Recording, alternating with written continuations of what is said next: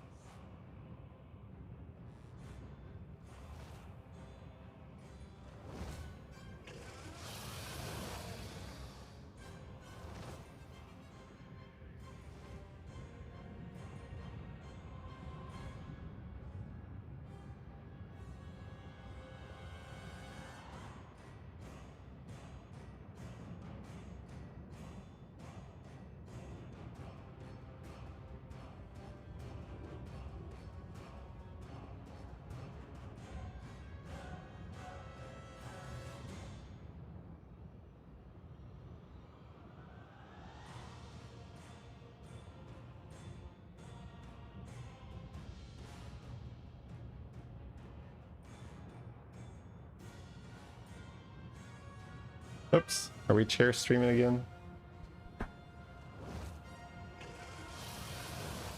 Give me 1 second.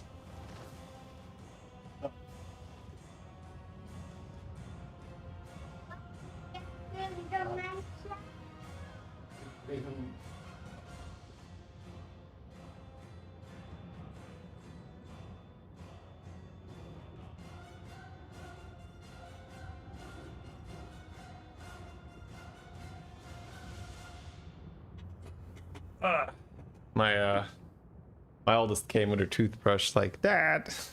You guys been through some shit? Yeah, show some respect. The fuck? Live gameplay. Hey, what up?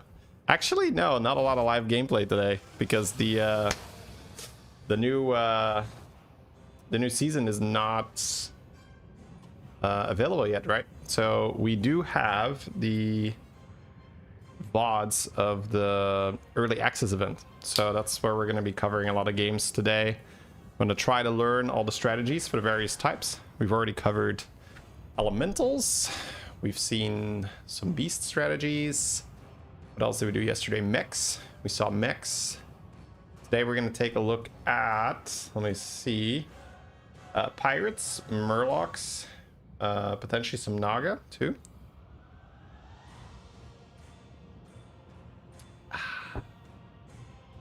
Love your work. Well, thank you very much. Almost live gameplay, live reaction to gameplay that was once live. Yes, you bet we do have that here.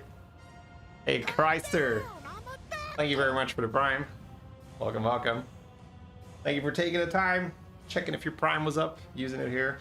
Very much appreciated.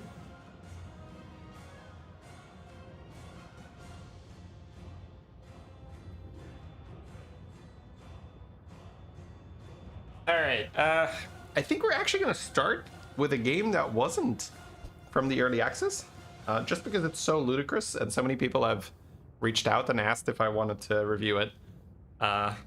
It's the Jeef game, of course, right? It's gotta be like a Jeef, a sliders game, XQN something. So I don't think you guys are gonna mind. It's quite ridiculous from what I gather. OFC, it's a Jeef game, yeah. And Channy Boy coming in with the Prime as well. Thank you very much, Channy Boy. Thank you as well for checking for your Prime. Using it on my channel. Very much appreciated. All right, let me grab the Jeef game. And then afterwards, we'll do some early access stuff. Hey, Utopia. Thank you as well for your Prime. 4 months. I'm doing well, thank you. Nisp coming in with the Prime too. Damn, all the primers. Let's go. Thank you very much as well, Nisp. And Utopia. Oh my god. Bro, let's go. Declax with the 5 gifted. Thank you very much, Declax. Man, what a start. What a start to the stream, huh? Thank you. Another Jeef gamer broke the game in some strange way. Sort of, yeah. Yeah. He broke the game and then the game broke him back. Which is like sort of true. It's funny. Let me get that on screen for you guys. So every video you posted about the new season, yeah.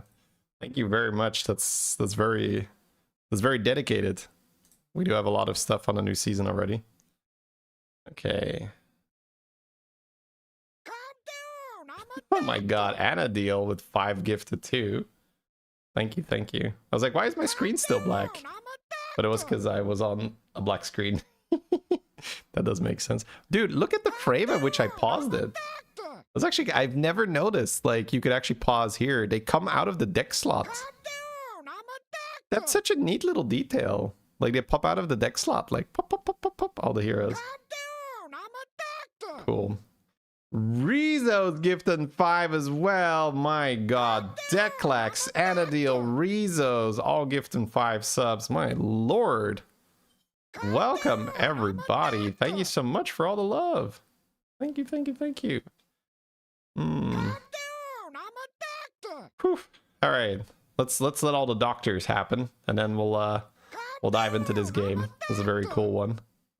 Dude, 950 subs. Jesus, let's go. Calm down, I'm a doctor. Like, I wasn't streaming for a while before the event. I think we dropped to like 650 or 700 or something. So we're like, at least it's like 250 or 300 subs in like 3 days. Holy shit. Oh, thank you so much, guys.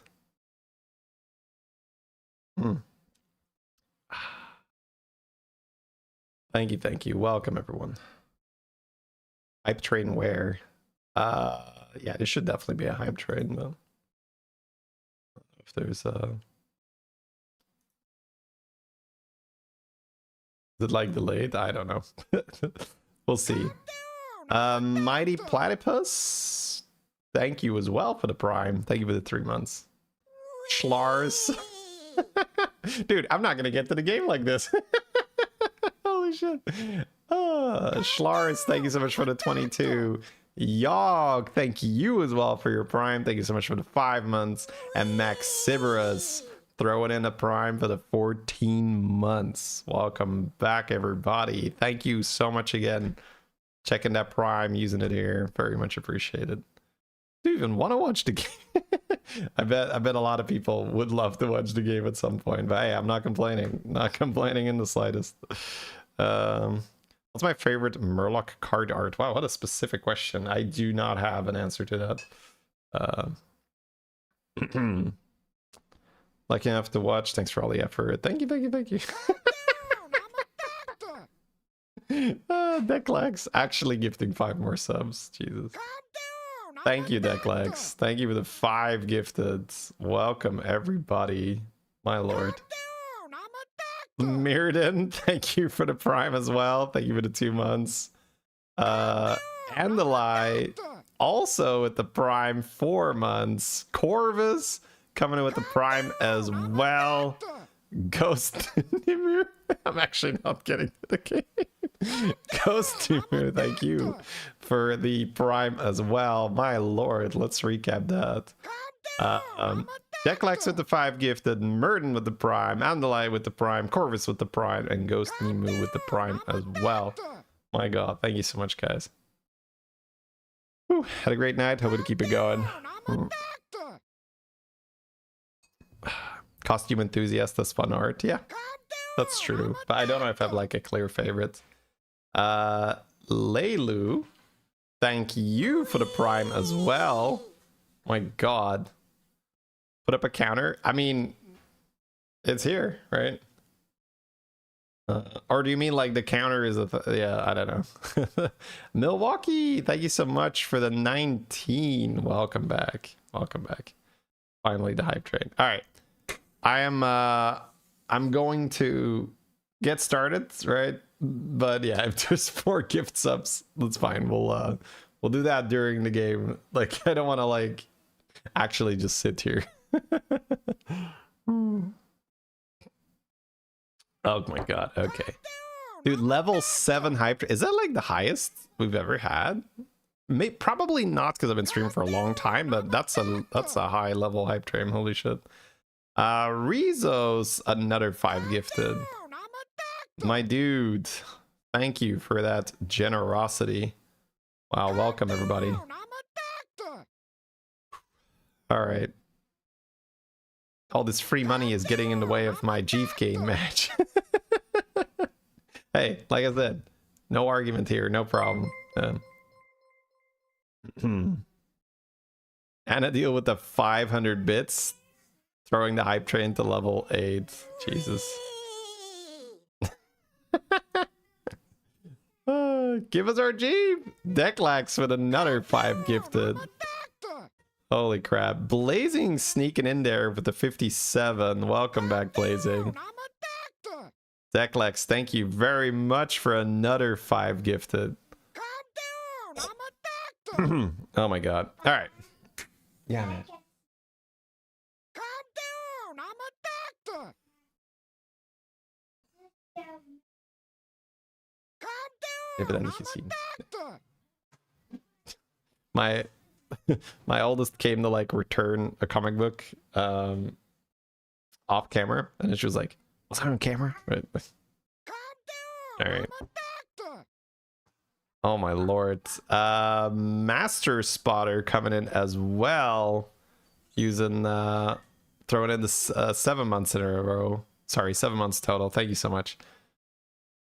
Jesus. Okay, well, thank you. Here we go, Chad. Whew. I think we're good to at least start the game. We're going Oath Stone Summoning. This is going to be a Jeef game. This is on the current patch, so this is not from the early access event, but this game came to me multiple times, different people saying, hey, please review this game. So I've learned that when that happens, I listen, because it's almost always a banger. So I say, okay, even though it's not from the early access event, I will watch. And as always, Jeef's editors is going like, we are getting through this in record time, which, you know, that's nice. I don't have to do any kind of, I know if it's a like Jeef or beater game and I'm watching it on YouTube, I do not have to fast forward anything. I just sit here. I let it happen. My god. Yeah, we had a huge sub train before I started the game, and Crestal's continuing that. Thank you so much, Crestal, for gifting a sub. Very much appreciated. All right, so we have a pretty standard Zyrella opener, but Jeef is going to, I was gonna say, normally you level here. So on the turn where he got up to the 7 gold there with the scouts, that's like pretty standard, just like level and hero power, right? But because he gets double Forest Rover, he's actually fine with leveling a bit slower, because the whole point of leveling fast is to get good cards, and then you get those good cards to avoid taking damage. But if you get really good cards on tier 2, which is rare, but it does happen, like for instance a Forest Rover pair, and then you get like a Hummingbird for it, you have the guy that gives the Reborn. That is a that's a sort of an exception where you say, okay, well, here I don't have to adhere to that rule where I have to level a bit faster to get stuff to make me strong. I can just be strong right away. But, you know, most tier 2 shops are not this. So most of the time, if you level a bit slower like this, it's not great. So, but yeah, this is why Jeef is good, of course. He's able to, and good is an understatement, he's able to adapt to the situation. So he's going to go for the Pillager. The Zerus was also fine, but there wasn't really a great thing to go with the Zerus. This turn pretty straightforward. Just level hero power, get ourselves a 5-drop. Not a Titus. Well, Burrower's kind of strong here too. This is actually an interesting point. Yeah, very interesting call. Because he can just go for money to generate an undead every time, or he can take Burrower. I think if he is even slightly interested in playing Burrower, he should take Burrower. I think you only skip the Burrower there if you're just like, I'm never ever playing Burrower in my life. I don't care. But Burrower it's actually like getting it from a triple on turn 6. That's like premium Burrower timing, because it's one of those cards that's really hard to get into later on because you need to have it early so it can start farming the Avenge. So very nice to get it here. If are dragons in? Dragons are in. So one of my favorite things to do, excuse me, if you have a Burrower on your board, is to also play what you call it again, the Broodmother. Taunted Broodmother, especially if you go first and then you have 2 board spaces, you get so much value from Taunted Broodmother, because it's going to protect your oh, the 93% win not happening. And he doesn't even get the tie, right? He gets a 3.6 loss. All right, anyways. Point is Broodmother, very effective here. He's hero powered. Ooh, wait, what? Wait.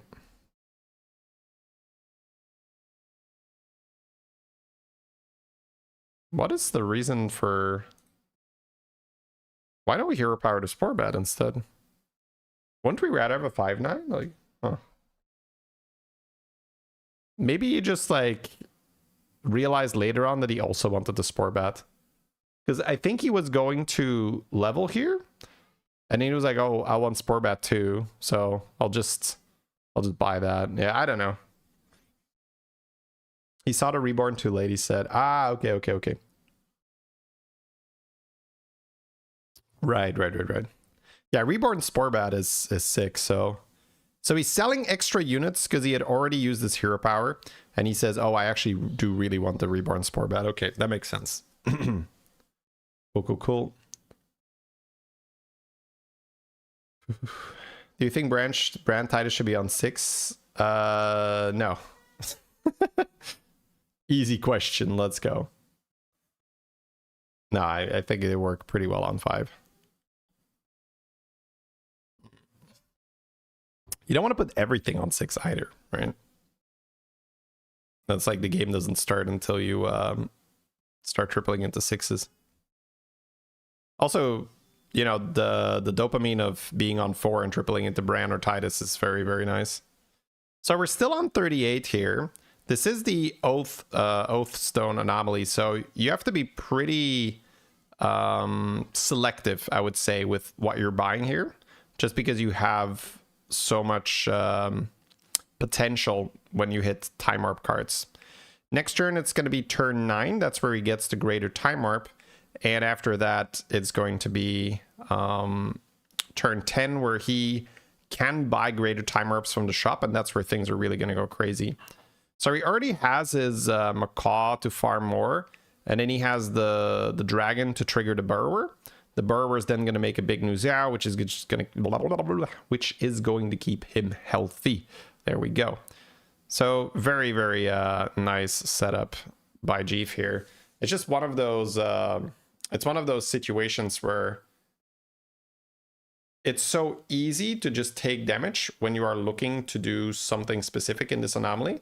But Jeef is just very, very much going with the flow here. He has a lot of money and he's got good tempo, and that's generally something you'll see from these like super high level players, is they rarely just have a bad board while they are generating money. A lot of players can either have a strong board or generate money, but the really high level players, they just do both. So Jungle King is being considered here because her hand is really full of spells. But then the Hawkstrider is also so much tempo because he already has the Burrower. So I think because of the Burrower, I think we're just perfectly fine going Hawkstrider. Because Jungle King for tempo is fine, but if he doesn't need that tempo, then it doesn't really make sense. Sneaking into hero power before the... Oh, that's actually good. I was going to say sneaking into hero power before the change, but Varden in the Time Warp anomaly is sick because tier 5 is where all the greater Time Warps are going to be in this anomaly. So Jeef's probably going to be on Teal when he gets the Titus. Nice. So if he just buys a spell and freeze here, it's a guaranteed golden Titus. Sure. That also... Oh, he has to buy a minion. Wait, what would happen if we just buy Titus in the spell, though? Isn't that enough? I don't think we had to. If we just buy Titus and the spell, I think that'd be enough. But maybe there's like slightly lower chance he gets it then. Wasn't enough board space. There were 6 minions. So if he buys Titus and he buys the spell, there's 2 slots available, yes? 1 for Titus, 1 for slots. Sorry, 1 for one for spell. So if it then refreshes, the Varden will proc.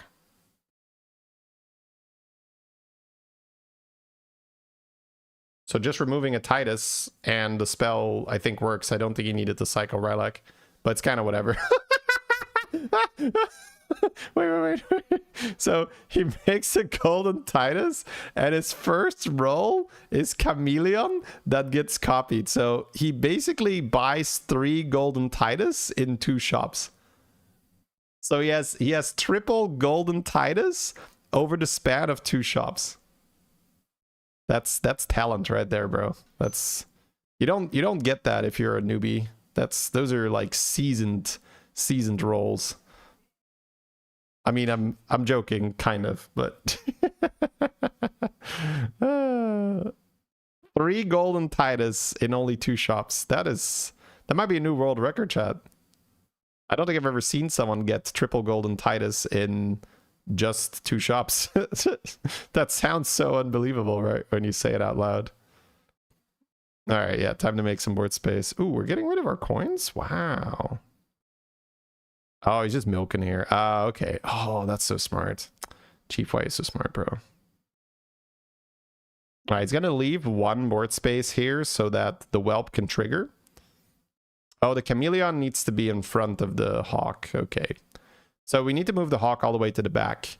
Because right now, the hawk is triggering without the chameleon being the Titus. Luckily, this is sort of your low-stakes fight where it just does not matter. The opponent's, you know, not going to be big enough. He still gets a decent amount of milk. But yeah, very, very clever, very smart that he picks up the little dragon. That's sort of like the Broodmother, right? What I talked about. But the dragon here is, I think, even better because if he does place the chameleon in front of the hawk, right? So basically move the hawk all the way to the back, which he immediately does here. Ooh, 2 scouts. See if we get Stitch and Nidoran, right? I can tell, I can see why people wanted me to review this game. He actually just hits everything. All right, so what was I saying? By leaving that board space and then having a bunch of golden Titus with Hawk, he's gonna just like machine gun these. What? Double ghoul when he has like triple gold? Like, does he even have board space to make triple golden Titus? Like, this is actually so like, what is he even gonna do? Like, what is he even gonna do, chat? Like, what's the line here? So he shoots this. He's actually getting fewer buffs this way because of Stitch, right? I think he's getting fewer buffs because the Hawk doesn't trigger on the thing. Oh, and he also got griefed. So yeah, his milk is not as good as it could have been here. But it's just... Oh my god. Alright, so yeah. Golden Titus, double Chameleon, Golden Ghoul, Stitch. This is like... I don't even know what I'm doing here. Okay, so he doesn't want to golden it. Interesting. Yeah, very unlikely that he wants Golden Chameleon as well. So he'd rather have 2 separate ghouls.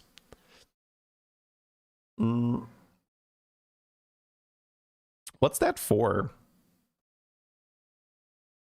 Oh, to separate, to trigger them separately with the chicken? Or what's the reason that he doesn't want to just like trigger just the adjacent ones? Oh, because he only has 1 death rattle that he wants to trigger, which is the burrower eventually, I'm guessing. But then he has so many non-beasts on his board. It's getting weird, man. Like, this is obviously an insane game, like super amazing shops. Again, he played really well in the beginning to set it up, and then he just hit. He hit so well. He hit so unbelievably well. Right, what was I saying after that? But regardless of it being such a cool and fun game and he's super strong, I'm thinking like, man, what would I even do in this spot? That's like, I don't even know. Like you have so many, you got like so many Titus, then you've got the Warghouls, the Chameleons. It's just like, you want a board of full beast, right? So... how many Warghouls do you play? What are your beasts that you're actually going to have on the board? I guess you could even roll more Hawkstrider, right? And then you want to play that. Overconfidence is free money. But I guess he's just looking for something now. Oh, it's already top 4. Jeez, this is a fast game. He's like, immortal. I think you skip it, bro. I don't think you can do anything with that. Like, where do you... Yeah, I was going to say, where are your stats going to come from? I guess you could immortal with... Ooh, we're frogging. Oh, I've seen this from Seville. Seville showed us that if you have Terran hero power, which in this case, we... Would have been insane if he actually found Terran, but he got Vandar, which is honestly about as good. Oh, he's going to sell the Stitch. Okay. Oh, I guess with the warghouls and the frogs, it's already insane, right? So the goal essentially is to have... he has 2 beasts on his board. I just need to see what this does, because basically he could die to 2 Leroys, right? Because he's only have 2 units here. But this is like the most frogs I've ever seen. I don't think you can make more frogs. Well, I guess you can always make more frogs. Like the hawk could be golden. But realistically speaking, you can't make more frogs than this, right? Like, definitely this season, this is like the most death rattle triggers I've seen so far. Like, he's going to hit stat cap, right? Which is 2.1 billion. It's kind of like Age and Bragger. Yeah, okay. I was afraid that was going to happen because I actually had an opponent against me that also had the nuts here. And, oh, damage cap is off. Shit, he could die. He's on 38, though. That frog. Wait, is he dead? Oh, he's actually kind of lucky that the undeads are like giga low HP. He's able to kill stuff, right? With the, like, his Tituses are killing stuff. Okay, so we're not dead. We're not dead. That's good. That's good. Only 20, right? Only 20. So he actually has to sell some stuff. He's proccing too often. But they fixed overflow at some point. So overflow was kind of a common thing that you could do as well with like braggarts and stuff, where you would make your minions too big and then they would die or they would reset back to 0, which is what happened here. Jeeves' minion just got so big that the game has a stat limit, which is 2.1 billion stats. So once you cross that stat, it used to overflow, but it seems like now overflow is back with frogs, where if you have too many stats with frogs, you actually end up killing off your minions instead. But the overflow thing was fixed for a very long time. You would just get to 2.1 billion and that's it. Like, they wouldn't go down again. But it seems like with frogs, it's not fixed. All right. What is this? 400k or 4 million? 400k, right? Can't read it. That's the classic you're doing well if you can't read the numbers type thing. It's also kind of scary when you say like, well, it could be 400k or it could be 4 million. I don't know. So where does he go from here then? Like, what's the best... Ooh, poet. What's the best lineup? I guess all he has to do is avoid overflow and then avoid getting scammed. So some reborn, the serpents, excuse me. I guess he already has Forest Rover in his hands, which is another summon to play around. Yeah, to play around getting kicked by the... Oh, he's gonna copy Titus again. Wait, I wouldn't do it, bro. Don't we just copy the frog? Or does he wants more tokens? Okay, sure, whatever. All right, well, this is so incredible because the Hawk Strider is going to trigger start of combat, which is going to trigger the ghoul, which is going to trigger... It's like a dominoes effect, right? So let me pause for just 1 second, right? So that you can... The reason I'm pausing here is so that you can pay attention in the fight when it starts, so you can see the frogs. The Hawk Strider triggers this guy, the ghoul, which will trigger the frog. And then the frog will put death rattles on all his minions. And then the Hawk Strider, it goes basically from left to right when it's triggering stuff, I think, right? So after it's triggered this thing, it's triggering frog. And the frog has more stats on these guys too. I guess the chameleons will transform. So it's basically just this guy. But this guy will have so many frog stacks on him that when the Hawk Strider gets to the beetle, it will trigger the... Oh, I guess the chameleon copies it, right? So these two both have a lot of frog stacks on them. And then they were going to jump again, right? So just watch it, where once the hawk gets to the rovers, it's going to be unbelievable.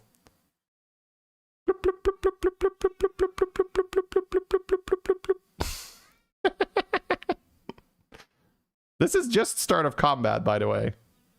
This is start of combat. The fight hasn't begun yet. Your move, Yugi boy.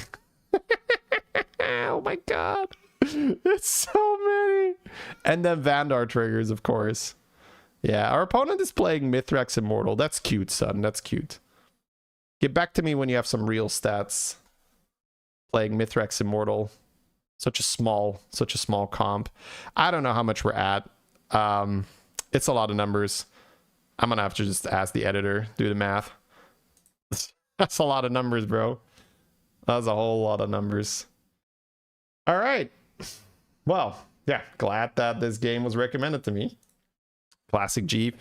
I'm gonna link that game in the chat. If you have not seen it, check it out from his POV. Also, if you have seen it, take like 2 seconds, please, and like the video, subscribe to Jeep if you haven't already. He's like currently the world champion, insane player, so absolutely worthy of your sub, your 2 seconds if you could. GG's, Chief. All right, so as I was mentioning, we were watching one old game because it was just so crazy. Normally today I just want to cover the new patch, the early access games, but this game was so crazy. Yeah, I have to make an exception for that.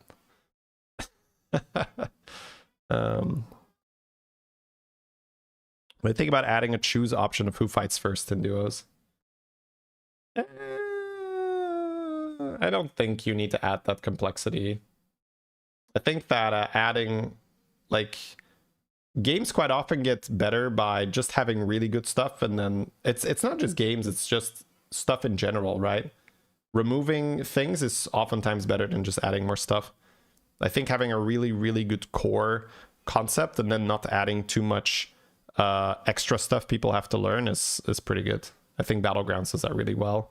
Now, there are some things like buddies, for instance, that go a little bit against that.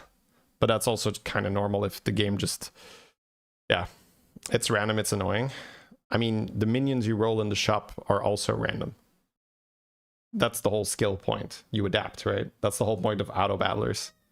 The skill in the auto battler is how do you adapt to the RNG? 1 second. It's my my YouTube list.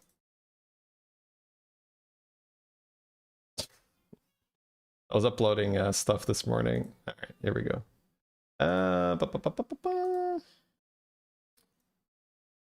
So, insane Jeep game. Next up, we have a Dogdog game. So, Dog played a pirate comp. So we're gonna have a look at pirates here. Probably gonna be quite meta unless they nerf it before it hits the live servers. So we've seen elementals be very, very strong. And now we're gonna be taking a look at pirates, which also looks to be quite powerful. The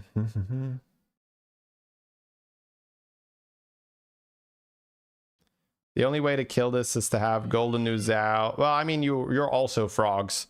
And then it's a game of either who does the best math or who is like the bravest with like how big do you get.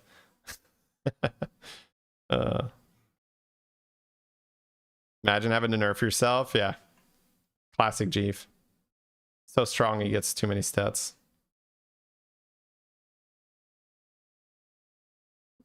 All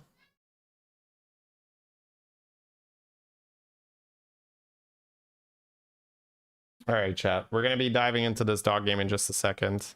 How can you play early access? You can't. The event was 2 days ago, and it was only for streamers, content creators.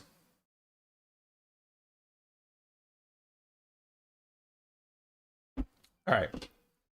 1 second. Let me get my voice, and then we're going to go again.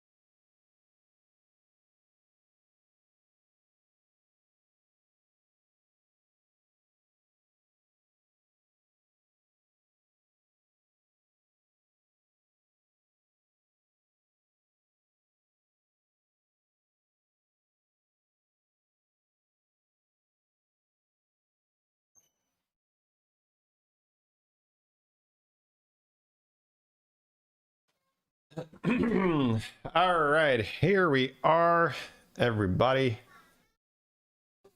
Excuse me. We are going to be watching a Dogdog game from the early access event. Going to be Beast, Ellie, Pirate, Quillbore, and Undead. I do think there's a lot of cool Lich King stuff in this particular season. So we're going to see if he goes for that or if he ends up going for Morchi to try to get a time warp. Just give me 1 second, guys. Sorry, my kids. Oh, we rolled a Bran. We're Branning? I'm always fine. I'm always down with that. Let's see what he took. Okay. I do think I would be quite happy to jam... Oh, Ellie's are in 2. Yeah, I guess so, yeah. Yeah, having Bran is quite powerful then. We open with a battle cry. That's sweet. It's always nice to get that. You see a lot of people checking the in-game book because the tracker was broken. So he's just checking the minions, right? So we have a coin and another battle cry turn 2. That's perfectly fine for Bran, because then next turn he can level and get the unit. I will say it's a little bit annoying that he's just on the book the whole time, but I totally get it. He's just like, well, what's in, what's in? I guess you just lasso. You can even think about holding it, but I think you have a pretty good chance of winning if you play it, so it's gonna save you like 3 health or so. Yeah, he's just having a look, see which minions are in. That's fair. Okay, he got the good hits. He's gonna get the tie. Basically, he loses here if the baller gets to one-shot something, but the bacon being in the back makes that pretty hard anyway. He's got Bran if he wants it. Could just get Bran here, double buy. I think I'm quite down with that. That's a turn 3 Bran, turn 4 Bran. And he gets to get 4 gems. Woo, woo, woo. Wait, what? Are we not buying a battle cry? Ah. Oh, okay.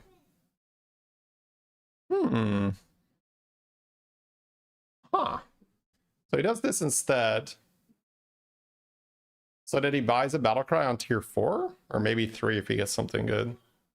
Is that worth it? I guess let's see what his life total looks like from this.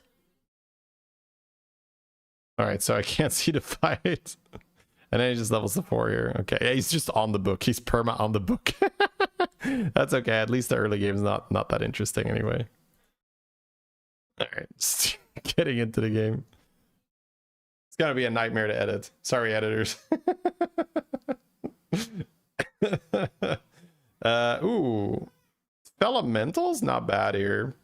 He could go Splinter for funsies, but we're getting Bran like guaranteed here.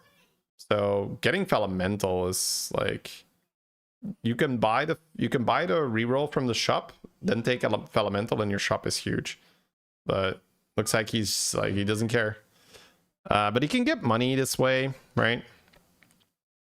He's like, his next turn he needs to go up to 15 gold. He's only gonna have 9, so damn. You need the money. I think the Ritualist is also gonna be pretty good. There's that bacon too, right? Yeah. I think you freeze this then. No? Unless he's not in a rush to trigger it. Okay. Whew. All right, so he's already made some moves that I wouldn't have, which is great because you want to see, right? You want to learn, you want to see what other players are doing. I think that grabbing the Bran on tier 2 would have been fine, but looking at how things played out, I like him going to tier 4 and then opening up the Bran. I think that was super solid. He gets a turtle. Okay, bro. I guess. I guess you roll and try to get money. Like, okay, he's just gonna sell everything instead of that. Golden Ghoul. The reason why I didn't mind rolling is because he had free rerolls anyway. Both Trust and the Elemental are fine. The Elemental can do some cool shit. Titus with the ghoul, yeah. That's not bad. The ghoul needs to die before Titus, though. It's got 6 health. That's the problem here. But just buying these is fair. Man, I feel like the 4/5 is like a must buy when you have Bran, yeah. It's got so many rolls banked, though. That's fun. Okay, very, very cool. Leverages life total for level. He didn't, even. He won the fight because the other guy leveled 2. So the turn he leveled. So that's why I say I think it worked out really well. Alright, so the opponents... What was this? Oh, it's Collins. Yeah. Collins with a golden Peggy. Double golden shipwright. Definitely enough tempo here. Holy crap. But what is important for Dog is that his undead died before Titus. So he does get 4 of these spells. And this is where it's so cool. If you get death rattles, you farm so much money here. Like he could easily be on tier 6 here. Yeah, you gotta sell to make board space here. Ooh. Sure. I mean, he's rolled on a bit first to see if he finds that triple. I guess, right? He could have found another one. Oh my god. Yeah, I guess if he can find a golden elemental here. Okay, he's buying the conflax from the shop. Okay, so if he just makes enough board space, he gets so much money here, which is why I was considering just leveling. But he's on 21. There's a Rylak. There's Lava Lantern. Man, this is looking like a really, really nice stabilization game. Golden Ascendant. Yeah, hell yeah. Oh, wow. Doesn't want it? Saving the... Wait, whoa. We don't give a shit? Okay, I am confused. But we're buying... Okay, so we're going Rylak.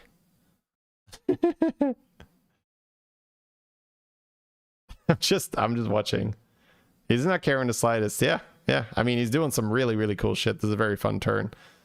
But like, he's made it clear sort of what he wants, or sorry, what he doesn't want to be doing. That's the sell Blanchy then, yeah.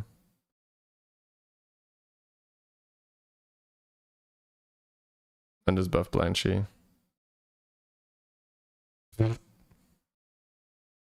Thinking, do I add another Titus to the board here or not?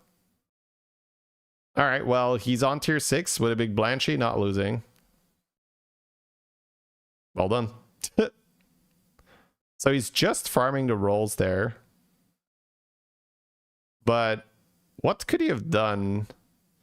He could have also just had the Ascendant, Golden Ascendant, but I guess he knows how to play elementals well enough already that he's just pushing for the higher cap, which is the conflagration stuff, right?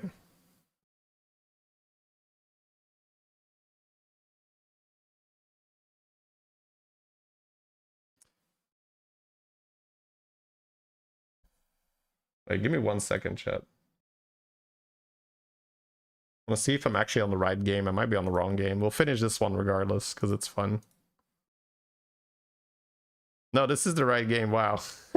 Because he's playing so like different from what I thought he would be playing. This is wonderful. This is wonderful. All right, sorry. Let me get back to exactly where we were. He was on the Greater Trinket. All right, here we go. Greater Trinkets. This is incredibly interesting to watch. Can't see the game? Yep. This is why I really, really, really like watching these... man, he's just getting the Golden Ellie. I mean, I want to see what he does. Like, it really feels like he's just setting up for conflict. Sells the Golden Engine when he has Rylak 2. Just sells the Rogers, sells the... What was it? He just uses the magic absorptions. Like, what is he doing? Like, normally you are really... You're trying to leverage those... At least that's from we saw from the Sliders game. And I say this in like a good way, right? When I say, what is he doing? Not like, oh my god, he doesn't know how to play. I'm just like, I'm genuinely just confused. but he's a very, very, very, very good player. So him not wanting to set up for that conflagration was just confusing to me. Because normally the ley lines are your payoff, right? So those blue spells that he just used, those are, ooh, got eyes. Golden Rylak, I guess? No, he's just going for the alley. So he just wants to have a shit ton of rolls. He wants to have a shit ton of rolls so he can do something. And the something, okay, so I guess he was rolling for conflag. We do not have the board space to farm more conflags though.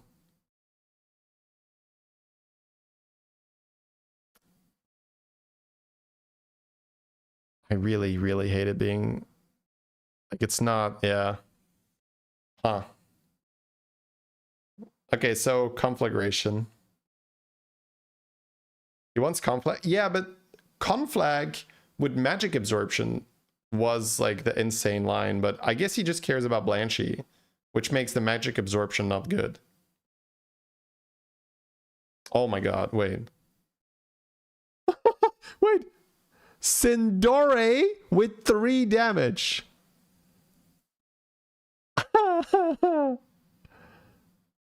Okay, so he got the rolls, but no conflag. And then his brand gets sniped, his conflag dies, and his battle cry dies. So the Rylak does nothing.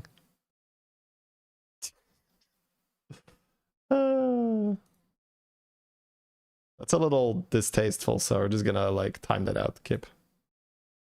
Sunny, whatever you prefer. All right. Well, you know, now we're below damage cap. We don't have conflags in our hand. Wait, I lied. We do have conflags in our hand. We could play Lava Lantern and sell the conflag and get more. He is rotating freaking Lava Lanterns though. Belinda also triggers your conflag twice. But it's very, very challenging, right? I do not want to make it out like this is like, oh, you know, like Doc could be getting so much more. Like this is like when you play for the first time in the early access event, my god. There's so much to think about. Legends, thank you very much for the prime. Good to have you. Welcome back. Thank you, thank you. Okay, get some triples from the beast thing.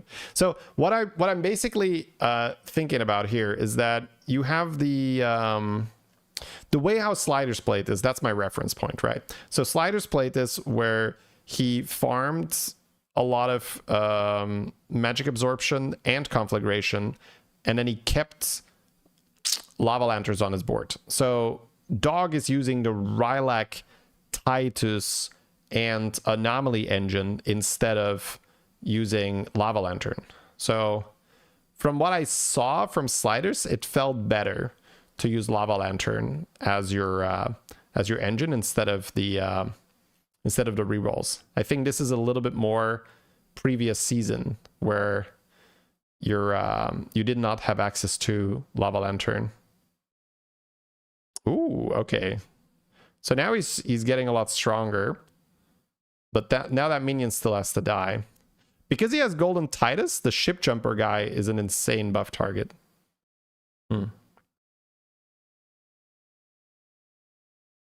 Take a second after the review to speak about your thoughts of potential power. You mean like what he could have done? Sure, we could talk about it afterwards, but it's just a different comp. It's a different board. Like he would just keep Lava Lantern instead of Rylak and rerolls. And then he would farm ley lines and conflags. And Slider's board had several elementals that were 25,000 in stats.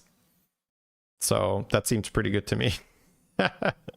But again, this is so new that I wasn't doing this on the early access, that's for sure. So I never even got to play elementals. I had a very, very few lobbies with elementals in actually. And also Rylak with rerolls is what you know, right? So that's fair to just do it that way. But just from what I saw, using Lava Lantern was extremely successful because it also helps you set up for the conflag, because if you play Lava Lantern, you're going to get a lot more elementals played per turn, and the conflag improves every time you play an elemental. So it's +4/+4 every time you play an elemental. per conflagration, so that's obviously quite good. It's regular brand, not golden brand yet. Lava Lantern, you can sell the conflag. It is shielded, it is golden, but it's quite nice to use Lava Lantern when you can. Cycling these pirates because it's an extra minion plate. Is it based off cards played or just Ellie's played? It might just be cards played or minions played. Huh. Is Wisdom Ball the same as before? There might be a slight change. We had a golden ship jumper there, but we have golden brand, so I definitely like rolling for value. Okay, has to use one conflagration here to get a little bit more hand space.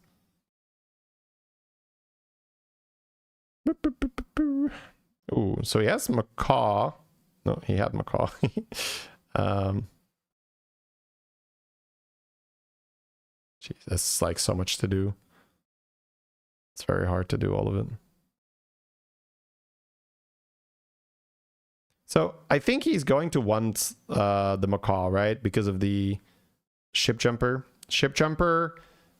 This is like the point of what he's doing now. If you get a big ship jumper, it's kind of like a big stun drake, where you can you can get the ship jumper up to, let's say, like 2,000 damage, and then its effect is Death Rattle, spawn a Scallywag that has as much. Yeah, dog is hovering it. You spawn a Scallywag that has as much damage as that guy. So you then want to use Macaw to trigger that Death Rattle with Golden Titus, so that you just like machine gun down the whole board, basically. He's gonna have a tricky fight here with RDU, but he used armor and damage cap is still on, so we're always gonna be okay. Why does he play the second brand? It's just good habit for Magma Lock and all that stuff. Throughout the years, there have been several rewards for playing more cards, so it's something you see old school players do all the time. It's just it's a habit.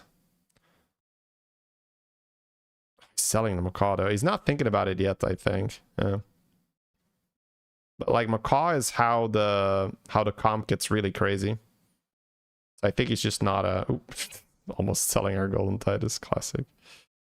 Dude, the Tempest's goldened itself because it generated Elemental of Surprise. That is insane. That is actually wishing for more wishes. Damn, that's cheating, chat. He's even skipping the discover spells because it's too slow. Funny. So yeah, just trying to play as much as possible to get as many conflagration stacks. Yes, golden Lava Lantern here. Nope. Sick. Then he has more conflags. Okay. He's rebuying the Macaw, I believe. Nice. He's duplicated the rolls because it's kind of hard with hand space. Please don't sell the Macaw again. I don't think I can handle that. Again, it's totally unfair because, you know, Dog is playing like literally the first few hours of the new early access. So there's like so much to think about. But the whole point here is to get Macaw with the ship jumper. Yeah, okay, we're freezing. Nice. That was really an element of surprise. Yes. This is the line that gets instantly, but doesn't get instantly nerfed. Well, the ship jumper is also sick. So I would say that the two things that stand out to me from the early access event is just how many stats you can print with Leyline plus Magic Absorption and Belinda. That's the missing piece there. What Belinda does is whenever you target a minion with a spell, cast it twice or 3 times if you have a golden Belinda. So what you can do with the other variant of how I saw Sliders play elementals is you farm a lot of conflagrations, same as what Dog is doing right now. So you're gonna want your brand, you're gonna want your battle cries and stuff, and then you target a minion in the shop, and then you use Magic Absorption. But not only will your conflagrations apply 3 times because you have Belinda, you will also get your Magic Absorptions to target 3 times, which means that every time you play a Magic Absorption, which is a spell-like conflagration that you generate from a minion. Okay, it's actually gonna buy a Belinda here too. That's cool. Every time you do that, you're going to get only half the stats of what the minion in the shop has. But if you have Belinda, you gain 1.5. So if you cast and you make the shop like 500, which, you know, is feasible given the Belinda, your conflagrations will activate 3 times. Every time you cast a magic absorption, you gain 750 stats. And just imagine with a golden brand, it's not so hard to generate like, you know, at least like 5 magic absorptions. So unbelievable. Anyways, again, that is a really, really difficult thing to set up. Dog, given the chaos of it being the new event and like how much he has to think about, how much he has to do, is navigating it really, really well. So very nice. Okay, he just has to use those. He doesn't have an elemental. Oh, you gotta play an elemental. Yeah, I just have to. Ugh, yeah. There's a lot of stuff to do. He still has his Blanchy, which I don't think matters even that much. Do we have taunt? Oh, we're just going in, huh? Yeah. There's so much he needs to do. And the magic absorptions, he can't play those unless he has an elemental on the board, so... Oh, I think we're fine. So the Macaw has Wind Fury. But the target of the Macaw died, so the Wind Fury is going to actually happen. That is dirty, bro. That is so dirty. So the Macaw Wind Furies, and normally would have died, so it would actually not Wind Fury, but because the Ship Jumper kills the target of the Macaw mid-flight of the Macaw is like, ooh, my thing is dead. I'm gonna Wind Fury. So he needs Divine Shield for Titus. Well, I mean, a taunt would do, right? It's just like, sure, if we could somehow Divine Shield the Titus, I'll take it. But I'm just like taunting, like a taunt Leroy, for instance, would be okay. Divine Shield taunt would work. Yeah, I'm getting a little nervous that we're skipping all the taunts, but like Sewer Rat, Reborn Rylak, like just anything that doesn't like get us killed, basically. We have double Golden Macaw if we want it. Yeah, Blanchy is no longer that interesting.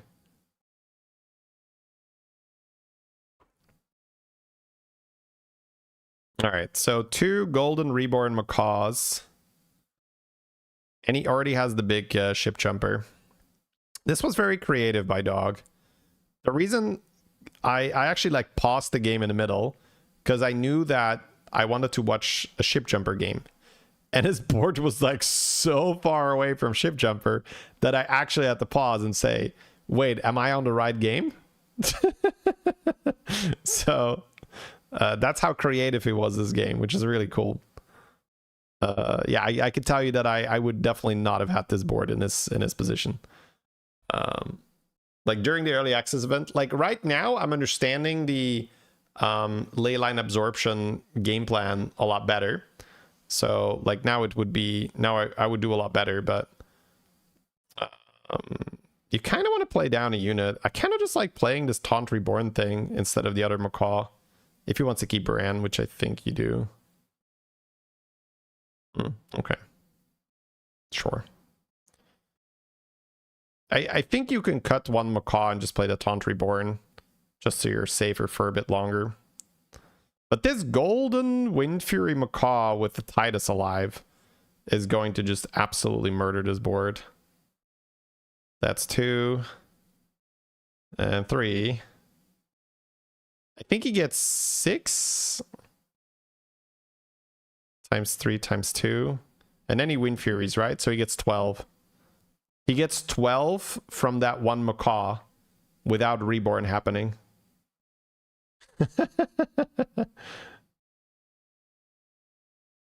Yep.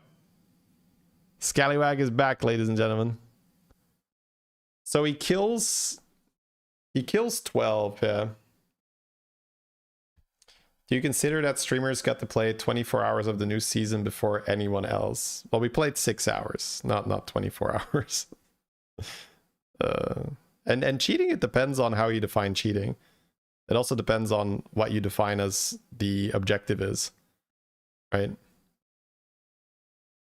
If the objective is, okay, let me finish this game first, because I don't mind talking about that, because I think it could be interesting.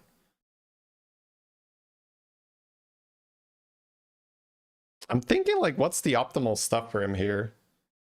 I think it's like Taunt Divine Shields or Reborn Taunt, right?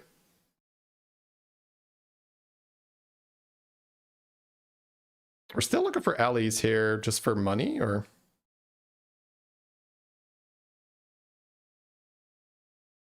I guess Golden Ship Jumper, right? That's where it's at. Golden Ship Jumper, yeah. Okay, Rats with taunts. We used all our taunts though, unfortunately, yeah. This is, yeah, it's a tricky one. We do have some money in our hand, so. It's whatever. So he's playing the Belinda here before using the Conflax, get a little bit of extra value. And then Taunt Reborn. Okay, you can play that instead of Bran or Macaw, but we can just sell the Bran, I guess. Ooh. Oh, what? No. Ugh. Oh, this is bad. I don't think it matters because our comp is that good, but we're gonna waste like a whole Macaw. Yeah, there's like a whole Macaw not doing anything here. I don't think it matters. Because every Scallywag one-shots each unit. And we know that one Macaw summons 12. So it kind of doesn't matter. Like, you're good. You're gonna be okay. If you can kill 12 units with one Macaw, sorry, with one half of a Macaw, because the Reborn is another half, right? The Reborn is another 6. So each Macaw can kill 18 units. If your opponent only has 7 units, you know, one Macaw is all you need, right? You're gonna be okay. You're gonna be okay. So, but yeah, he needs to play down. The rat that spawns does not have taunt, so taunted Superlord doesn't work. If the rat had taunt, it would be a fantastic minion in this particular spot, because then you would just play the rat taunted, which then summons another taunt, which then summons another taunt. Yeah, I like new hero power too. Stormpike. Wait, is that a problem? It's a bit of a problem. I guess you could taunt the ship jumper, or you could just sell Macaw. You can sell the small Macaw, and you can sell the Bran and end on the Taunt Reborn. Calm down, I'm a doctor. Like, that's a thing. Rainavan, thank you very much for the 5 months. And Sleazer, thank you very much for the Prime. Sleester, sorry. Thank you very, very much, guys. Checking if your Prime was available, using it on my channel. Very, very much appreciated. Welcome, welcome. No, it wouldn't. Any Death Rattle summon would clog his board. Oh, because of Titus. That's true. That's true. Titus is a problem then, yeah. Yep, you're right. Do we just like taunt Ship Jumper and sell Brandon?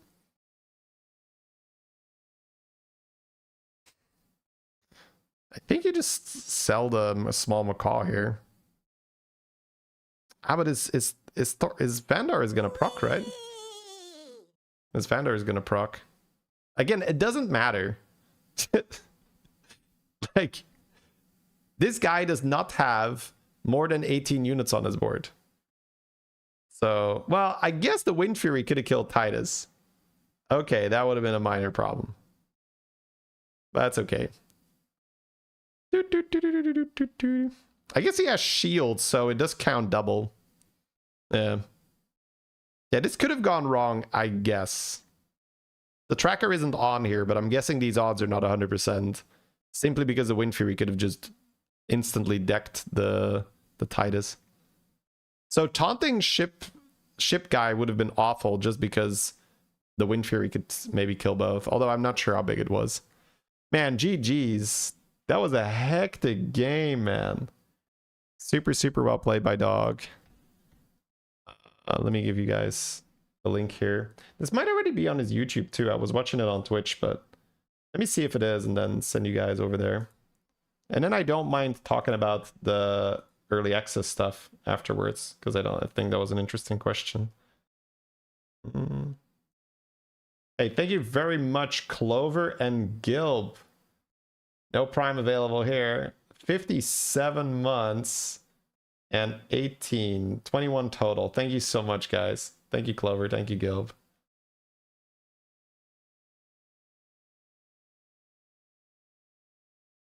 All right, let me see. Oh, let us hear it. Woof, woof. All right. That's great. Let me give you guys this here.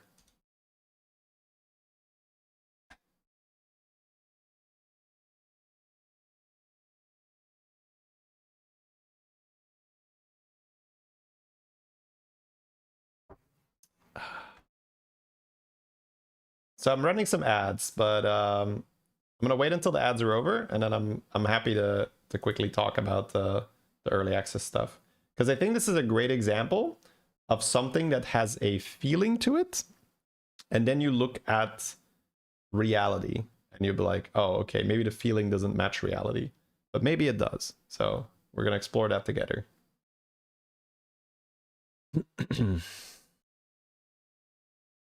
But you have that with a lot of stuff, right? A lot of stuff at first glance on the feels, as you could say. I don't know if we say that, but as you could say, when you investigate a little further, it's false. That's what a lot of stuff, right? There's just like feels like one way, and then you look at it a little deeper and you're like, oh, maybe not.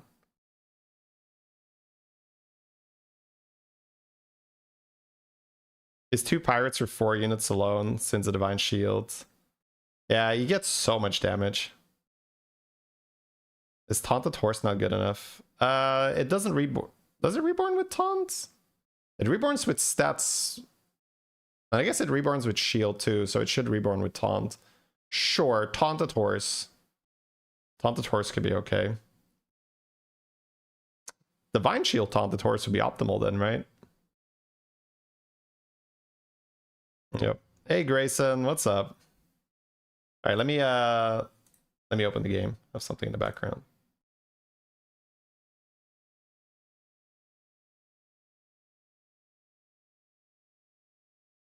So I think something to be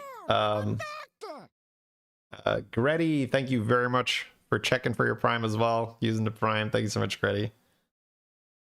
So I think straight off the bat, so there was a question earlier, right, during the review, but I didn't want to do it during the review. Is the fact that streamers that get 6 hours of access to the patch before anyone else, is that cheating? Yes or no? So the easiest answer there is, well, let's define cheating. I think defining cheating as in breaking the rules is a pretty decent definition to at least start from. You can add some stuff later. But in that very, very easy way, you can say, well, no, because there is no tournament, there are no rules, there is no like established stuff. So I think you can very easily say, no, it's absolutely not cheating. But you can give the argument a more interesting spin is when you say, okay, well, not about cheating, but what about fairness, right? Is there something to be said on it is unfair that I do not have 6 hours of practice before we get that? I think that's a much more interesting discussion, right? So you can, well, I guess it's not even straw manning it too much, right? But you can kind of dismiss it as to say, no, it's obviously not cheating, which I think it isn't. But I don't like doing that because the spirit of the question, I think, is more interesting. And the spirit of the question is it fair? Right? So I guess, is that fair to say? Because I don't want to put words in your mouth. So if we go from that point, you have to look at, well, what is the goal? What's the objective here? And Blizzard isn't putting out like a major tournament, and there aren't any major ladder rewards.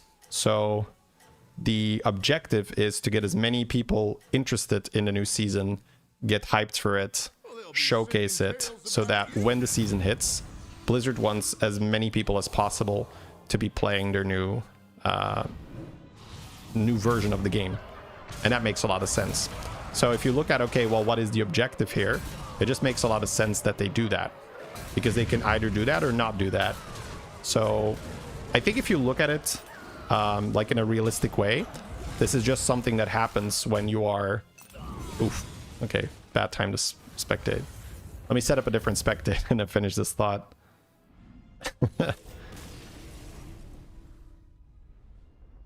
Are there even minor ladder rewards? No, there's nothing. There's like someone that has, aside from maybe getting an audience on Twitch, but you know, or YouTube. Like for that reason, it's not relevant, because getting a 6 hours head start of practice as a top player, I can guarantee you that Jeef can give you a 2-week head start. Anyone here, right? He's gonna play for 2 days and he's gonna be way better than you. So it's kind of like when people ask about the battle pass, right? So when people ask about the... Oh, we're spectating Ransu? Ransu's a chat member. Okay, sure, whatever, let's put some pressure on. When people ask about the battle pass, that would be a good comparison, I would say, because the amount of advantage that you would gain, let's say we are talking about a strict way of looking at this, be like, okay, what gives you the most chance to be successful in the game, right? What gives you the most chance to farm more MMR? Let's be even like more clear in defining it. So if you look at it from that aspect, yes, it is an advantage. Now, let's look at how big that advantage is on a scale of, or I guess maybe not on a scale, but compared to something else, which is, I don't know, like your actual skill level in the game. And then it doesn't even show up on the radar. It's like so tiny, so insignificant compared to actually your understanding of the game, how good you are. That's the thing, right? So, but I don't think you're even, I don't think you should be looking at it from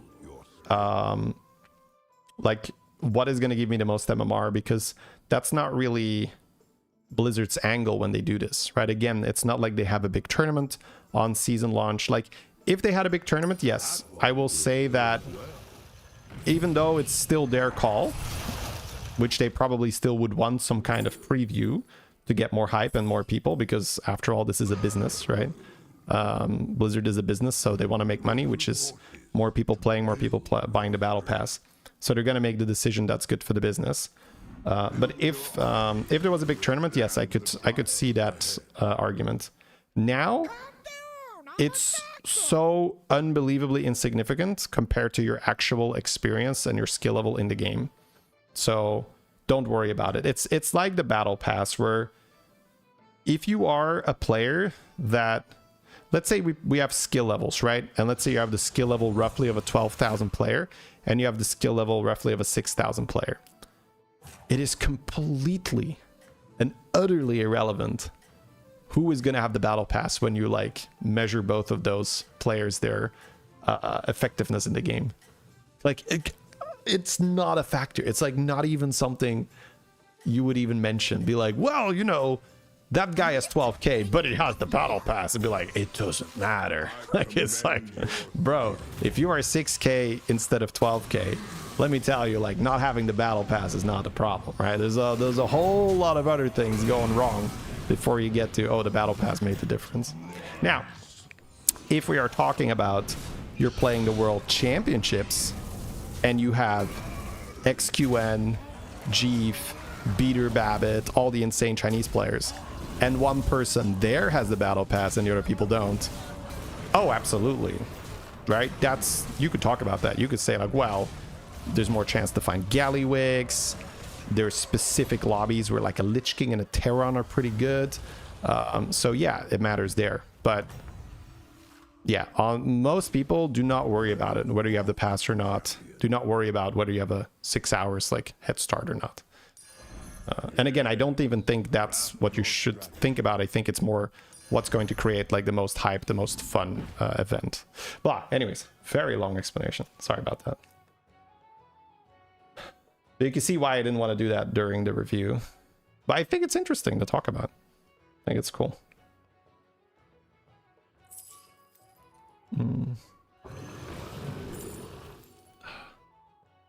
You got a battle pass this season, you got 8k. Without it, you were 7.5.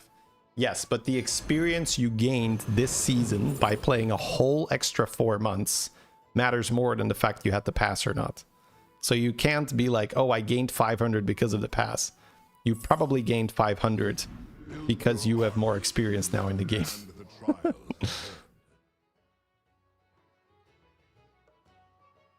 Or maybe not 500, right? But it's not like the pass is not the only factor there. So you can't even be like, oh, it mattered for 500 for me.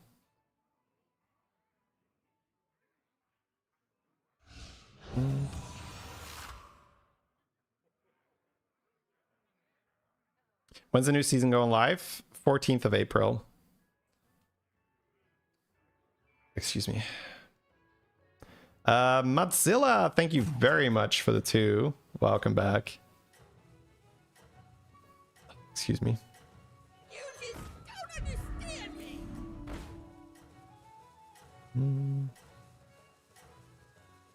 Oh, you got the 3-month sub from Chems? That's awesome.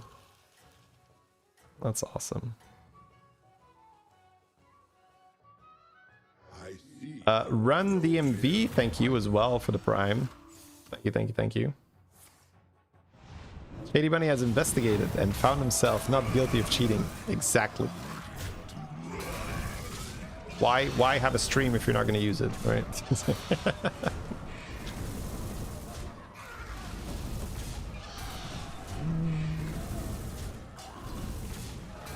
All right, let us continue. That's the best explanation I've heard in a long... Well, the thing is, like, there's nuance to stuff, right? If you actually want to talk about something in a fair, productive way, you can't just be like, oh, it's this or it's that. Like, let's throw a little nuance in there. But that's hard to do, right? I had to, like, sort of pause my stream to do it. So, yeah, that's oftentimes what's missing.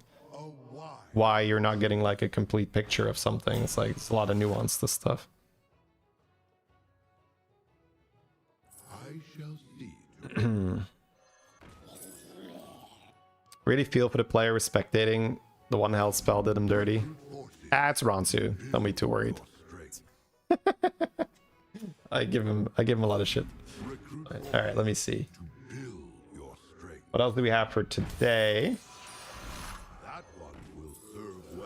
What time is it? 1:14. Okay, do we want to throw in another review of the early access, or do you guys want me to like play a game in between? You could throw some you could just throw your opinions in the chat. I'll get a general feel for what's going on. Don't type yes. Type playing or type review, I guess. Yeah.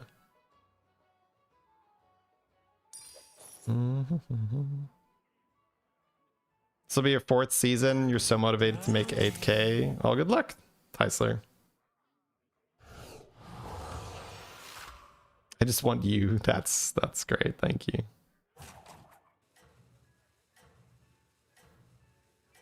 All right, it's pretty mixed.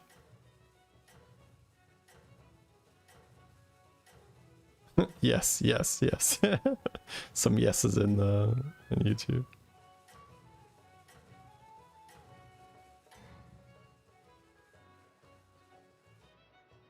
I commend your skill. Whoa, Zay, thank you so much for the $20. Slowly climbing play. Oh man, that's pay to win voting, and I'm gonna allow it. Thank you, Zay. All right, one game, chat. One game. We'll do some reviews. I need to like take a moment where I'm not just like talk. Like it's actually hard to like chain these reviews anyway. So a little bit of a break, not bad. We had a discussion break. Yeah, unfortunately, I was still like talk.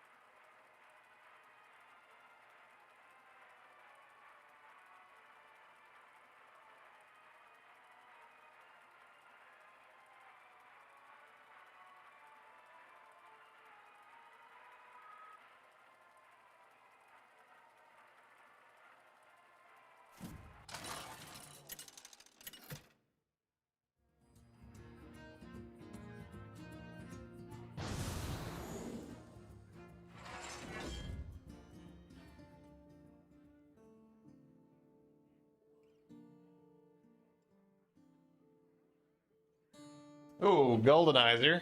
Okay. Beast Ellie. Okay. Probably Panda. Beast Alley and then Demon Murloc Quill. No Nagas. Okie dokie.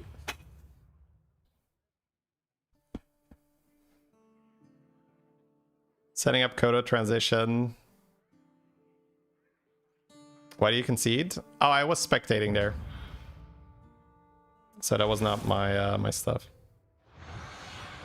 I just like, if I'm doing a little bit of a talk, I don't mind, or I like having some gameplay in the back. Time no see, friend. We missed you in the tavern. I guess just hat trick.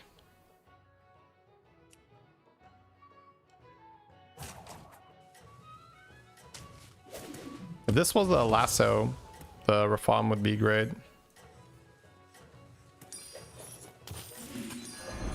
It's not the strongest, but it'll fight hard. How come you're good at explaining? I guess I like to think things through. I like to learn. So it's the, I don't like ambiguity in my thoughts, if that makes sense. Seems like we just level. So I think writing helps a lot. So if you have just stuff in your head and you can't really define it clearly, putting it on paper or just typing it out forces you to get clear about it. Like, what is it actually that I think, that I believe? What's the goal? What do I want to do? You know, just anything you want to work through. For me, right, it works a lot better if I write it down. And that forces you to actually explain what's going on instead of just feeling a certain way.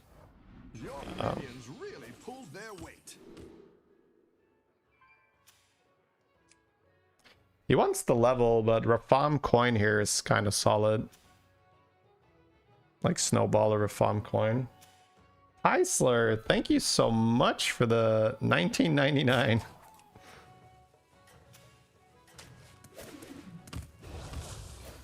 This turn first.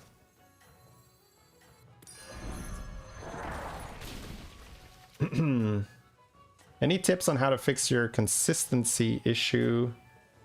Yeah. I mean, it's about, well, here comes great advice, right? Get fewer bad placements, right? And that sounds like, well, gee, thanks, but there is that's actually a thing that you can practice. So the way I usually explain this is, God, it's gonna be hard to do during the game, man. You're gonna have to hit me up after the game, I think, but let me I guess I have Mutinous on the Snowballer here.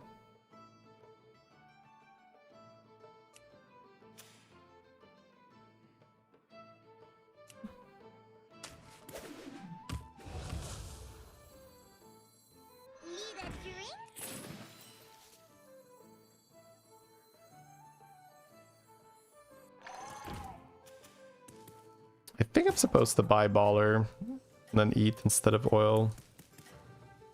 Just so I have an extra unit here.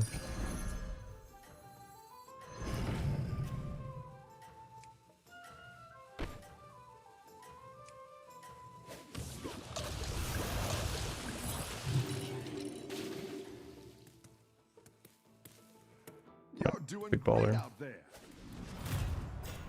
Because I think I'd rather not take damage here than oil. He spoke third person about his turn. I don't think so, but maybe. Last turn, that was a long time ago. Holy shit, shop. Oh my god.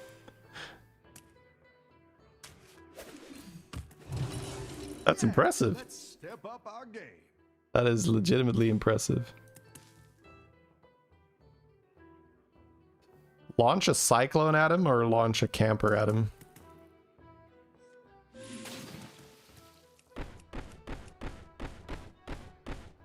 It's early enough that this lives, probably.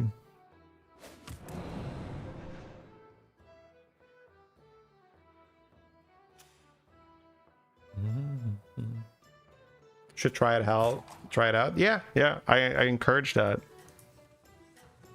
Like, writing is, for me, how I learned how to think. Like, you can't really write stuff if you can't think through the process of, okay, what is it that I'm trying to convey, right? It's also interesting to start questioning some stuff that you believe. Like, why do I believe this? Where does it come from? What's the evidence, right? Oh, it's gonna die.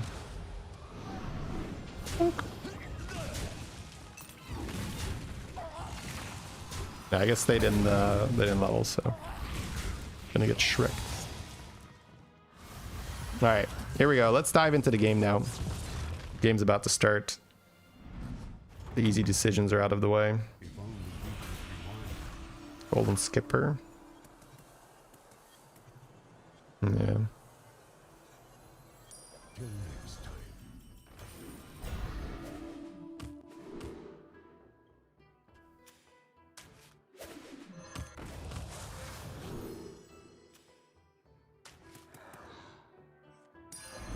I'll give you a good price.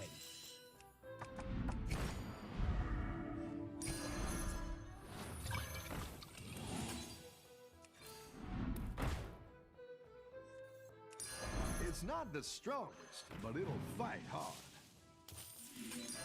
It's not the strongest, but it'll fight hard. Exactly what you were looking for. Good camp out.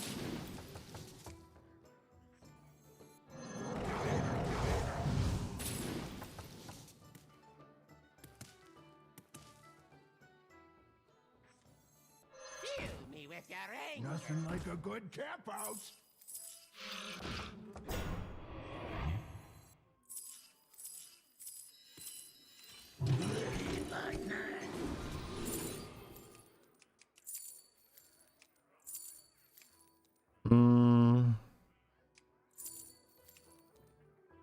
Take the damage and next turn win. How am I gonna stabilize? Panther's a way to stabilize. Light lot of beasts. I think I like this more.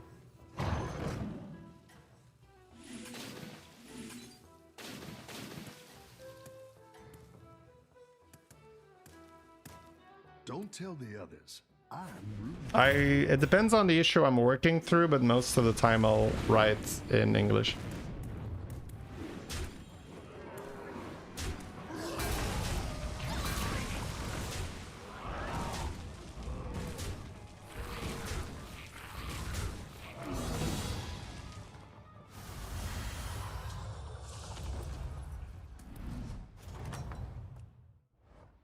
Welcome back. How's it going out there?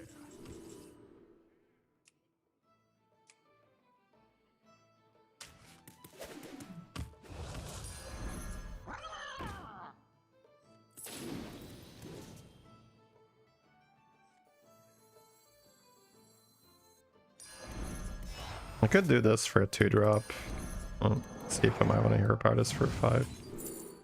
Nope.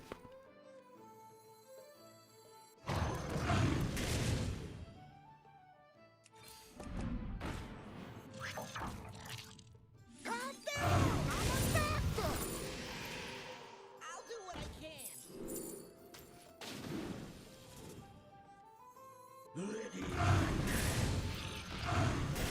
Like a good camp out. Fill me with your anger.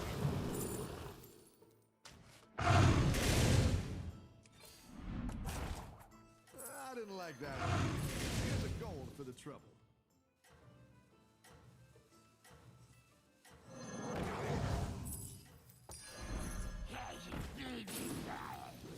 I like where you're going with this.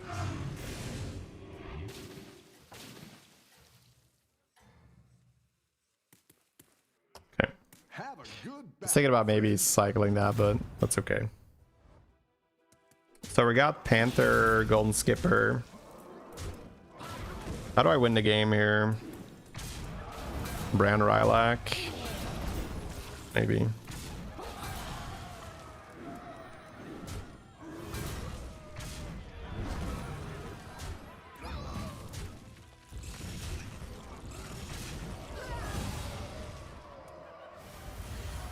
Fun setup.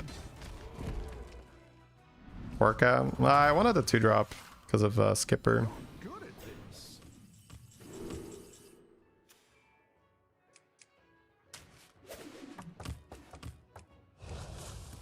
I could just sell this to maybe get it for free. I don't think it gets to keep anyway. Sorry, I don't think it gets to stay. Oh, that could have been.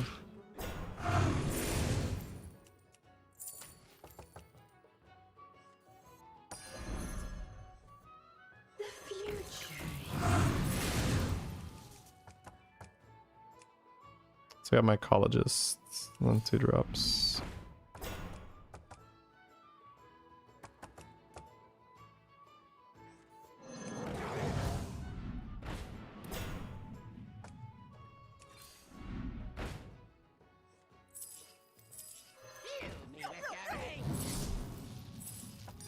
This meeting could have been an email.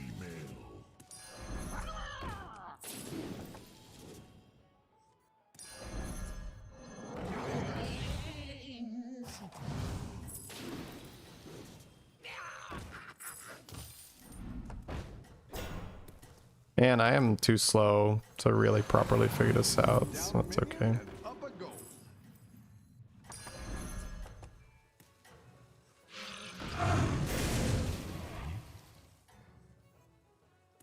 Alright, next turn we'll do it. Have a We got good greater battle, time warp. friend. I've been having pretty poor sleep like 2 nights in a row. And I now realize how my brain is not playing Battlegrounds very efficiently. But that's okay, we can try to get around that. Let's try to make it pretty simple what the objective is and how we're going to accomplish that. I think it's just getting Bran, cycling beasts. Maybe Nuzao, Windfury Nuzao. I don't think I'm going to try to be too ambitious. I guess it's just Bran and then Windfury Nuzao. And just build big Nuzaos and try to win off that. And then maybe add Scam later.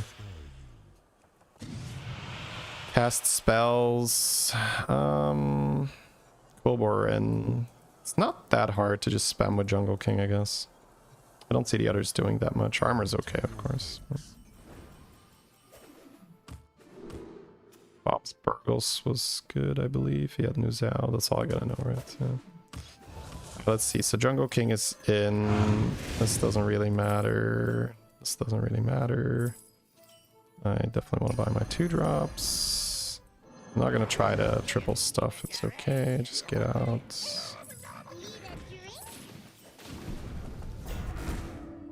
Spells. That's good. Anything else? Probably not. That on. This meeting could have been an email.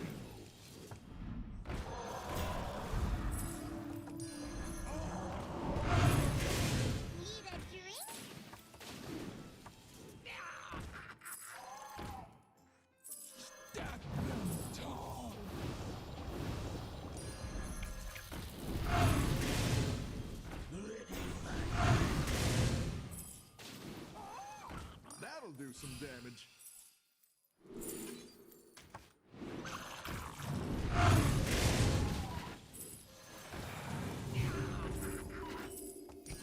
Watch out!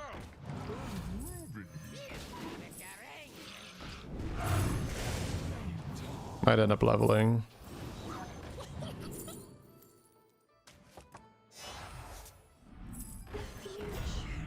A good tactical choice.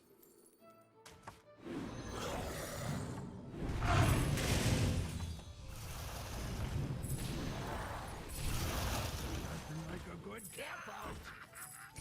Now we're in business. You're down a minion and up a go.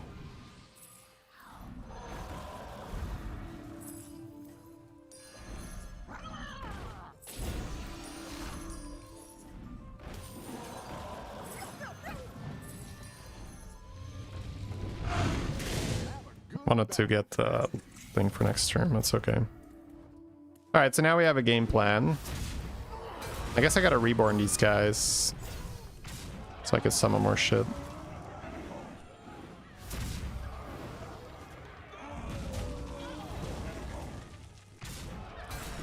See, my game got a lot better when I was like, okay, what am I actually trying to do here? Why not the eating spell? Do I care about eating something? What am I gonna eat on my board? Nothing, right? Your minions really pulled their weight. Alright, I guess when I play a thing, sure.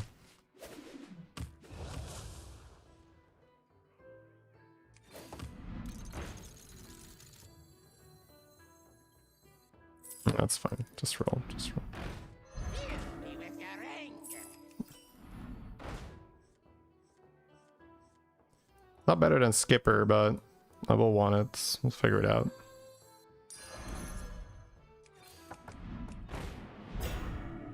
Bro. 2 drops not found. Jesus. What the fuck?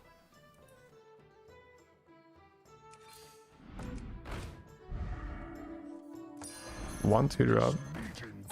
Maybe Skipper is getting sold. As an example, what happens when we have insubordination.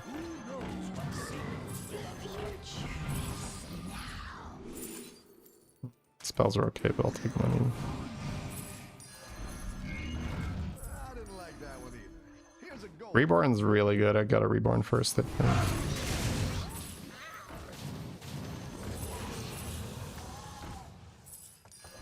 I'll try anything once.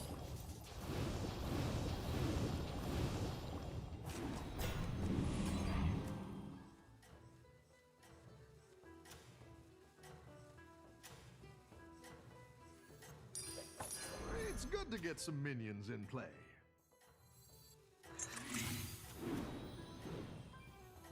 Leroy Jenkins. Keep up the momentum, friend.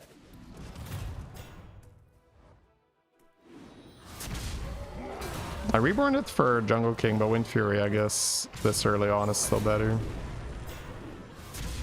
Wait, I was like, where are my stats?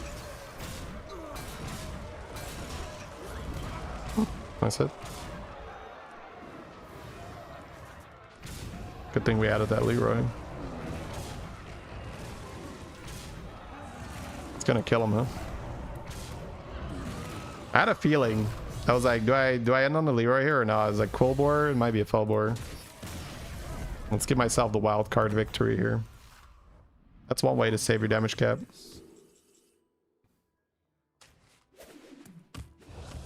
And fucking Skipper. Scout is probably okay to buy. Beast, Battle Cry, gems. Down a minion and up a goal.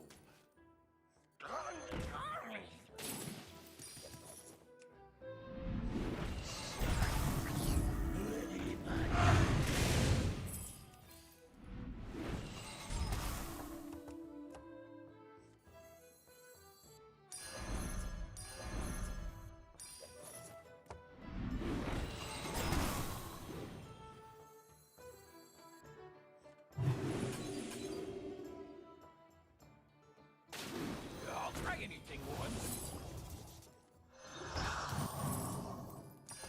I like where you're going with this.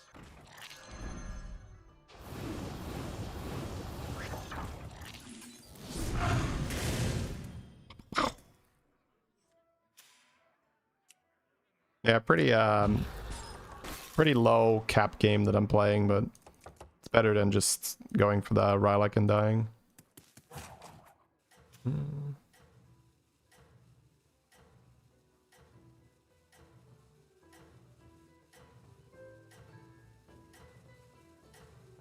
Why do I hate permabuff? Well, that's a flawed question.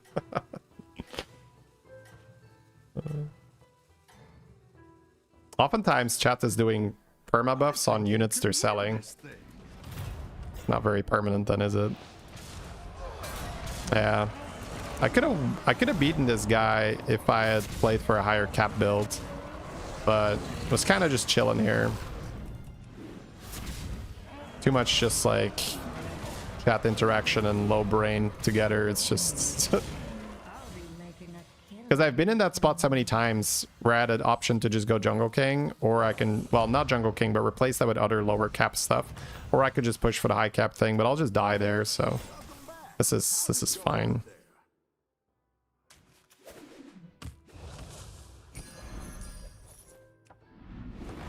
Oh, that is huge.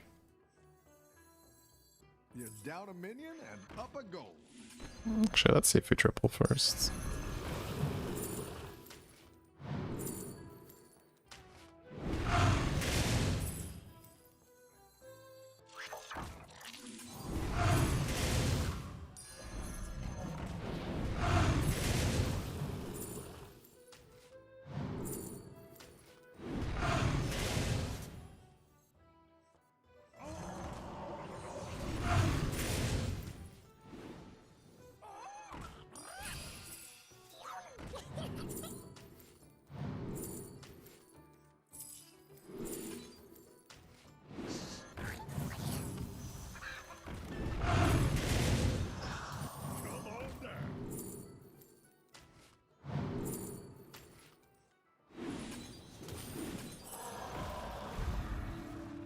With Bran, I'm try to do better than that.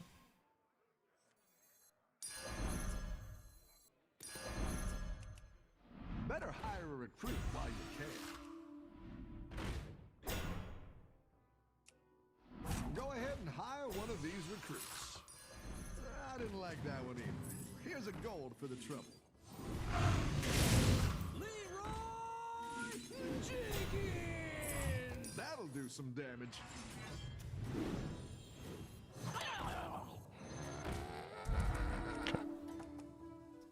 Was it that? You're doing great out there.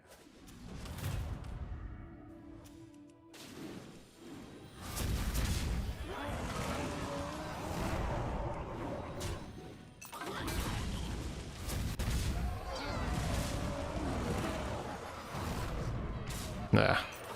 Lost one Venom. That's okay.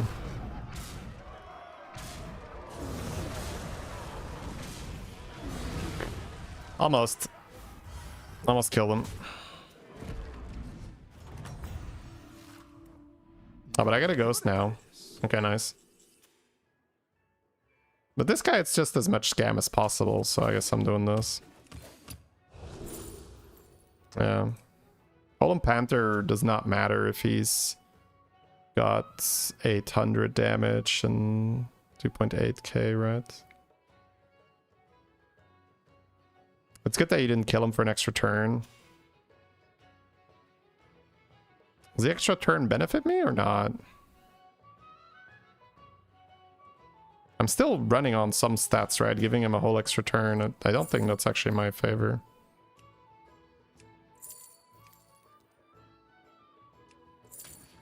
I just built a board full of Scam and Nuzao, and I don't think it's good enough.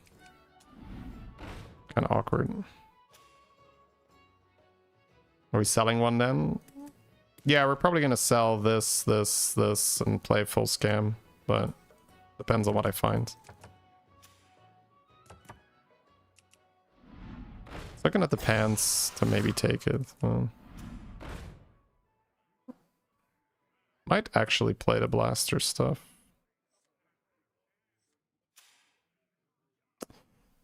I don't think I buy that and think I might be blasting. Go ahead and hire one of these recruits. It's okay. A good tactical choice.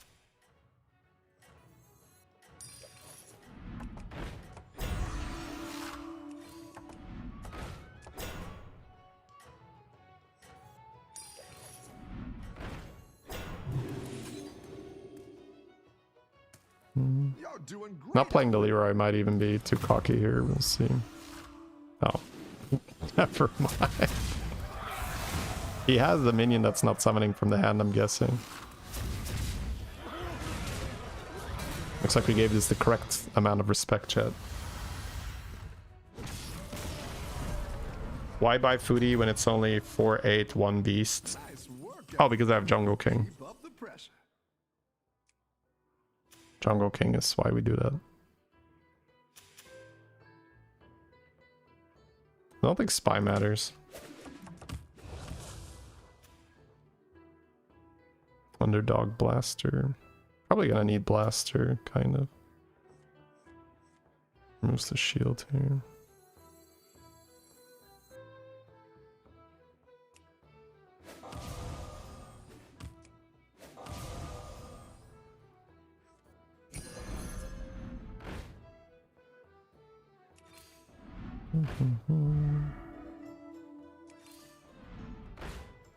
Doo-doo-doo.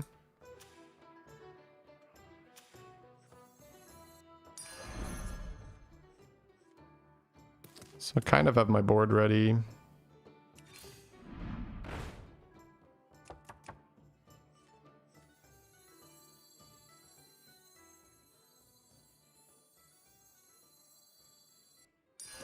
That's what I would have picked.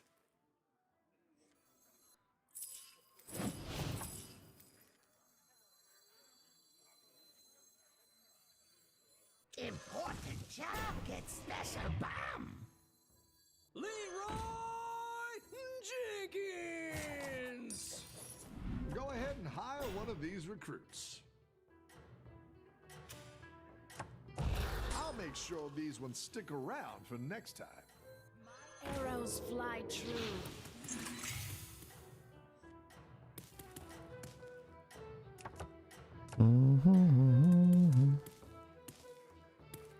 I think you can win this. Or thing. scam with Spy. I don't think he's scamming.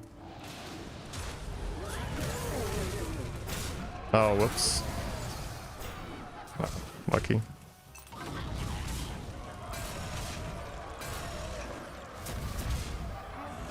This fucking blaster did nothing.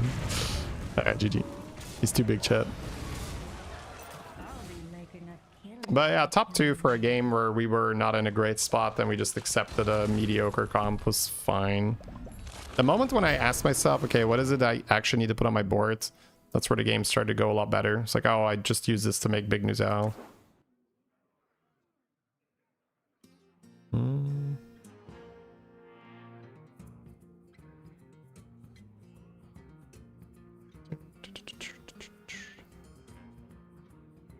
This wasn't early access? No, we played one game in between for just chilling, because casting is more exhausting than playing for me. Because I put a lot of effort into it. I think it's also very fun to do, but to be able to really be engaged, like really in the game and looking at everything, it's yeah, it's more draining on me to cast the game than to play a game. All right, give me 1 second here. Consistency tips. Sure. Let me what was I gonna say on that again? Your options just got. So someone asked earlier, I'm winning and then I'm losing and then I'm winning and then I'm losing. So how do I fix my consistency? And the thing that comes to mind is when you get better at the game, you stop beelining for a comp. So this game actually has several stages where you think you're no longer forcing, but you're actually still forcing. But you're just less, you're not forcing as hard, but you're still forcing. So the way how Jeef becomes insanely consistent is that, yes, he knows roughly what he wants to be playing in the end game, but what he will be playing until he gets there is incredibly flexible, because it will depend on his shop. And we had a great example earlier where we were reviewing a Jeef game and he actually played standard curve, which almost never happens, right? At high level, people generally do not standard curve.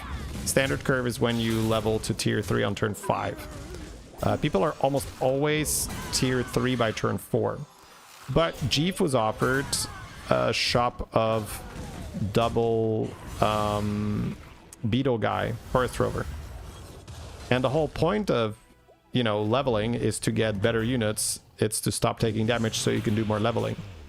And if he can you know, put himself in a spot where he's never taken damage at all because the Forest Rover pair is like really strong, then that's okay to make that call. So, oh, English, please, in the YouTube chat. I can't read other languages, or not as many at least. So the point is you have to be more flexible in what you're playing, because inconsistency essentially for a large degree is caused by I hit the stuff that I wanted and then I won, or I didn't hit the stuff that I needed and then I lost. So if you're in a position where the things that you can hit is pretty much everything, you're going to hit. So that's the difference. If you're able to play a lot more with what you're given, use that to not take damage. It's basically also just being relaxed when you're playing. If you don't have that experience, if you don't have that confidence, then there's a pressure on you to commit early, because you're just like, oh, damn, I need a comp, right? And then you're just gonna grab stuff and then just like commit into it too early. Whereas if you're like, I can wait a little bit, I can just get something better, I can just use this beast stuff to not take damage, and then I'll get a Rylak, and then I'll get a Bran, and I'll get transition into elementals from here, and then like, so a lot of it is going to just be experience and knowledge that is going to allow you to get there.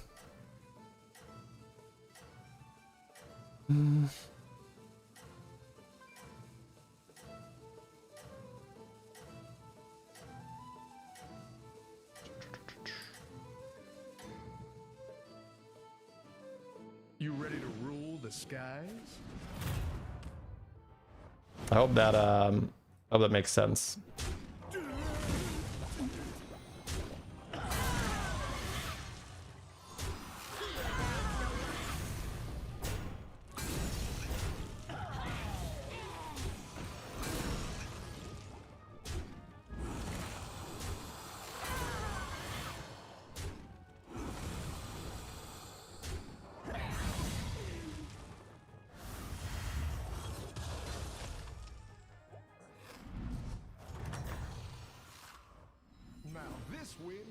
This mistake you still do.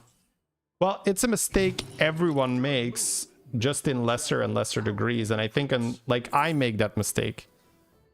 And this season I was like, basically if I would just play a bunch, I'm like comfortably breaking 15,000 MMR. So if I make that mistake, just think about how many people will make that mistake. I don't make it to like a large degree, but I make it to some degree. Sometimes I commit too early, right? So what MMR do I consider to be high elo? Probably more than 12,000. But again, my bar is going to be a bit different because I've been playing for 5 years, right? All right, let me see, what time is it? 11:51. Okay, let's do another review, chat. This time we're going to be watching another Sliders game, so let's get that fired up.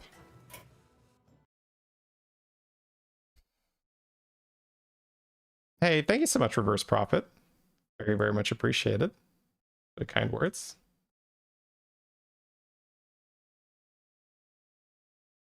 So let's have a look at an early access Sliders game.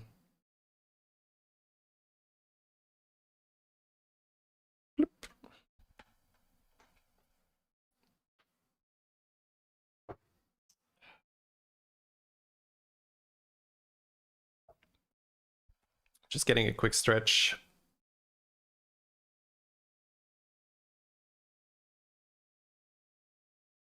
Yeah, knowing what is trash on different turns, that is basically just being able to look at your board and say, is this worth my gold here or not? Which is also experience. Because certain things in some situations, very good, and then one turn later, it's unbuyable. that happens, right?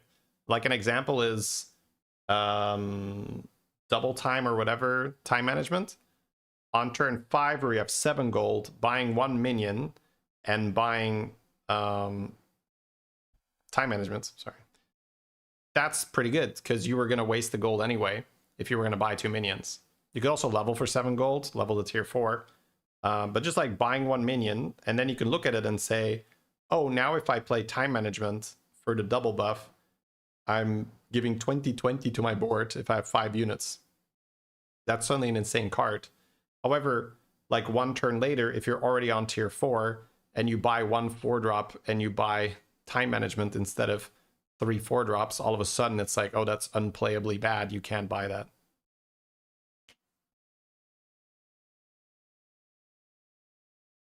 So sorry. It's okay, bro. Like, it's fine. I'm just gonna time this out because I don't know what it is.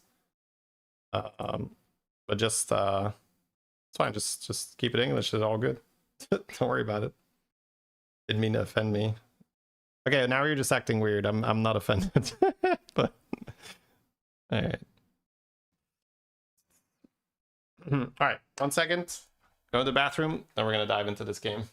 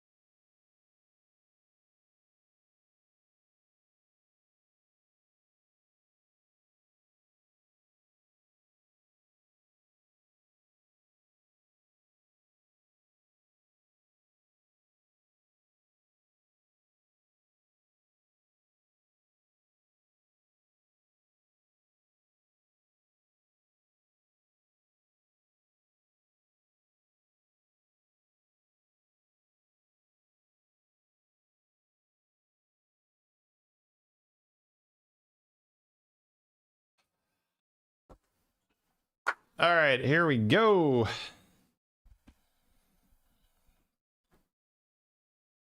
So, watching another early access game here. This was played Thursday evening, and the new season, the one that we're going to be seeing here, is out on the 14th. And from the stuff we've seen, it's looking to be really fun. Trinkets, one of my favorite mechanics. I think trinkets and time warps just excellent. There's going to be a Dragon, Quillbore, Murloc, Mech, Naga lobby. And we're going to start with the Omu.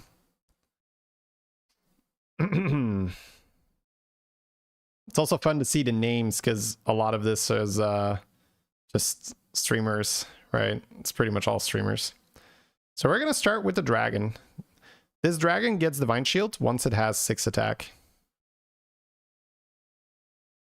What did he bonk into? Oh, it's a 2/3, right? I guess it was a bacon. Oh, a Trog, sure. Hey, Marcio, absolutely. Appreciate that. Okay, level up, get the lasso. Not a terrible shop because it has the Murloc in it. Yep. That puts him in a great spot. Yeah, like Omu has not been very popular with the low armor. So you rarely see this Omu curve where you get to squeeze into 2 gold every time you level. But Slider's not interested in the other heroes here. It was kind of like low power level, I think. So you could level here, but you don't have to. But because you have the Murloc and the damage coin, you can technically sell the Murloc, level, get the damage coin, buy something, and I kind of like doing that. But the Omu curve here is you double buy, and then next turn you just level buy. So it seems that this is part of why, you know, like he's waving. I guess he knows him. That's Collins. Okay. I think this is part of why, you know, Sliders just is, you know, we were talking consistency earlier. Here, I see the ability to level and still get a thing, but I would have taken damage. I would have taken damage from the blood coin, and I would have taken damage from the fight.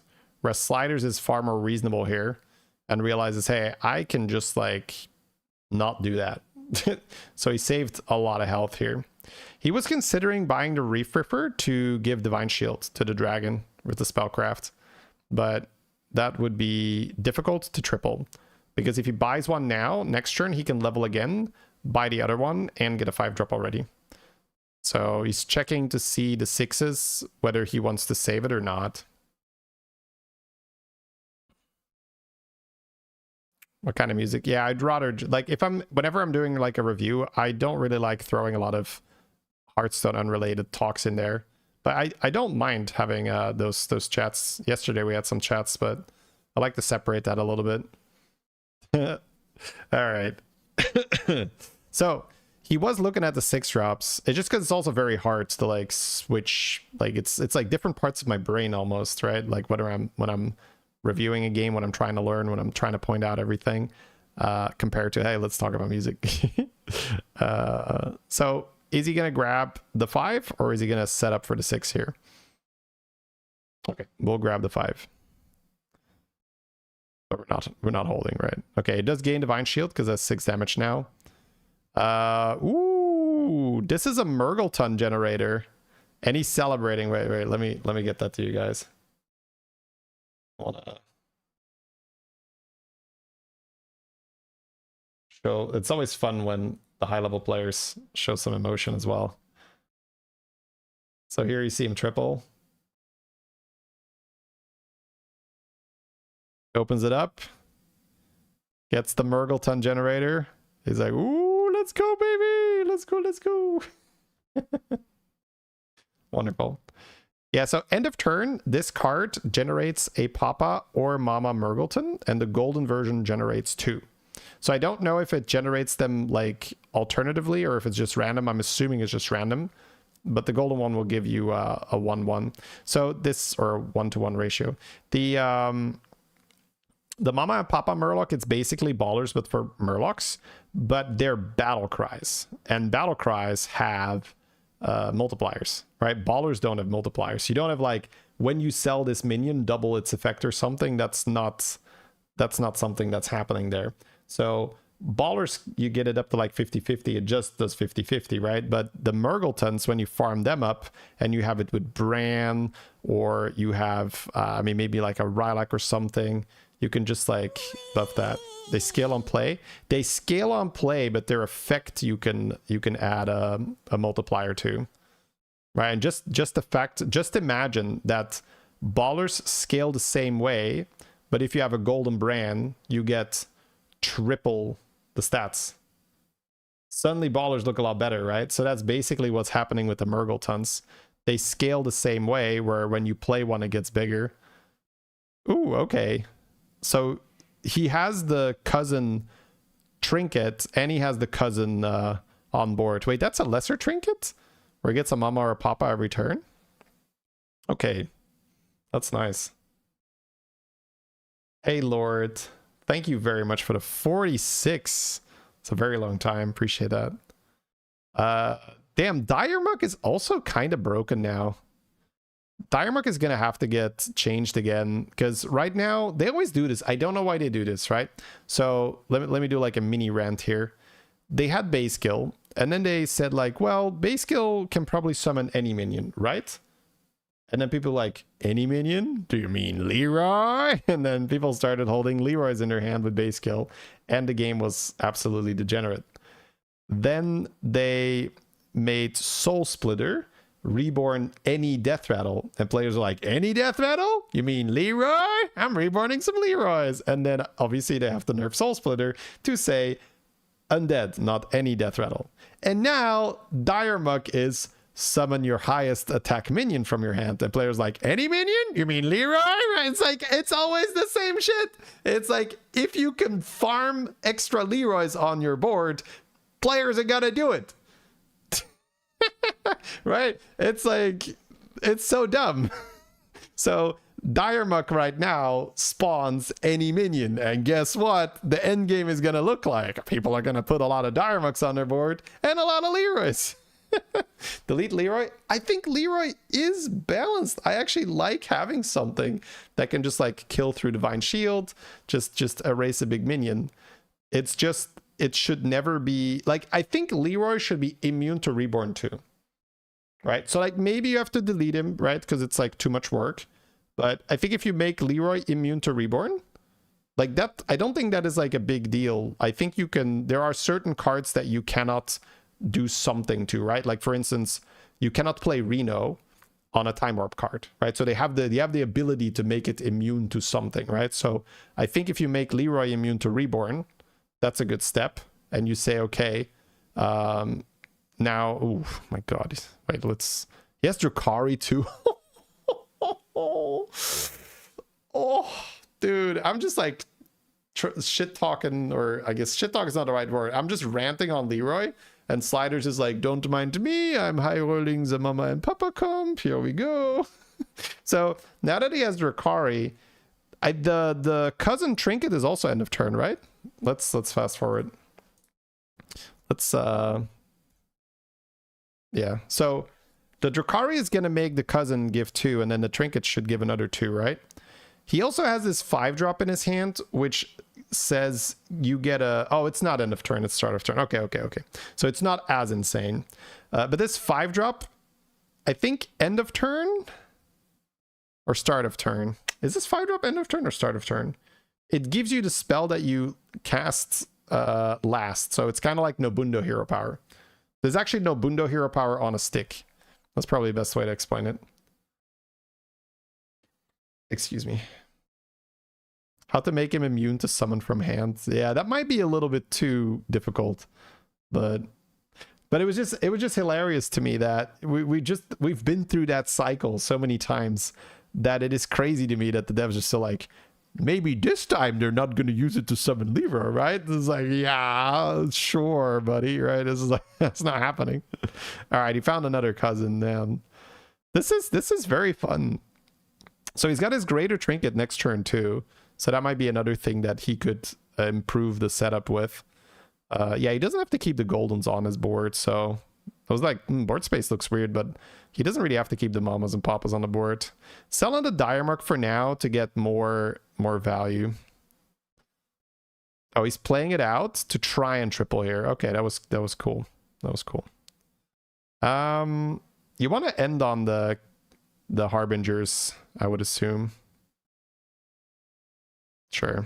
It's just going Begurgle. Get some stats.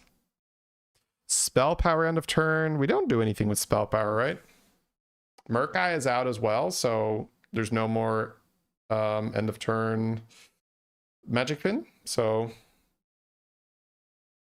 golden for Murkai. Murkai's out. Murkai's out. on this version of the game. Yeah, he's looking at the spell power, but he wants to end on the 2 Harbingers, which makes it hard.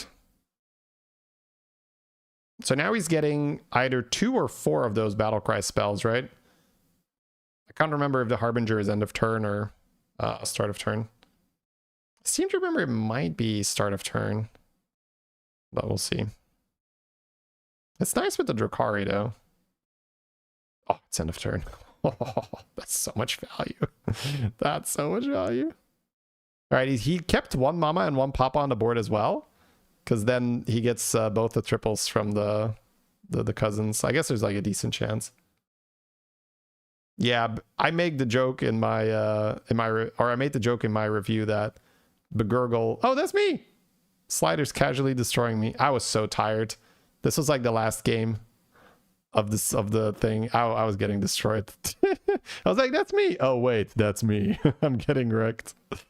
All right, we have a permanent shields. We have the big typewriter where the next 4 things we buy we get a pair for, but we're going for the murky here. Oh my god, this is like a giga end of turn. So the murky portrait end of turn gives you 2 leftmost minions stats, and it improves every time you play a Battlecry spell. Sorry, play a Battlecry. And he has Battlecry spells in his hands, which he could farm like crazy. He's just Bran, right? It's just Giga Bran.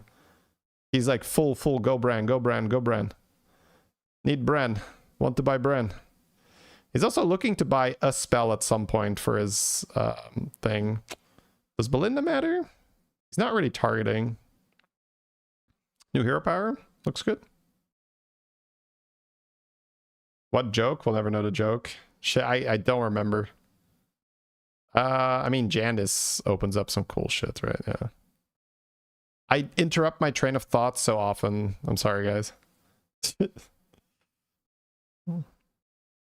Sure.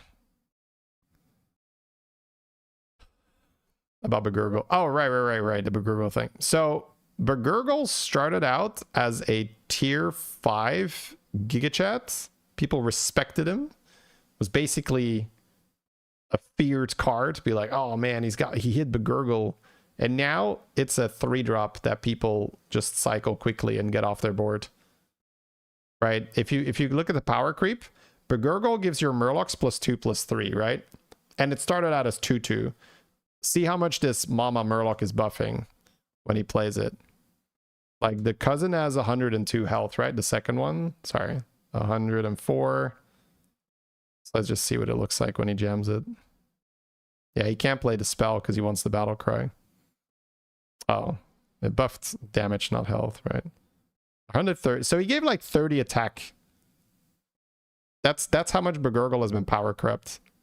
Yeah, there's like 33 attack to all his Murlocs instead of +2/+2 back in the day.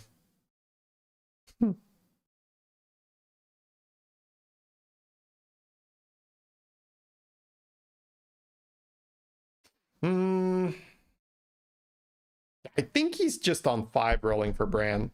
Because the Murky sticker also works with Drakari. It's end of turn, right? So he just has to trigger as many battle cries as possible. Hallelujah. He's like, hello, my boy. How have you been? So he's just cycling a Mama here. Okay, sure. Whee. Oh my god, it's actually so good. Hey, K1, thank you very, very much for the Prime. Thank you for checking. What do you have it? Using it on my channel. Very, very much appreciate it. Oil? Of course. Dude, this is why I wouldn't have swapped, by the way. I would have waited until I rolled oil and then swapped the oil minion with my Jandis. More money, baby. More oil. But he's generating 4 battle cries end of turn with his Harbinger plus Drakari combo. He just has to make sure that the battle cry spell is the last spell he cast. Am I playing now or reviewing? Oh, this is not available, this version of the game, right now. So we are most definitely reviewing. It would be fun if we could already play it, but the release date is the 14th. So we're gonna be playing. I'm actually gonna be playing on the 15th. I'm not gonna be playing on the 14th because that's pretty late for me. I think it releases in the evening for Europe. But yeah, on the 15th, we're going to be here. Finally, we got that triple. Well, I guess we got to wait one more turn. So he's got to use the coins first so that he doesn't get coins, right? Yeah. Yeah, I could just end on the Mama here. That's fine. He's got the cousins in position 1 and position... He can't play Overconfidence because then he'll copy Overconfidence. He can buy and hold it, but I don't know if hand space will be a problem. Doing the math on the hand space. Yeah. Okay, so this is what I wanted to point out. The Murky sticker buffs the first 2 minions. I went 8th in this lobby, by the way. I'm just seeing it now. I think people died at the same time, though, so it's not like a solid 8th, but, you know, still not great. So his Murky sticker alone is buffing like 100 health. That's pretty sick. Yeah, just compare it to this Murloc board. So Murlocs definitely seem viable, to say the least. But it seems like it's the cousin that is the enabler. That's the big enabler. You need to have the generation for the Mamas and the Papas. If you don't have it, it's kind of awkward. Top 3 already. Wow, fast game, fast game. It's also good to see like how fast this is going to grow with the Mamas and the Papas stacking up. He's also got a lot of money here. He did play that oil. He still has mycologist available. Can copy Hamul. It's okay. Holding Mama and Papa in the hands. Maybe we're trying to find more Mamas and Papas first so that the golden one is more effective. Ooh, swap on the Discover Murloc one seems good. Yeah, I like that. Another Merc. Yeah, let's go. Takes the battle cry. Okay, he's just going for the Mama Papa swap, I guess. Yeah. He just wants to increase the counter. Yeah. And then now these golden ones are going to be more effective. He still has his Magic Fin open. We'll see if he just buys the spell here, but I think he's going to roll. He's got some gold, right? Try to get a... Yeah, I would probably buy Chef. Ooh. That I think is wrong. I think he wanted to buy the one that reduces the spell cost there. I'm being real, but I mean, it's fine, right? Because he doesn't have any gem buffs. Like, it doesn't really matter. Because then we could have bought Chef's Choice for 0 and have Chef's Choice with the mycologist.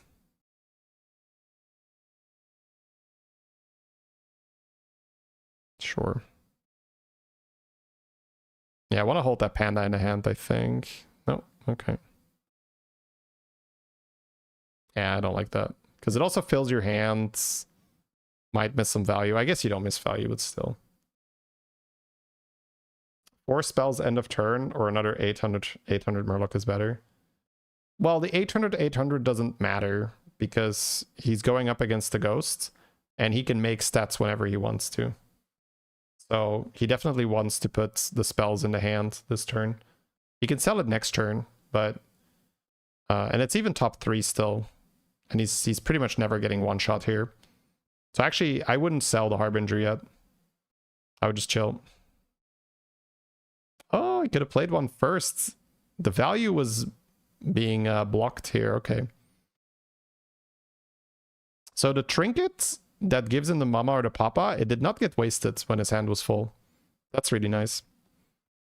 It's cool to see that hand protection. Man, but just having Bran and then getting 4 free Battlecry spells start of turn every turn. That's so sick. Coin Guy was a free Battlecry for our thing. Oof, wow, Bran and Rukari in the same one. And then he gets a lot of chef value here with his double Murloc, sure. Yeah, I guess he doesn't really want to put the cousin on the board anymore, so it's fine. Big turn here. Lots and lots of stuff to do. 50 seconds left, though. Oh my god, yes. We might actually find this Drakari or this Bran with so much money.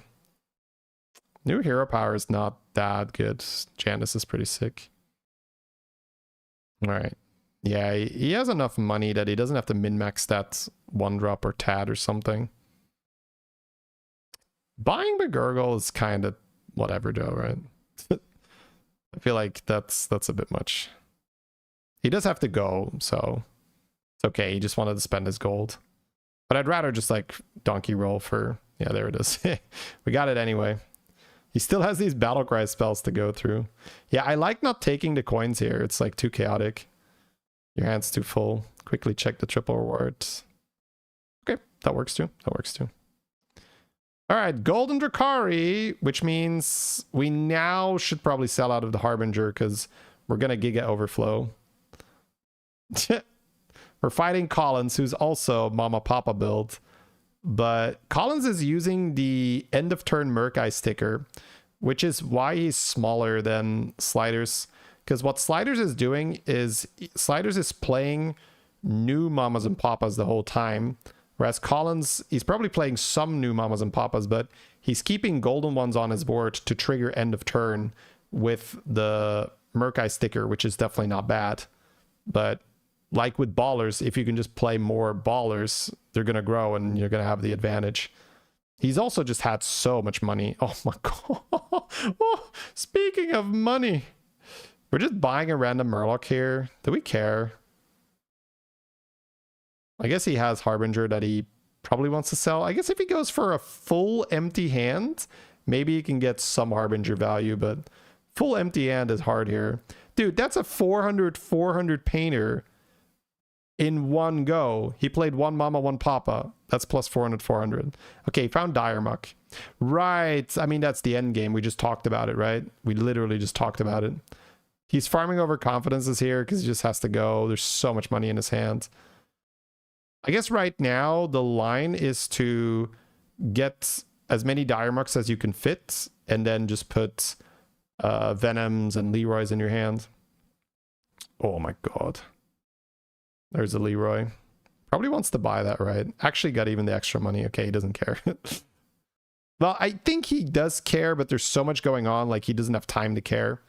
This is also, like, it was midnight roughly for Sliders when this game happened, because this is like towards the end of the event. So the Venom also not buying that? Okay, sure. There's just so much going on. It's hard to do like proper. Let me make sure I'm like 100% on the ball. You could freeze that. Oh, you still have your trigger. Oh my god. Yeah. You just can't. He can't dump his hand fast enough. Yeah, the Harbinger is just in the way at this point. It's just doing nothing. Yeah, it's late. It's the first time he's playing with these cards. Totally understandable. George coming in with a little bit of scam, you know. I think him having the Dire Muck Sliders, he should probably, like, I think we're going to see him switch to, well, it was a nice hit to remove the Venom. I think we're going to see him switch to holding Venom and Leroy soon. Oh my god. Getting scammed. Well, now that he sees this loss, he's going to, oh my god, yeah. This probably really unlikely he dies, right? It's almost impossible. I think now that he sees this loss, all right, so we get rid of that Harbinger, right? That's bad. Now that he sees the loss, he's, yeah. I think we're going to see him play more for Dire Muck now. Sorry, again, I interrupted my train of thought so often. Oh, he can shield, yep. And he can reborn that too. That's a way to play around scam. 100%, yep. There's another Dire Muck. Probably want that. Yep, tour group, having shield and then later reborn, that's a good way to start playing around scam. Smart. Yeah, I like buying that as well. Leroy in the hand, or do we not care? We do not care. Okay. Wisdom Ball for funsies? For the fans? It's kind of bad with Bran. It didn't work last time I used it here. Oh, okay. It worked for him now? Okay, that's weird. Maybe it's because I had Golden Brand. I can't remember. Either way, Wisdom Ball roll gave him Golden Brand, so very happy about that. Building a 600 each turn is disgusting. It's way more than that even. Like, cause this is only like the one. This is like the start. Well, it's not the one. He plays a bunch of like golden stuff, but the tour group already has 900 health now. Okay. Yeah, Mama Papa absolutely viable here. Oh, he buffs the whole shop here by buffing the amalgam. That's cool.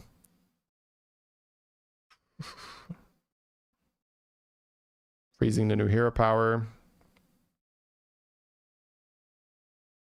He can squeeze in more hero powers now, because he will buy it with Bran and with Magic Fin, which means that the first two hero powers he discovers are kind of duds, because Bran is going to re-roll them. But he has two shots then, right? He has like the third discovery, which might be something like Frostwolf or Lich King, right? Lich King with Reborn when you're trying to counter scam pretty good. And if he misses on the third discovery, he can always just like play the spell as well. He can give it Reborn with the Quillbore gem. That's true, but that's end of turn. That's a little tougher.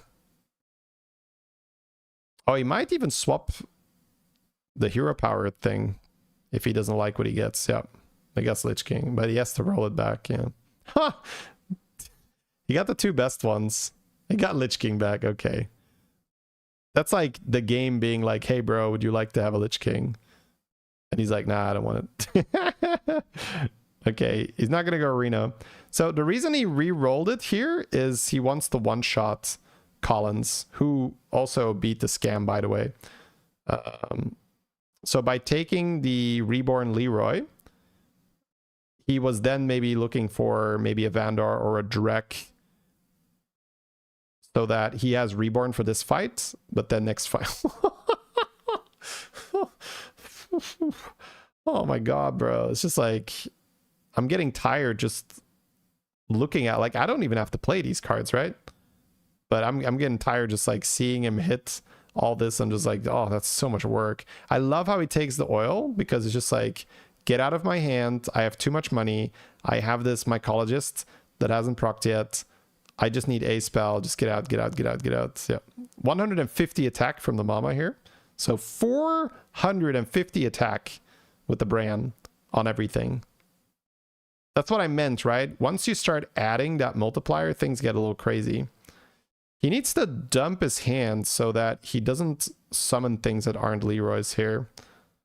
But he does have another Dire Muck to end on, which will make things easier.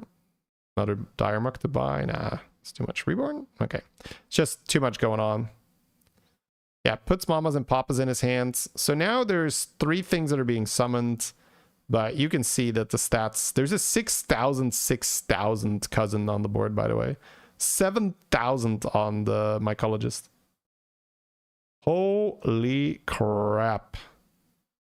GG. Yeah. Sometimes you just have to see it in action. Where it's kind of hard to gauge the Mama Papa comp, right? If you haven't played it yet. Now, of course, we're watching Sliders Executed, who is like one of the best players in Europe. Very, very, very often rank 1 in Europe. So you're getting a little bit of a distorted image of how good it actually is. But you're seeing like what's possible, right? So 7,000 stats, Mama Papa.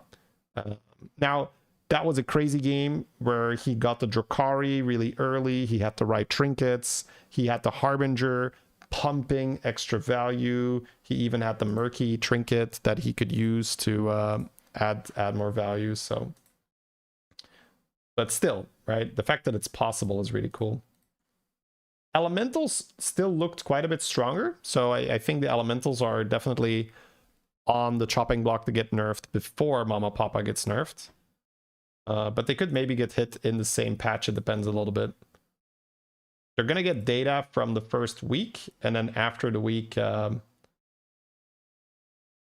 that week, they'll see, right? It's rare that they do an instant nerf, but that is when something is so egregious. We saw that with Sephin.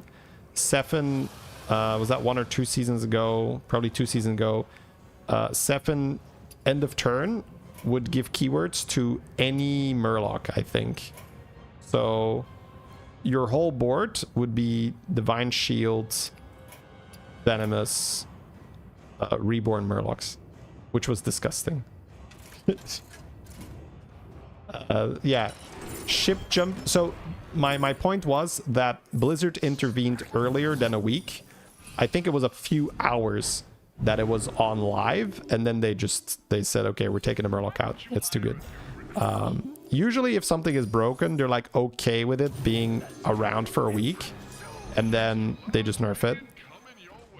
So I don't know if we're gonna have anything that needs to get insta nerfed, but they'll get data pretty quickly, right? The moment the servers get updated and the patch is out, people are gonna start trying stuff, and if they see some win rates suddenly going like, they're like, okay, hit the red button, take it out. It's too good. No rest for the weary, hero. Caligos is back. Yep, there's a lot more battle cry production with Chroma Drake.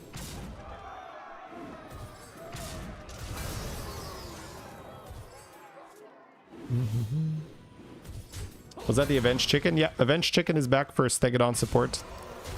Okay, guys, let me see what time it is. It's 12. I am going to grab my food. Then we're going to have a little bit of a lunch break together. And then after that, we're going to review like maybe a couple more games of the new season. So thank you very much for tuning in today. It's been a lot of fun figuring out all the new stuff we're going to be doing. So maybe a short recap from what we've seen, what we've learned so far. Elementals with conflagration in the shop with Belinda, and then Leyline for the magic absorption, I think it's called. It basically transfers stats from the shop to your board, but you can repeatedly do it. So if you make the shop like a 2000, every spell you cast from the absorption transfers that to a minion on your board. So you can get insane stats there. Now 2000 is a lot for conflag, so it's more like 500, but still crazy scaling. So that's been the best we've seen so far. Ship jumper, if you can do like a mutinous pivot, make a huge ship jumper, or just buff it with purple bounties or whatever. Ship jumper plus Macaw plus Titus is also going to be insane. They haven't fixed this bug. That's crazy. Yeah, it was fixed on the early access thing, right? Yeah, okay. Right, I'm watching live. I'm not watching the early access. And then the other one here was Mama Papa. So I think those are the top 3 that we've seen so far. Elementals, Ship Jumper, Exodia, and Mama Papa. Oh, time to go to work. All right, have a good one.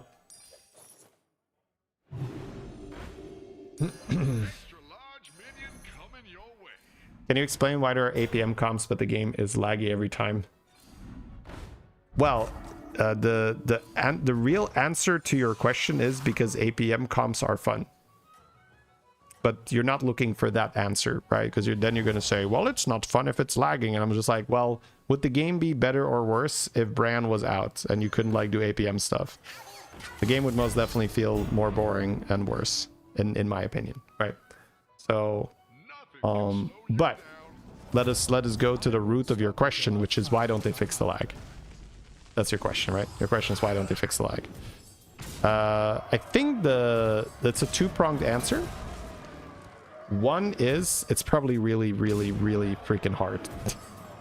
At this point, because there's been performance issues for years, I am going to assume that in order to fix it, they have to build a new game. Because right now, this is built on top of Hearthstone. I don't know if that's true. I am not technical in this area. But I'm going off logic here, because if it is fixable on this build, and it's been around for years, I'm assuming that, you know, that would, okay, whatever. It's an assumption, so it could be wrong. And then the obvious follow-up is like, well, why don't they do it then? Because money. Right? If Battlegrounds would... so if money is not a factor, yeah, of course you do that. But I think the issue there is that I think for a long time Battlegrounds probably generated extremely low profit because the Battle Pass didn't used to exist, right? And I don't see a lot of skins being sold either. We talked about this to death, so I'm not going to repeat that whole argument too much.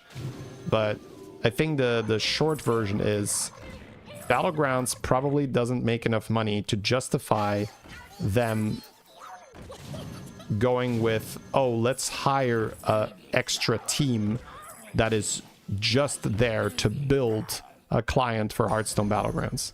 Because that's essentially what it comes down to, because the current guys can't do that because then there's no new content being made.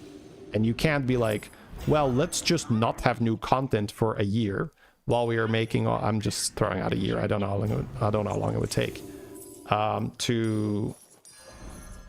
to work on that problem. Then, you know, some people might say, well, I wouldn't mind, but it doesn't fucking matter, right? Imagine if they don't update the game for a year. It's dead. Nobody plays this shit anymore, right? It's already, you see the numbers dropping like crazy when there is like a meta people don't like and it's there for like 3 weeks. So just imagine like a year of them like focusing just on the client instead of a new season. That's not happening. It's like suicide. You can't do that. So they would have to hire like a whole extra division that is going to build Battlegrounds 2. And in that analysis, again, like I am speculating a lot here, right? So don't take any of this as like, oh, that's 100% it. In the analysis that they make, then it's not worth it, right? Blizzard being worth billions, yeah, but that is so often that people do that. You have to look at the games within Blizzard as their own company, right? Because people love doing that. And again, I don't do this because it's like, oh, you're just like defending Blizzard, you're playing the game or whatever. That's fine. You could take that position. I don't care. I am more annoyed about people that are insistent on just removing nuance. Like, this good, that bad, it's simple, let's go. I hate that. I really don't like it. We talked about it a bit earlier about if you want to give a really solid explanation, there's a lot of freaking nuance to things, right? And I'm obviously with you guys with, would I prefer to play a game that is like fully smooth without lag? Of course, of course. It's so sad. I think this game has so much potential, and it's hard to be taken serious sometimes when the freaking minions are just dancing around all the time. So 100% I want this, right? So let me make that very clear. But you have to look at reality, right? And how that works. So for Hearthstone Battlegrounds, things like elements within the business, if you look at Blizzard as, you know, a business, which it is, it's like they have their own bottom line. At least that's how I would look at it. And if you have a very profitable area, so insert whatever Blizzard game is like the most profitable, I have no idea. Again, you don't want to funnel a bunch of money from something that is really profitable into something that is not so profitable, that is probably not going to have that meaningful of an impact in it becoming more profitable. Does that make sense? Because I don't think right now, if the lag is fixed, like let's say they make this like insane investment, right? So like it's a whole new team, they built Battlegrounds on a separate client. Again, and I hope that they will do that, by the way. So I'm saying this like against my interest because I hope that they will do this because it will be epic for me and for you guys. But if that happens, do you think there is suddenly going to be like a massive influx of people where they can make ads and they say, we fixed the lag, come to our game now, right? It's just like, I don't think that's happening. I don't think you suddenly have an insane influx of people that are just like, well, now I'm gonna like play a bunch of Hearthstone Battlegrounds, right? I don't think that will happen.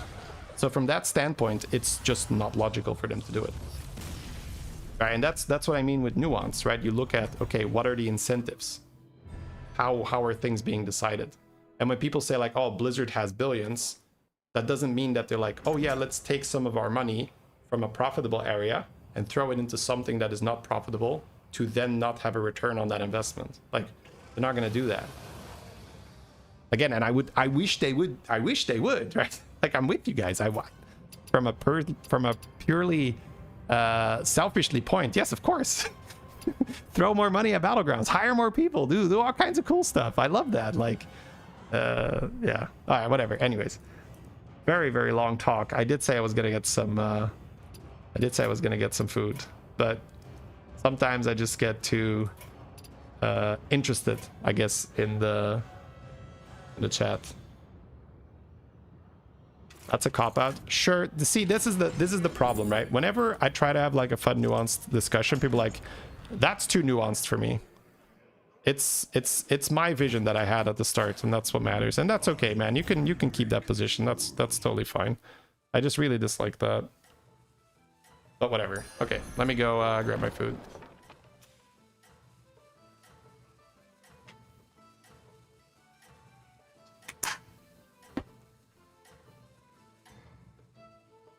You ready to rule the skies? I see your flaws.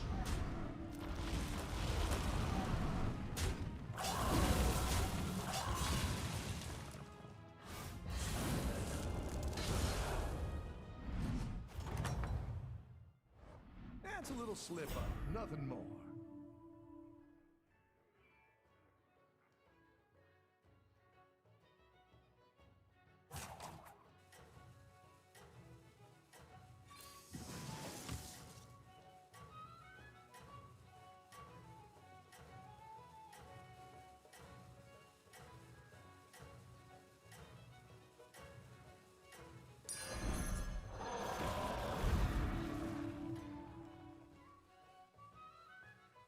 You ready to rule the skies?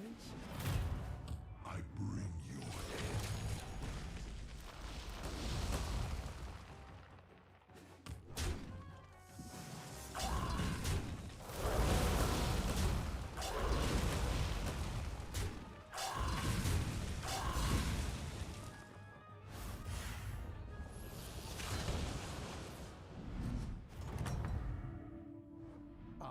It's okay, you can still tip the scales.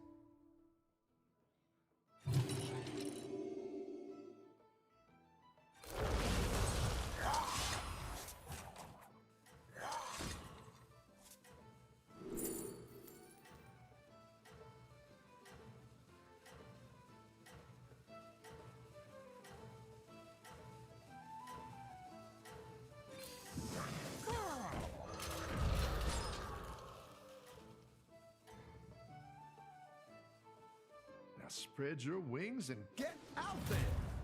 Tremble before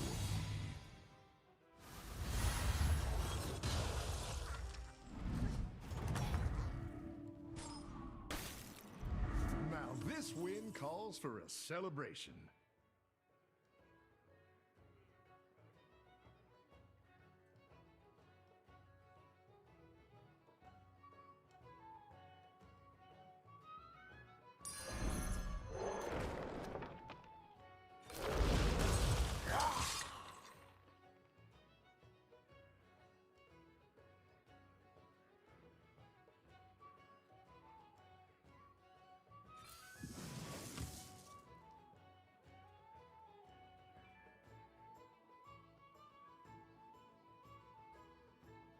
I'm just wrapping up.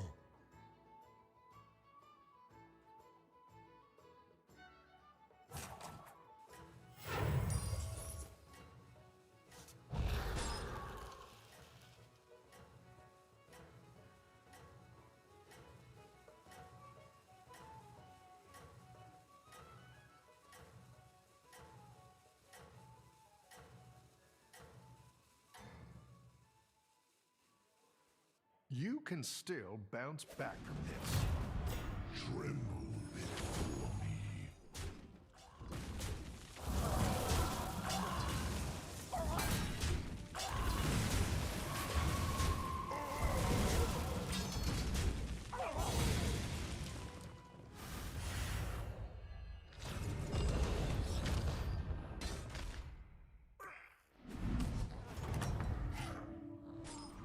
Oh, it's good to have you back. Can I get you anything?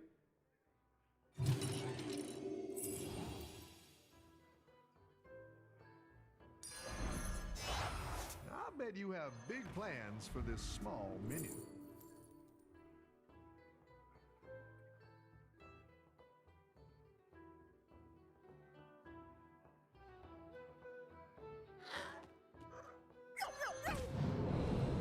Good trade.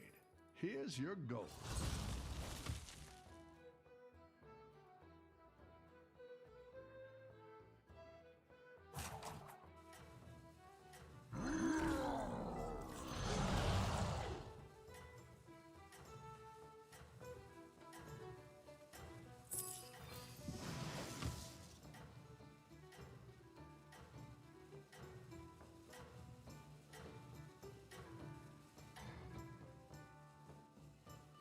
Now spread your wings and get out there!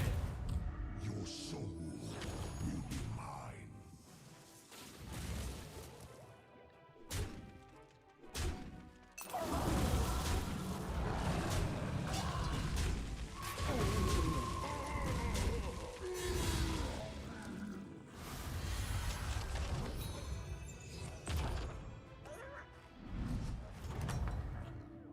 If only you could be home.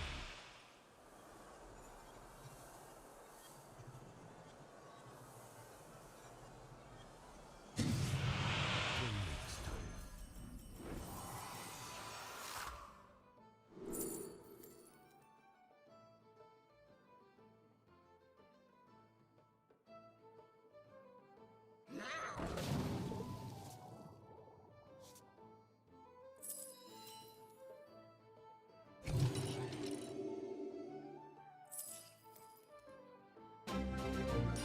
A solid choice. A little brick of love.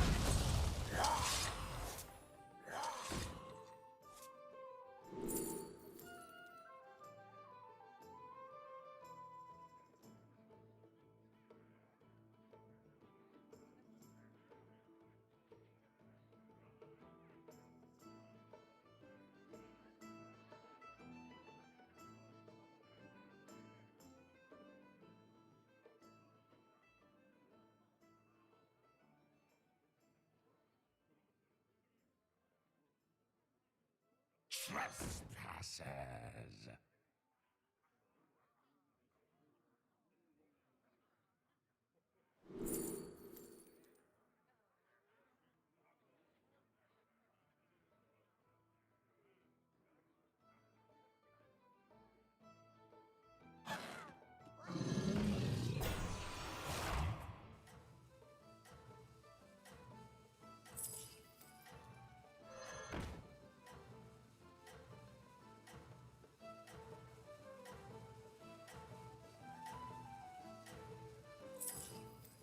I got it. Second hand. I am the first Crypt Lord. Now spread your wings and get out there. Your soul will be mine.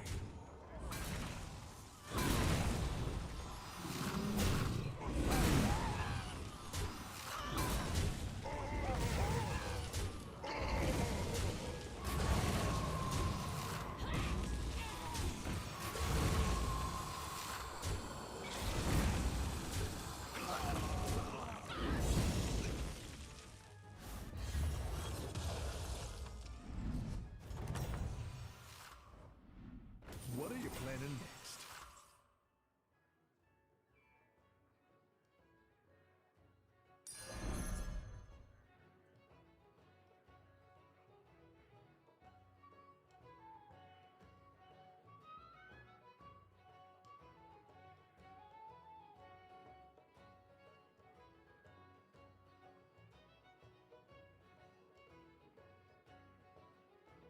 Sold!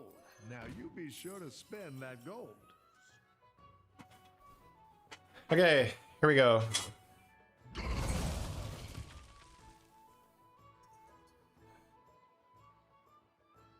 All about the bluff. Thank you for the raid. Sorry, I wasn't here. Hope you had a fantastic stream. Calm down! I'm a doctor!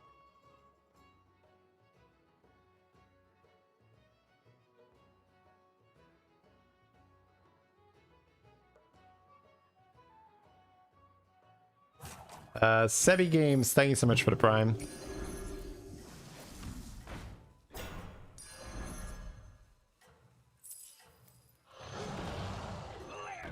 What a great addition to your team.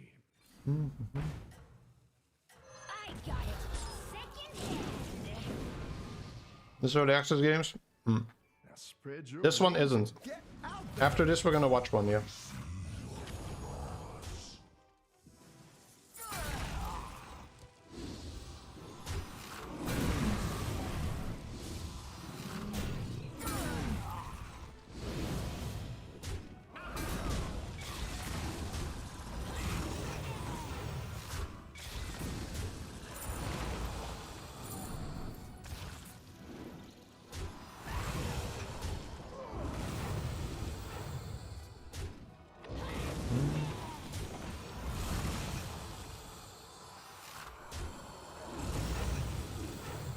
You were weak.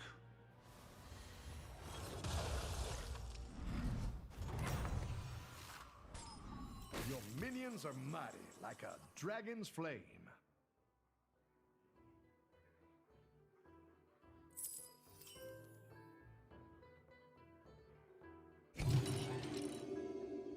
Thank you. Thank you.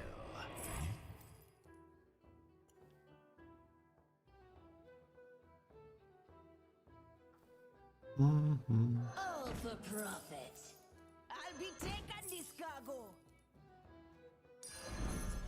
Your move, friend. Where's the loot? Do you think would be good to add into it to make it more profitable?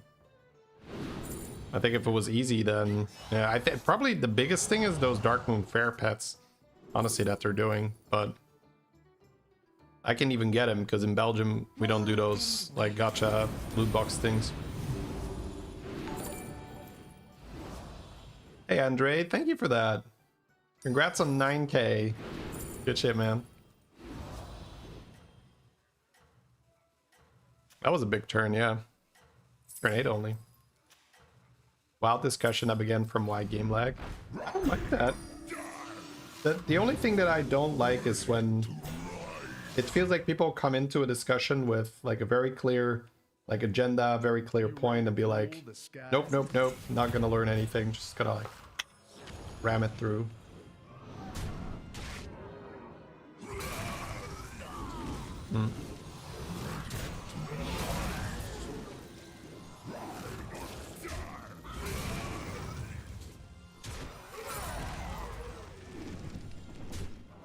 You recently got 10k. Any tips to get from 10k to where I am? Well, you need to want to do that, because that is work.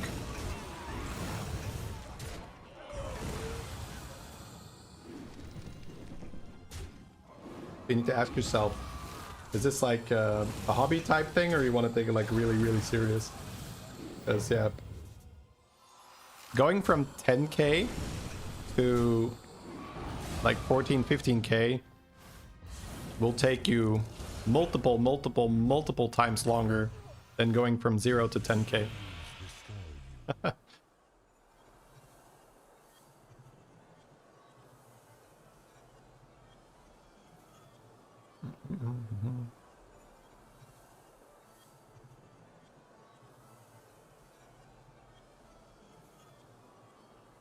The sands of time are forever flowing around me.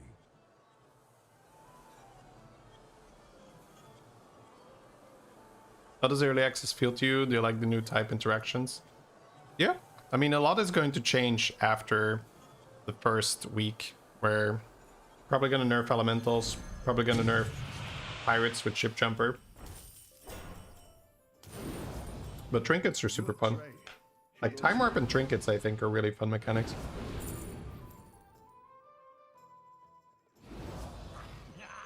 You didn't make the cut.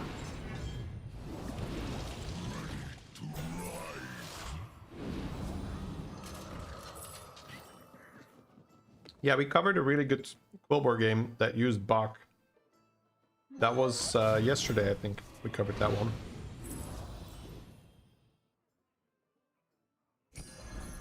I'll give you a good price. Are you hatching a plan, Commander? Me not shade. All for profit.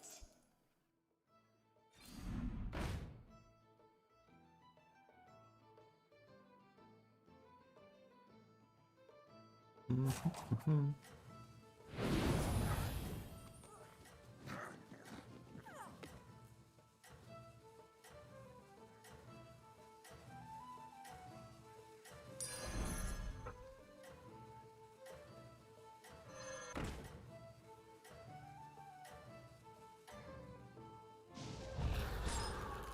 spread your wings and get out there. Yeah, the Clocksworth feels a bit like Gallywix, where if you live, you pop off.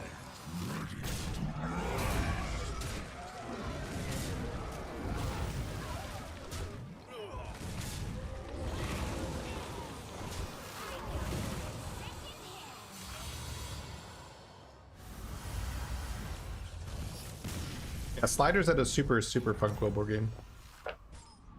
Your minions are mighty, like a dragon's flame.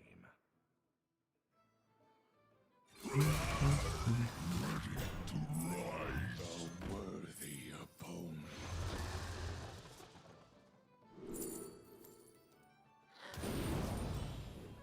Big minion coming through.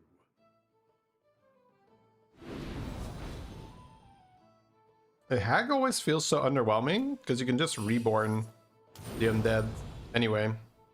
So it feels like for a big time warp, this is like so eh. Rely on the trinket to stabilize. Yeah, I mean, if you can stabilize using your trinket, that's usually a good idea. Even a mighty dragon starts as a tiny weapon.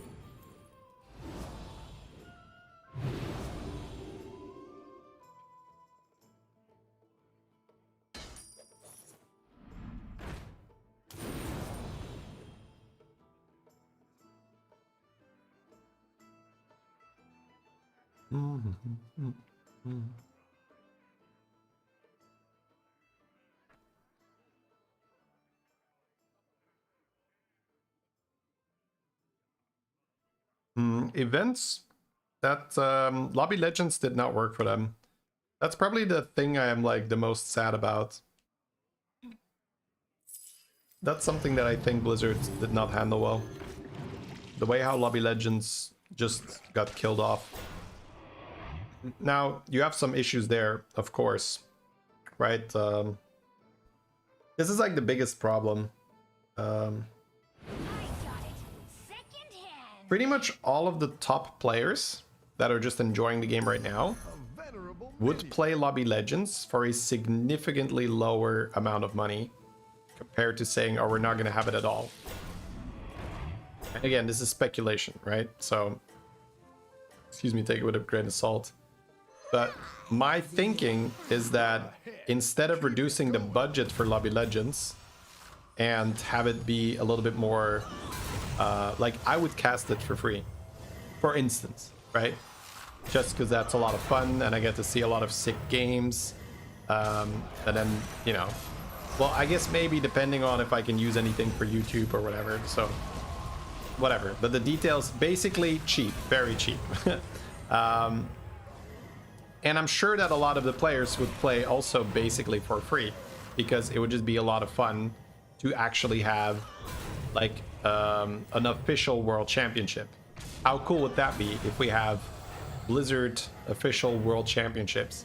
Because right now the Chinese community had to basically make an unofficial world championship, which was extremely exciting to watch. And I think they had a whole prize pool. I don't know, was it like maybe like 8,000 or something, $8,000 for the final event? I don't know how much it was. It was like significantly smaller than we initially thought it was going to be. Let's say it's like 10,000. I can't remember. People didn't care. Right? It's like, but now comes the problem. What do you think happens if Blizzard says, we're going to have a crazy world championship and the winner gets $10,000? Do you think people are going to say like, that's so good, I love that, now we have a world championship? Or are they going to complain that the prize pool is too low because they have billions of dollars? And it's like, so I feel in a way this is like a bit self-inflicted, where if they choose to do that, they're going to get shit either way. And then it reflects poorly because you are this like huge company, like it's professional, like you have to like throw a shit ton of money at it. But if it then, the event itself cannot give you a return on the investment, if the event itself does not get a lot of viewership, which it didn't, by the way, when Lobby Legends was casted, it had very low viewership. Now, I think it could have been much better.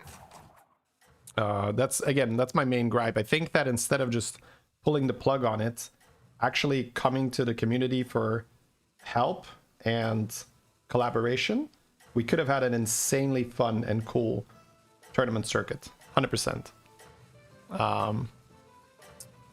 But again, I don't necessarily blame them too much, because I think if they do make something that is cheaper and less huge, people will give them shit for it.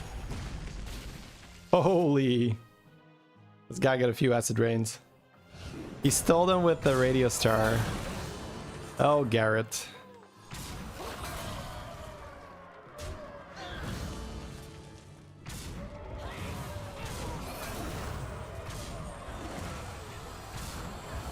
You fed him? Oh, you're in his lobby. Okay.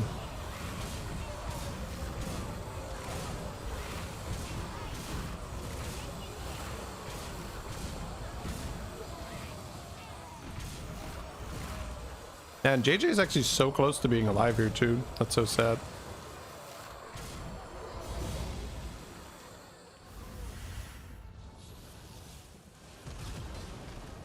So I'm still secretly holding out for that, hoping that we are going to see a revival of the tournament scene.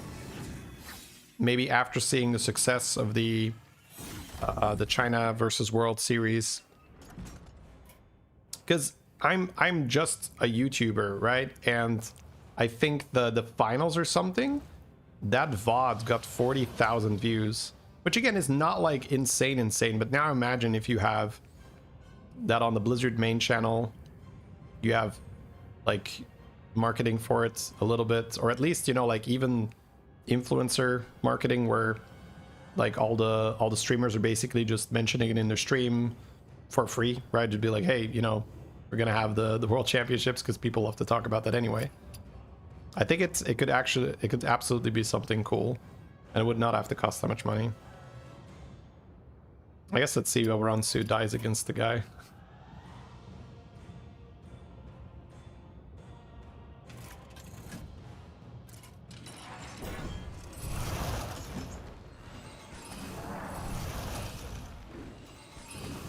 Hold the brand.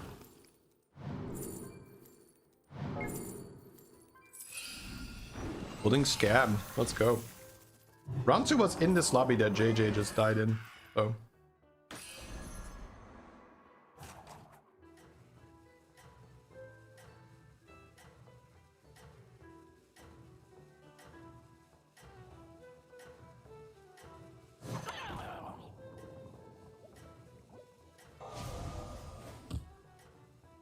Lobby Legends was the tournament circuit for Hearthstone Battlegrounds. Savor the taste of victory.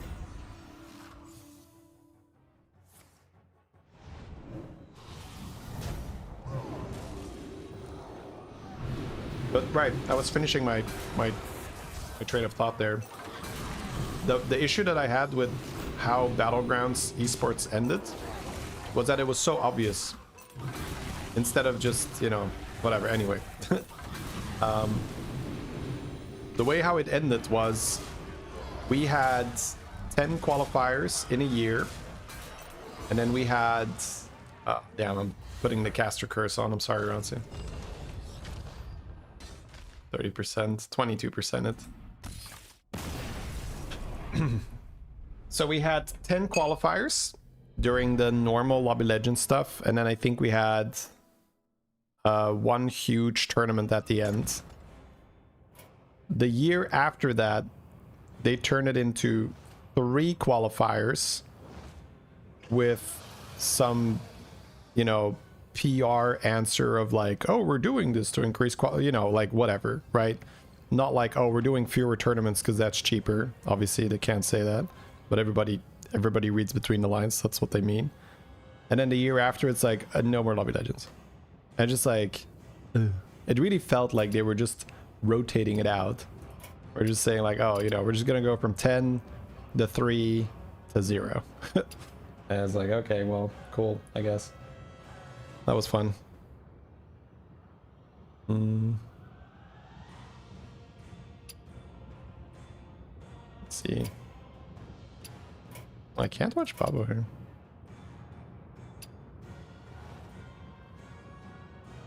Do you think there should be a dedicated Battlecast client? Yeah, you're like 20 minutes late for that talk.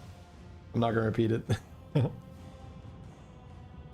Would I like it? Yeah, sure.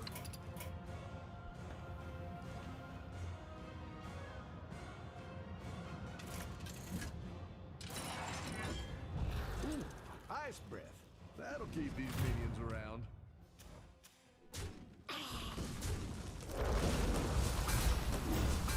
Double header, Daryl. No.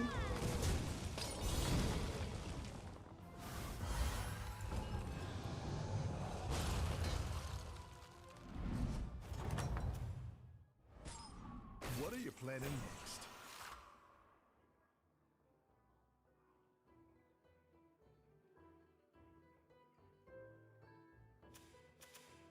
What do I think about Magic Duels? I don't know what that is.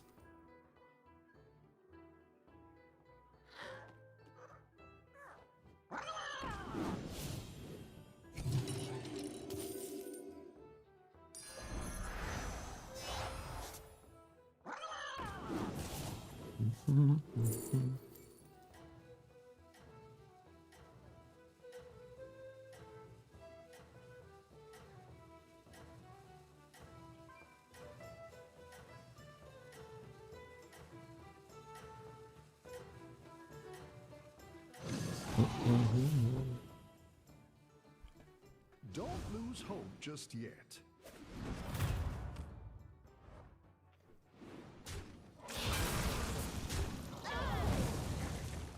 Just chilling on my lunch break here, guys. Having a nice private lunch break with my many of with total like 1,000+ people. Get used to it. Now this win calls for a celebration. Oh, you just mean duels? Wasn't it just called duels, or was it called Magic Duels? I played some duels on release, but not a lot.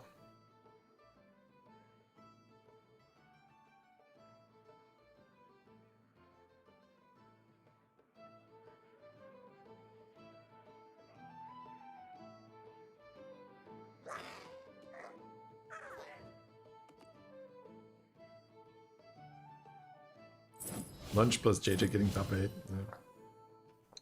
Let's see where our next game is going to be by. Oh, beater. Oh.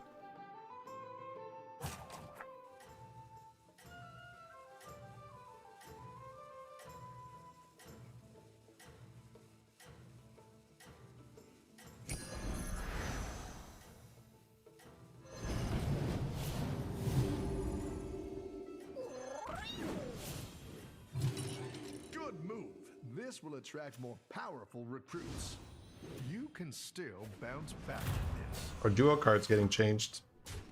I mean, yeah, but I don't know if there were specific duo changes other than duo trinkets.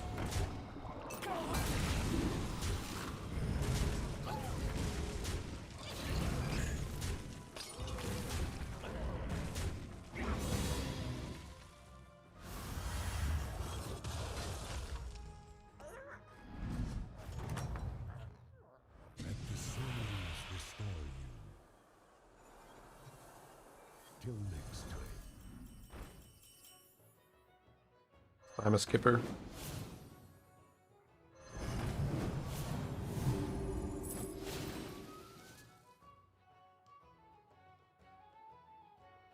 Kind of an awkward spot, honestly.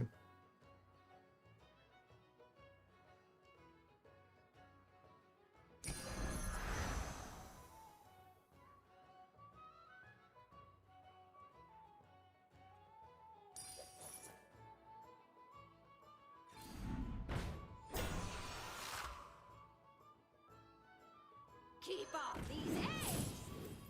Keep off these eggs! Double Nest Matron and Double Header, I feel like doesn't have that much impact because you already have a lot of money anyway. But it depends on how good of a board he can make for it, and if he's going to be taking damage or not. Any underwhelming cards with a new patch? Probably. But nothing immediately comes to mind.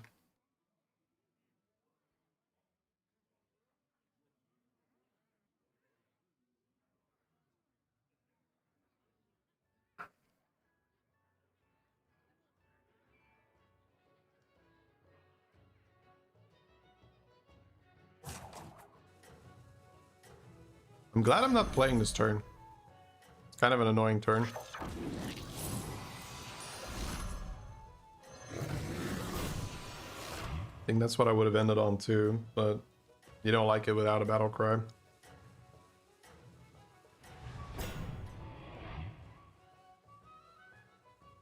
Now spread your wings and get out there.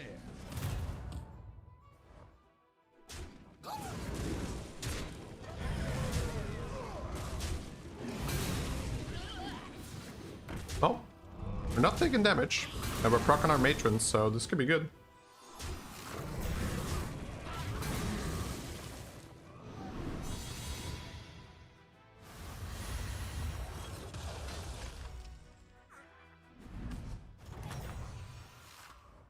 This win calls for a Hollins was good at that round, so yeah. Which one was that again? good move. This will attract more powerful recruits.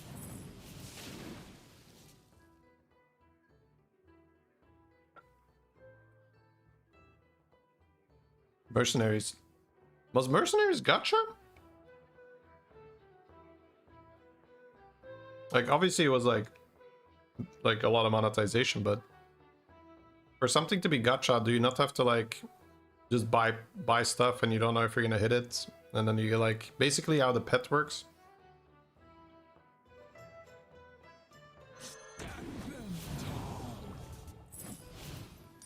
A solid choice. I'll try anything once. Stop being foodie. Ugh. I'll try anything once. Bunker. Okay. You have to buy mercenary packs and then hope to get the right mercenary. Okay. Well, I guess in a way that's kind of like just Hearthstone then, right? You buy packs and you hope you get the good stuff.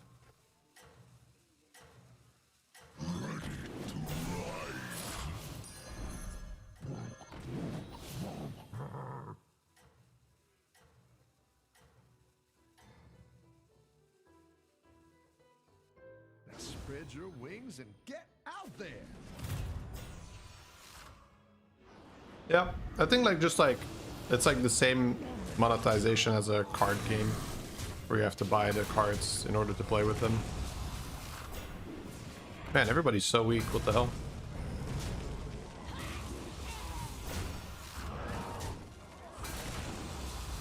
JJ having a good time here leveling.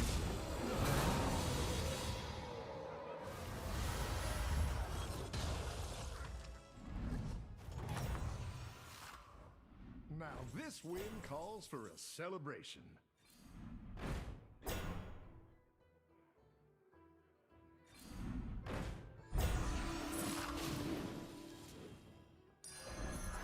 Am I doing? Doing well, thank you. How are you? Murlocs.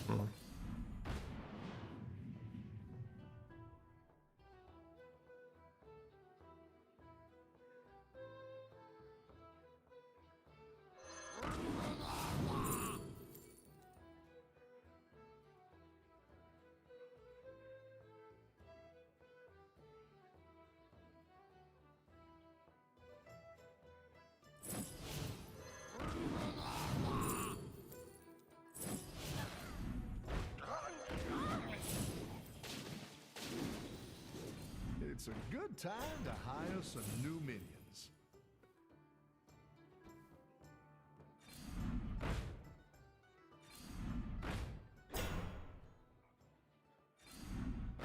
Actorman on board or something? Do what I can. Here, Mr. Ring.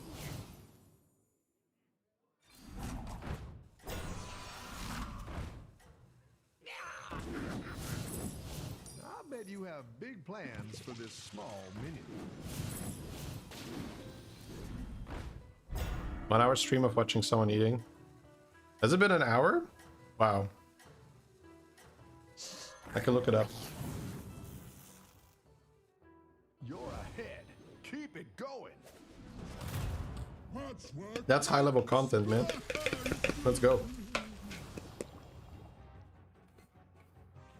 Alright, well I'm nearly done. And then we're gonna dive into the beta review of the early access. Page is a bit tilted, might not want to second guess every play. Say no more. What am I eating?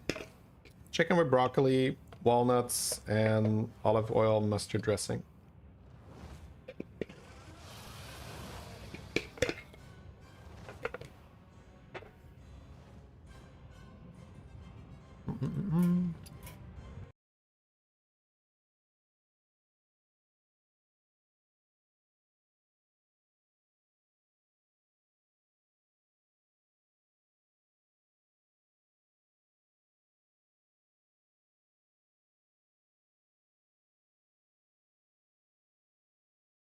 Straight out of the cooking pot? No, that'd be extremely inconvenient. That'd be very heavy too. This is a bowl.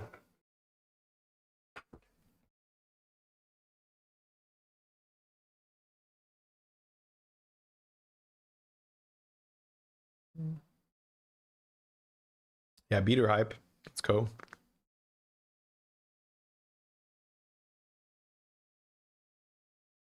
All right. Gonna grab my water and then we're gonna go right in. Probably just do like 2 reviews now. We have a beater and then a sliders game. again. Or Sebel, we could see, but I think yeah, I want to cover the beaters and the sliders game. What happened to the orange bowl? This is the bowl I always eat from. Not sure I had an orange bowl. Maybe that was a lighting thing or so. Something changed. Okay, cool. Give me 1 second, guys, and then we're gonna get started. No, we have not watched a beater game yet, so this'll be fun. It was an orange helm bowl. Oh, red. I guess that's a long time ago, though, right? Damn. Yeah. But that is a lighting thing where it looks orange. That's why I was confused. But that was a red one, yeah.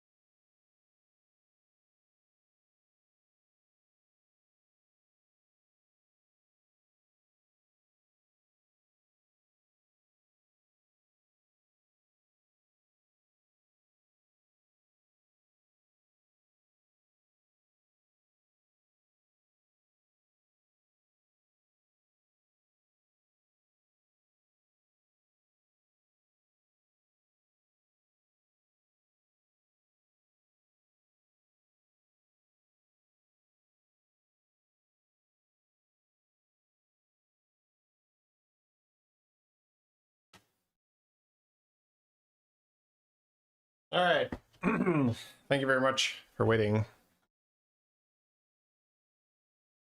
Here we go. Got ourselves a beater game.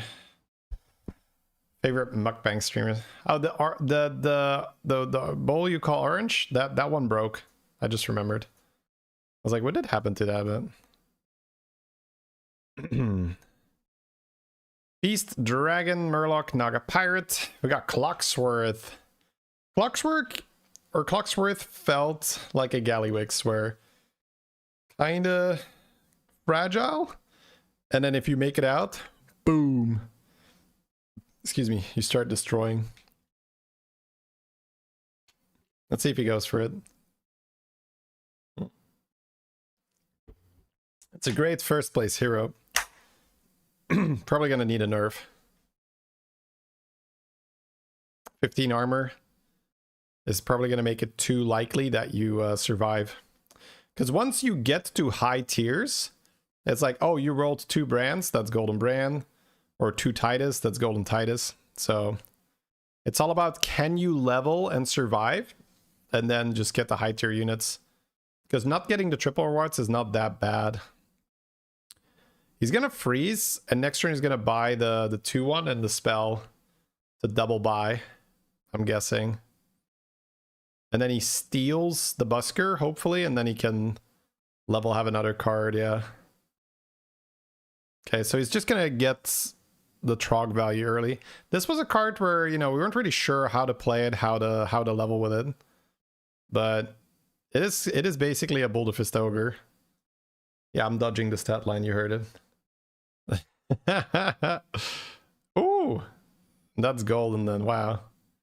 I guess you just do this turn the same way, because whichever one you steal, it's good. Yeah, this turn doesn't change. Oh, and it doesn't update, wow. Once you buy, it gets a wow, bro. That is sick. So now he gets +8 +8 plus yes, words. Now he gets +8 +8 after he buys 2 more cards, which is going to give him a 14 health unit as a 1-drop. Okay. That is a way to not take damage on Clocksworth. Rolling a golden trog and then just using the effect. Leveling slightly slower, but that's okay. You can freeze the banana here. You can just play the busker and level freeze banana. Next turn, level banana. And then you have the card. It's kind of chill. I don't hate that. It's like guaranteed the one cost thing to use the busker money.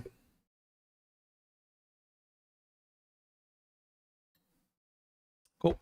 Peter agrees. It's always fun. I was like, one of the best players in the world agrees with my line. Very fun.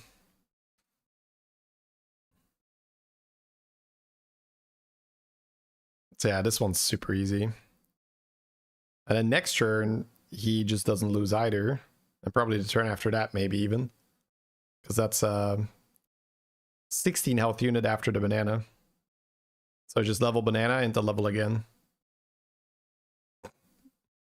That's so sick, right? 14, 16. Don't mind me. Just being super big. Golden River Skipper. Wait, what? Golden River Skipper, regular River Skipper. Is he playing like Warrior Curve? We lost, by the way. What is that board?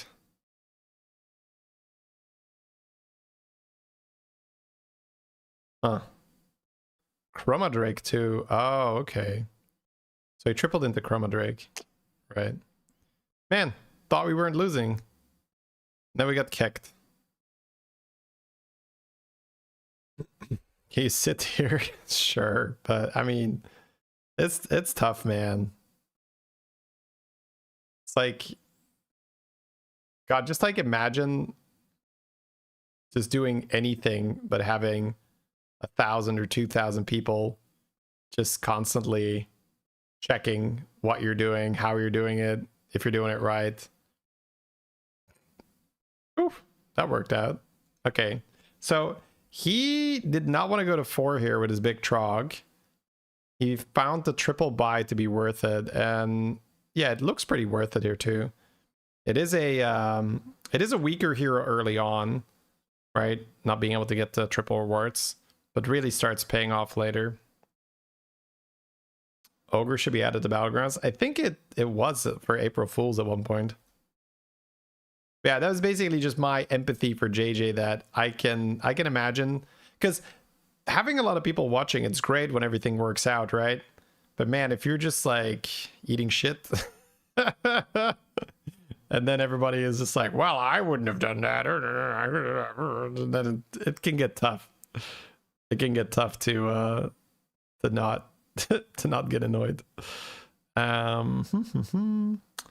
Skipper, 2 bounties, token or pendant.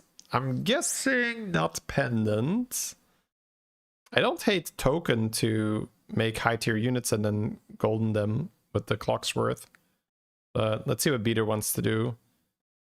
He does have a gambler for Skipper in the shop. Looks like that's what he's going for. All right. He does get it at a bit of a discount. The reason why it's green is he gets it as a pivot trinket, which essentially means that he's not Murlocs, right, on the board. Oh, right. He can golden quite easily and getting the battle cry. That's nice. He doesn't have to level first because he just gets a coin anyway. Sorry, what was I going to say? Yes, pivot. So the game looks at his board and says, oh, you have no Murlocs on your board. I'm going to treat this like a card that is harder to make it work for you. So I'm going to make it cheaper.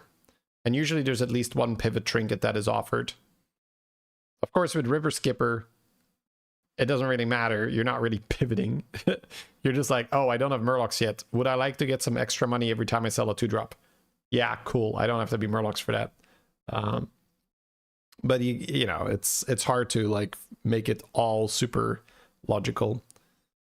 So he basically just went through the motions for this turn where he got a little cycle here, a little cycle there, and then he got the level in the end.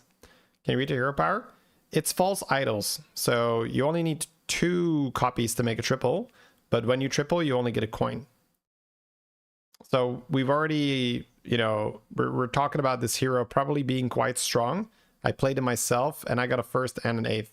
Now the 8th was my warm-up game, right? Sorry, my 8th was like the pre-warm-up followed by the actual warm-up. And then I played my first real game, which I won. Other than that, the what was I gonna say? He feels really good because once you get to a high level, you can make high level units golden quite easily. But I would say that the advantage really starts happening later on, right? Because for instance, tripling this busker would be much better if you get a golden triple reward instead of a coin, right? You would really prefer that. But once you're on high level and you could just make golden Bran, golden Rogers, right?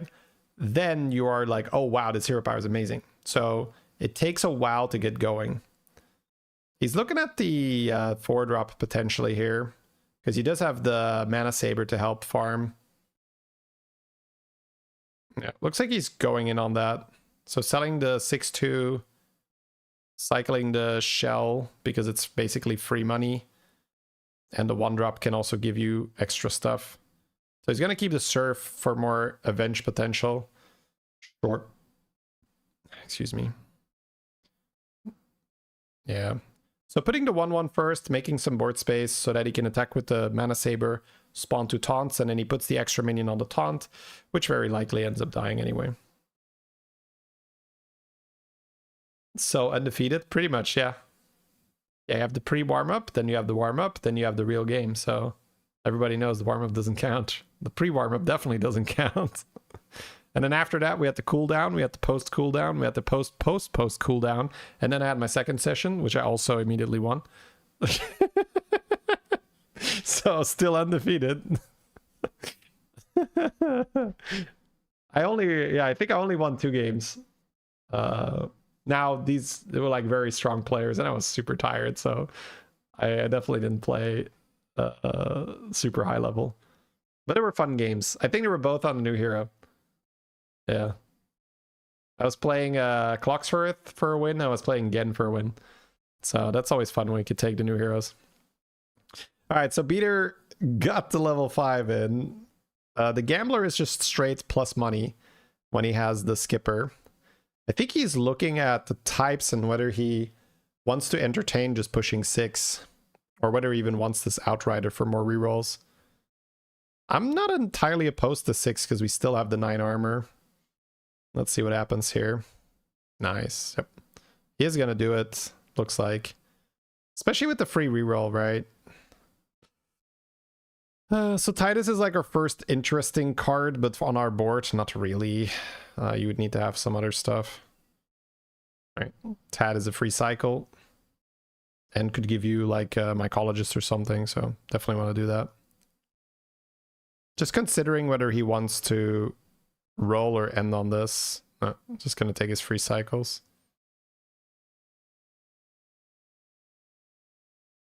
He's thinking about getting the Reborn for more farming, but there's also Discover a Death Rattle.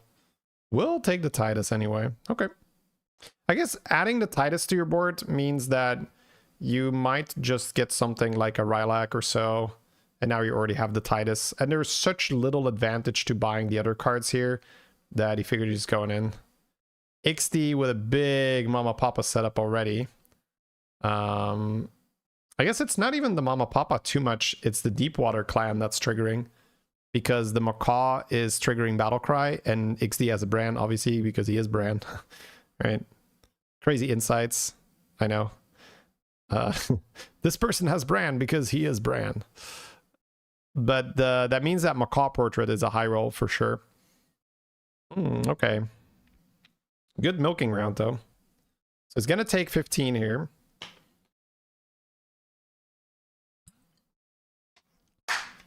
Does have the money Typewriter basically means you golden the next minions you buy. That is insane. I kind of wish he just does that, because that would be hilarious.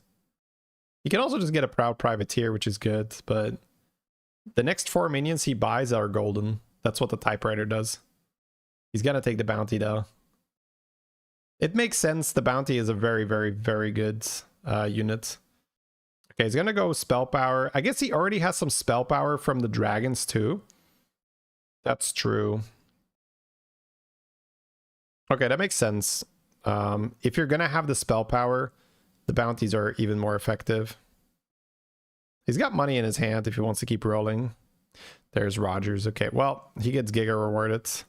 Now is the time where he just starts selling everything and he gets super greedy where he can... Well, it's not even super greedy, but he can play the Shell Collector and then golden it right away and then just have more coins and then just cycle, get the Rogers value, right? Get the bounties. Okay, he's gonna take that pirate for end of turn scaling. I guess with Skipper, that's really good. Wow. Oh, he's buying Bigwig on tier 6. Wow, really? Ooh, I did not expect that at all. He still has the poison and the trog that he can sell if he wants to fit in the tour group, and it looks like he wants to. Tour group does make sense when you have Skipper and you have... He still has these guys in his hand. Oh my god. There's so much cycling that's happening without the tour group, though. It makes me think he's just gonna skip it. Yeah. Probably just thought about it and is like, ah, not enough board space. Jesus, he's so fast, man. He's like, do I do this? Do I do that?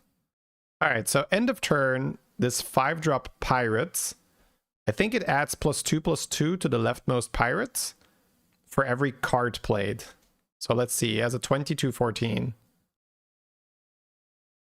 What's happening here at the end of turn? And that's without Drakari. Okie dokie. Yeah, I guess Skipper makes that thing insane because this is what I always say about Skipper. Skipper is do a whole lot of stuff and get relatively low return. Also, we're getting like destroyed here by beasts casually. But if you have anything that rewards you for cycling, suddenly Skipper does a whole lot, right? So that's always what you're looking for with Skipper. He gets the ghost, of course, OFC. It might be because he actually has the most MMR in this lobby already, because he just farmed more. I don't know. That's gonna be the thing. I don't care either. It's whatever. He's got money in a tavern. So yeah, long story short, Skipper is decent, but becomes really good once you have something, any mechanic that really rewards you for cycling cards, which this pirate obviously does. Every card you play is now +4/+4 end of turn. So he's still going to want his Drakari, he's still going to want his Bran. It's going to be quite easy to make golden stuff. Ooh, he bought Botanist because it's a 2-drop as well. Okay, yep, time to go. He's farming spell power here for his bounties, by the way. There's Trust. I don't think we care. So he's moving the minions around because his purple bounty buffs the far left. So he's spreading out the buffs a little bit here. He does not have damage cap, but at the same time, the he's fighting a ghost, right? So he can get there. And there's a Drakari. Because he has golden Skipper now, every 2-drop is at the very least free. Which, you know, when you have Rogers on your board and you're getting rewarded for cycling stuff, that is fantastic. He's got the golden privateer, so now he officially just has infinite money. Oh, he didn't get his coin, did he? Or did he just like, he popped it without noticing? Yeah. I probably, no, sorry. He popped it without me noticing. Let's, a golden tour group. Okay, I kind of don't mind ending on that. Buy the spell, I guess, because whatever. Yeah, golden, oh my god, it's so many buffs, chat. Now, the difficult thing is going to be board space, which is always hard at the start of a season because you don't know what is optimal yet. Board space in general is hard, but it's extra hard start of season because you don't know, like, is this minion worth keeping? Is that minion worth keeping? But like the tour group probably can't really stay. The spell power probably has to go because there's still some other stuff he wants. Now, on the bright side, given how much money he has, he just doesn't need Bran, right? So, I mean, that could be a good or a bad thing, depending on how you look at it. He just sells Troll Group instead of the spell power. Wow. Jesus, man. I guess he doesn't have that many low-tier units, right? Yeah, that's fair. So, Bran not needed to be infinite. Just cycle. The Warden, the dragon that he just took, it gives him potentially more spell power. Okay, so cycling for a cleave, play that, then get the triple, then get more value. It's just beautiful. These dragons can give spell power, but yeah, he is all-inning here. Getting the cleave online instead of more value. That makes sense. He is below damage cap. This is insane. He can even magic fin that bounty, which I think he should. Okay, well, I mean, it doesn't matter. He's never running out of gold again. Sure. Like, spell power, just cycle that. Oh, that pirate, the second one on the left, that pirate, it gives +2/+2 for every minion played, I think, or card. Is it minion or card? I can't remember. The 2-drop botanist is so good because it gives spell power and it's a 2-drop for skipper. 600 cleave incoming. It's going to be nasty. Because you have to keep in mind that it's a regular Drakari right now, and he only has one of those end of turn pirates. Because he's playing Clocksworth, it's going to be pretty easy to get these triples.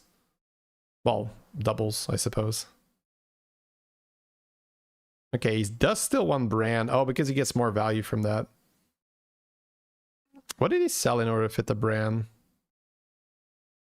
Sorry, I'm going to rewind for a second. Skipper? Okay.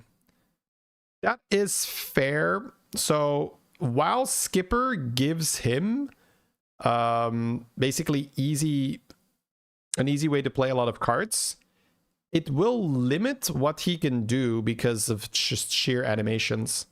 And if he takes Bran, the upside of that is if he has battle cries, like for instance the pirate buffer, which buffs for every minion or card played.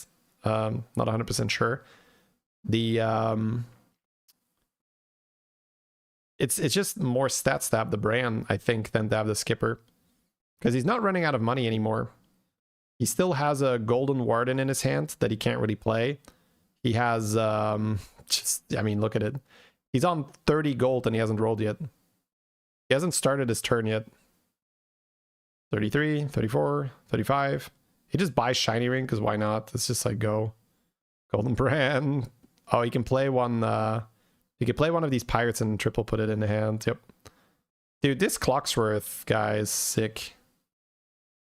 Golden Cleave, why not? That 13 and 9 in the shop is really good. I hope he sees it. I think he does because he's like making hand space, right? Yep, time to play all this shit. Here we go, here we go. Oh, he has another Buccaneer in his hand already.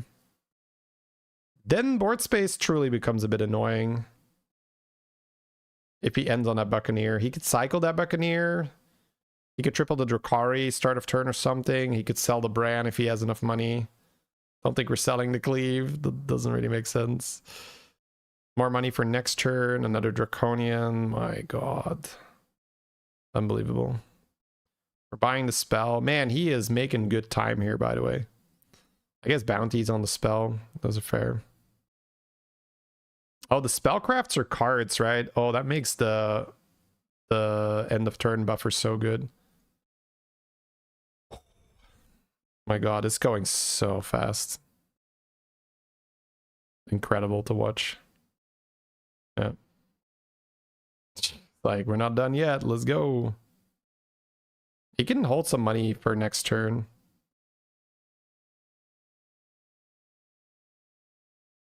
Yeah, he just has to play some cards here.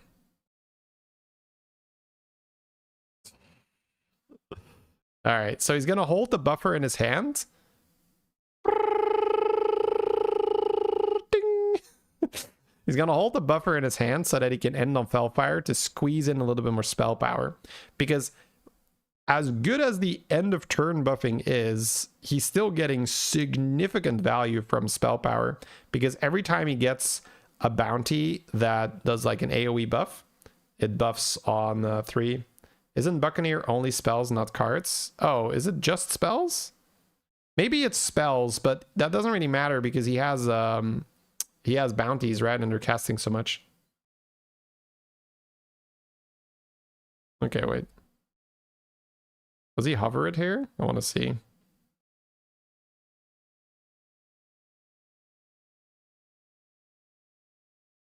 This is each tavern spell. Okay. So the other guy might be tavern spells too. Oh, shit. He had it here. You guys see it or not? Sorry, I'm gonna like it.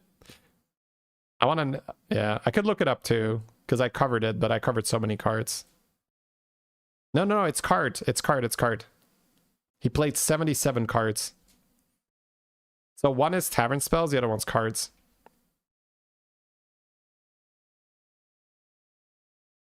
And he's playing a ludicrous amount of cards here, chat. Because every bounty counts as being played 3 times. Because the privateer casts it 3 times. So right now he's just spreading the buffs a little bit. Playing around scam. Could buy Mutinous. Might not care. Yeah, Hero Power's pretty good. Kind of funny how he doesn't see that Golden Rogers with this much money, but it's not like it matters. Golden Rogers might just like slow him down a bit. And then again, it's hard to be sad for bounties, right? Yeah. Whee! Here they go. Buff guy in the hands. So that golden buff guy is going to give 4/4 per tavern spell times 3 because of Bran. So every bounty is then times 3 again. Rolling the gold bounty is so much fun when you're doing that. He could end on another cleave here. So he didn't buy Mutinous to get out of something. We would love to see the Golden Drakari. Alright. He's like, here, treat yourself. Give yourself some buffs. Okay, now he buys Mutinous. That's nice. Because this way we could end on the cleave and an extra Mutinous something. Although the something is kind of annoying.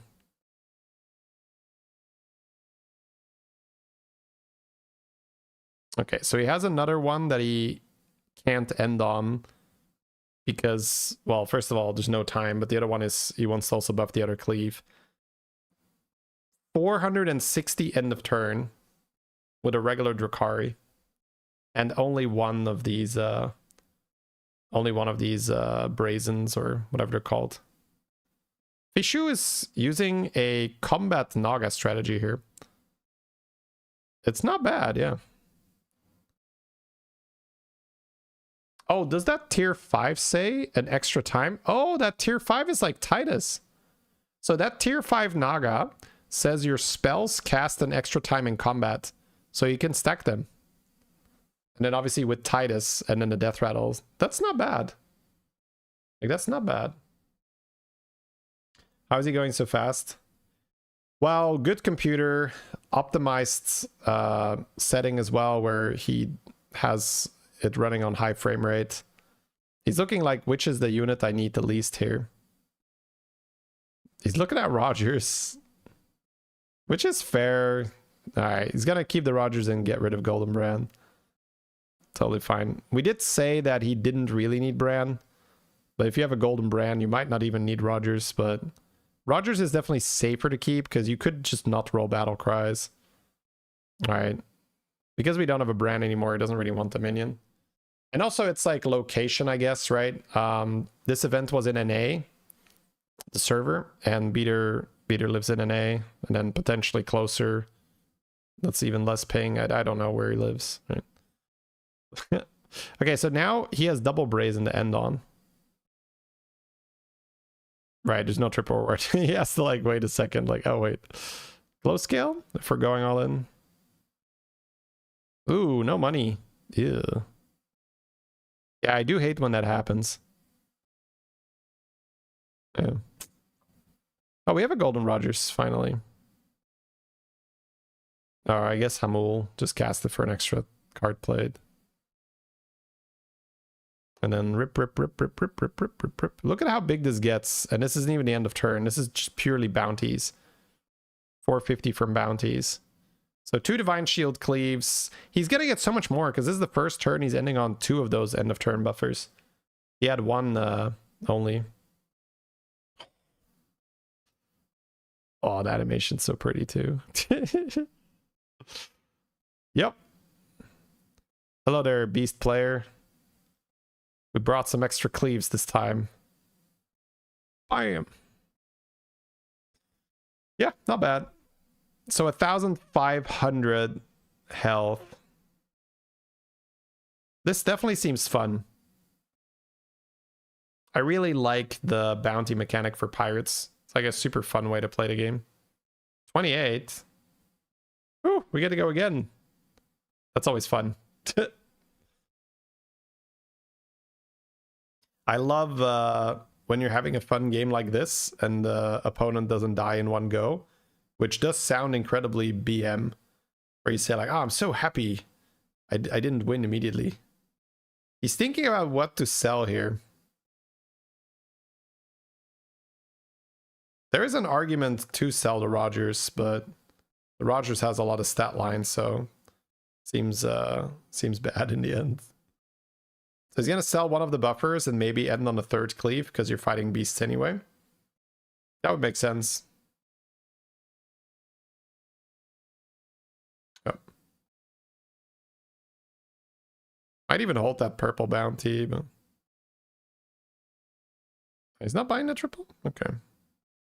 He's still a little concerned about running out of golds, which is super fair. Rogers can be really fickle with the with the gold generation. Golden Tads. You don't lose money on that, right? Doesn't want it though. Oh, that wasn't me. I don't know what happened there. My God. Yeah, bounty pirates are just like, Tethys is fun, but there's something about Proud Privateer. Once you hit that combo, like with Tethys, you have like, oh, I can hit Tethys and I can hit Shipment, right? And that's going to give you extra money. But the Privateer and the Rogers are so synergistic that it feels so much better to have that instead. So it's just one of those very high dopamine hits where you're like, oh man, here we go. I got the Rogers and I got the Privateer. Yeah, the wall is holding. The wall, the pirate wall. My God. Okay, this looks like a ton of fun. So you could just go pure spell power, but it seems like a hybrid is just even better because it's so easy to buff cleaves then. Nice. GG. Also helps pirates a little bit playing around scam, which is generally a problem for pirates. So having a bunch of stuff. Oh, he went for the... Oh, here he used the same comp to buff the ship jumper. I guess that's what the devs probably had in mind as well. That you're going to use this comp for ship jumper buffing. Yeah.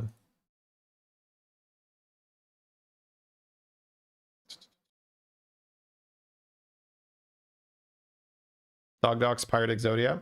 Yeah, we covered that earlier today. That one, when people are optimizing that, it's going to be extremely strong.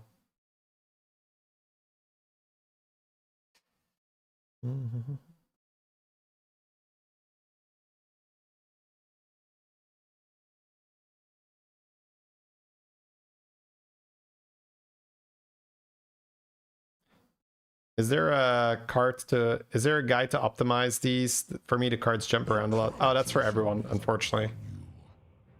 Now, that was the test server, right? The streamer server, the actual streamer server. So there might have been a little bit less of that. I didn't pay attention if beaters minions were jumping at all. Like, I don't know it's there, but on live servers, yeah. Now, hopefully, It's fixed this season, right, Copium? That after so many seasons, they found what was causing the minions to dance around. Are you at a decent banana slam? Yeah, we watched that one yesterday too. I've basically tried to look at as many of the interesting builds to try and get a bit of an idea. How do I play Murlocs? How do I play Pirates? How do I play Elementals? And use that to prepare and also share my preparation with you guys, of course, for when the season hits. I chose that instead of playing the old patch like yesterday and today.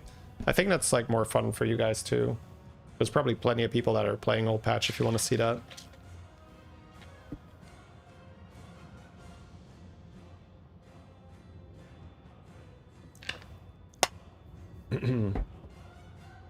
All right. I am noticing that I do need a moment, because near the end of that game I was already like, oh man. Like casting these kind of games, it's more draining on me than just playing a game myself.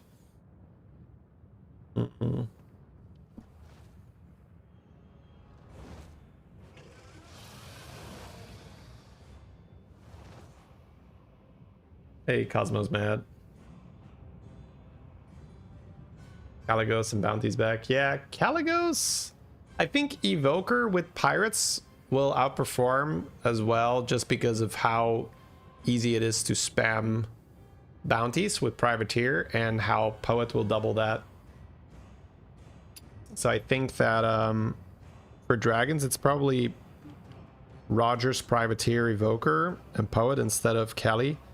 But there's Chromodrakes with Golden Brand and Kali and stuff, so that's still on the table. Alright, I'm just gonna like load up a game for a second. As I don't know what I'm gonna do. Maybe I'll play one in between. Maybe I'll just take a moment to breathe and then we can continue. Hey NDT. What's up? Do you think Caligos still needs a buff? I honestly haven't played it yet, so it just didn't happen for me. But I did get a chance to try Evoker Rogers, and that felt pretty good. So we're gonna know, you know, within probably a day or two of playing. Is there Caligos game you plan to cast? No, not yet. Didn't see a Cali game that I thought was interesting, but... So yeah, you can always submit submit games for review. We have a Discord. Put the link in the chat. So we got like, I think it's over 1,500 people in there already, which is really cool. So if you just like playing Battlegrounds, but you don't necessarily have anyone to talk about it, or just share screenshots and stuff, you can just click the link and join. But you can also use it to submit games for review. If you saw a streamer or a YouTuber play a really, really insane game and you want to recommend it, there's a channel for that called Game Review Suggestions.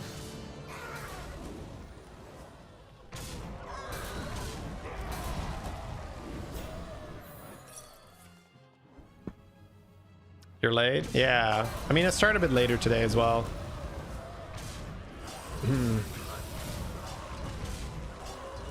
Yeah, my youngest was not having any of it yesterday night, so my sleep was a little interrupted. After not really sleeping much after the early access event, so. Future Fin Golden Drama Lock, yeah. I guess that is the way to go. Now that Drama Lock is buffed, huh? Where's the cursor? It's over here. Now it's over here. Now it's off the screen. This is not me. I'm spectating. Like I said, I'm giving myself a moment after casting. I think I've cast like 5 games or something today already. Alright, chat. Let's quickly go into the bathroom and then oh, sorry. And we can probably It's either going to be I play one game and then we do some more reviews, or I just go back to reviewing. So either way, give me a second. It's a cool game though. I haven't seen Drama Lock feature fin yet.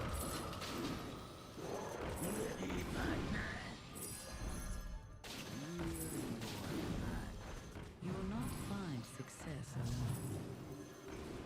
Shall wash you away.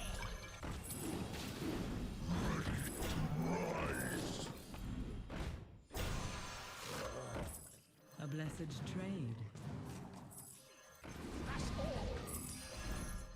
That one is blessed.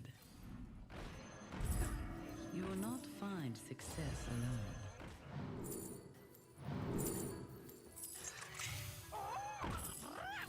The light. Here, as compensation. Your strength is eternal.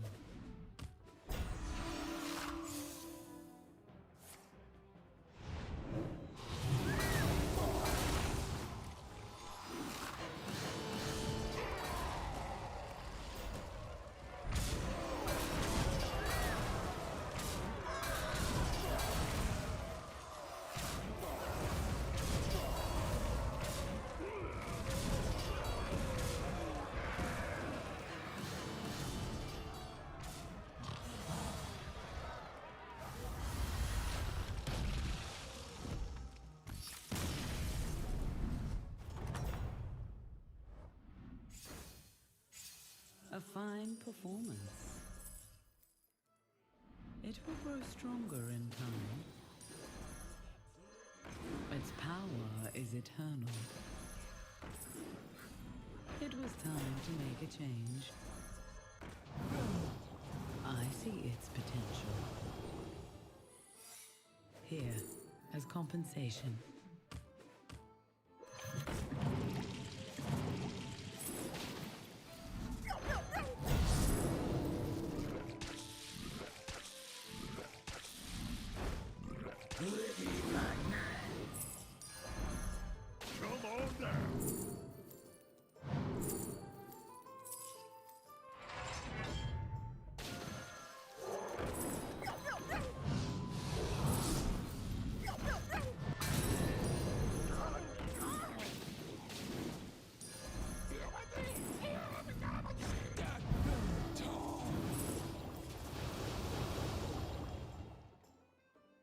Wanna see the voodoo I do? A blessed trade.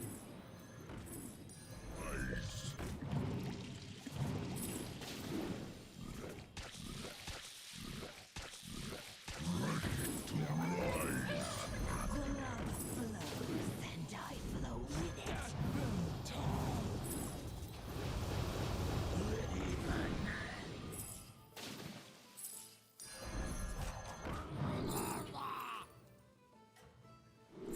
All right, here we are. Does this ruin the scouts? Compensation. Well, he just plays down one unit, right? That will If he wants to scout as well.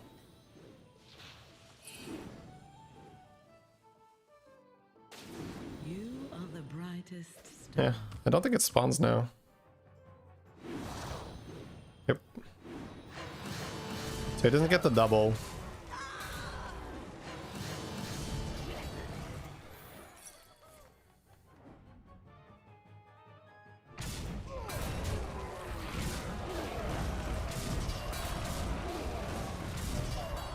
Yeah, seems pretty good.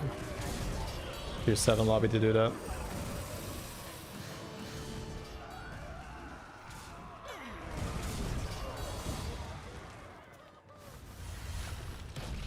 All right. Let's do it, chat. Got another Sliders game. Yeah, I was just looked at Sliders VOD and it was just like so many good games. I was like, classic Sliders. Classic Sliders.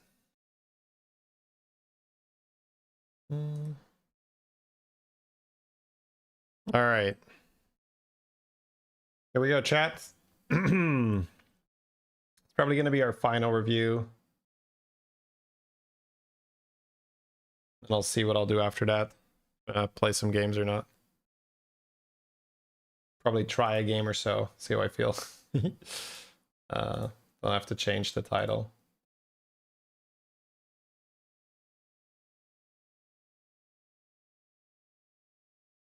Leave some good games for us, Sliders. Yeah, it was a force to be reckoned with. Oh, he's opening up RDU stream here. That's interesting. I think he's checking as well for who is in queue or not. Yeah, he's basically... So now you're watching a guy who's watching a guy who's watching other guys. How does it make you feel, Chad? He's just checking what everybody's doing and if anyone's in queue or not. I was like, what's Dog doing here? Okay. Alright, you got a game. Quillbore, Undead, Murloc, Naga, Elemental. Hey, Boss Fuzz, thanks so much for the 2. Isn't it hard to jump between patches like this for your brain? Little, yeah. But I've done quite a few of these. The early access now. He's just like, I don't care. I just want to... He's like, I don't care about my... It's like, I just want to see what they're doing. Yeah, Dog going in on the big Blanchy. Oh, is this the game we casted? We might have seen it, right? Yeah. Anything that's stood out as more exciting? I mean, elementals and pirates, yeah. Like, kind of sick. Those are probably getting nerfed. The ship jumper and the LEs. He is actually just stream hopping the whole time. That's funny.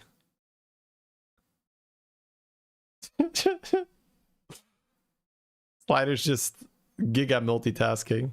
All right, I think we're done with the stream hopping now. Actually, don't know. So here we are. He's basically trying to see if he wants a Trog or not. So we saw Beater freeze here, and then Beater bought the Naga and the spell. But looks like Sliders is not interested in that. Hey, no worries, Harambe. GG's. It's a bit like switching between 2 similar languages. Yeah. You just have to take a second and be like, oh, I'm watching this. But I've watched enough that it's okay. Honestly, it was probably a little bit weirder going back to the old patch. But you've played so much of it that I can just say, oh, okay, yeah, that's what I'm doing. I just have to like remind myself, like, oh yeah, what's broken here? It's like, oh, Rylak, rerolls, Acid Rain. Okay, cool. Any cool leveling curves? Yeah, sometimes when people hit the Trog, they go a little bit slower, like Jeef curve, but not, other than that, nothing like super specific. All right.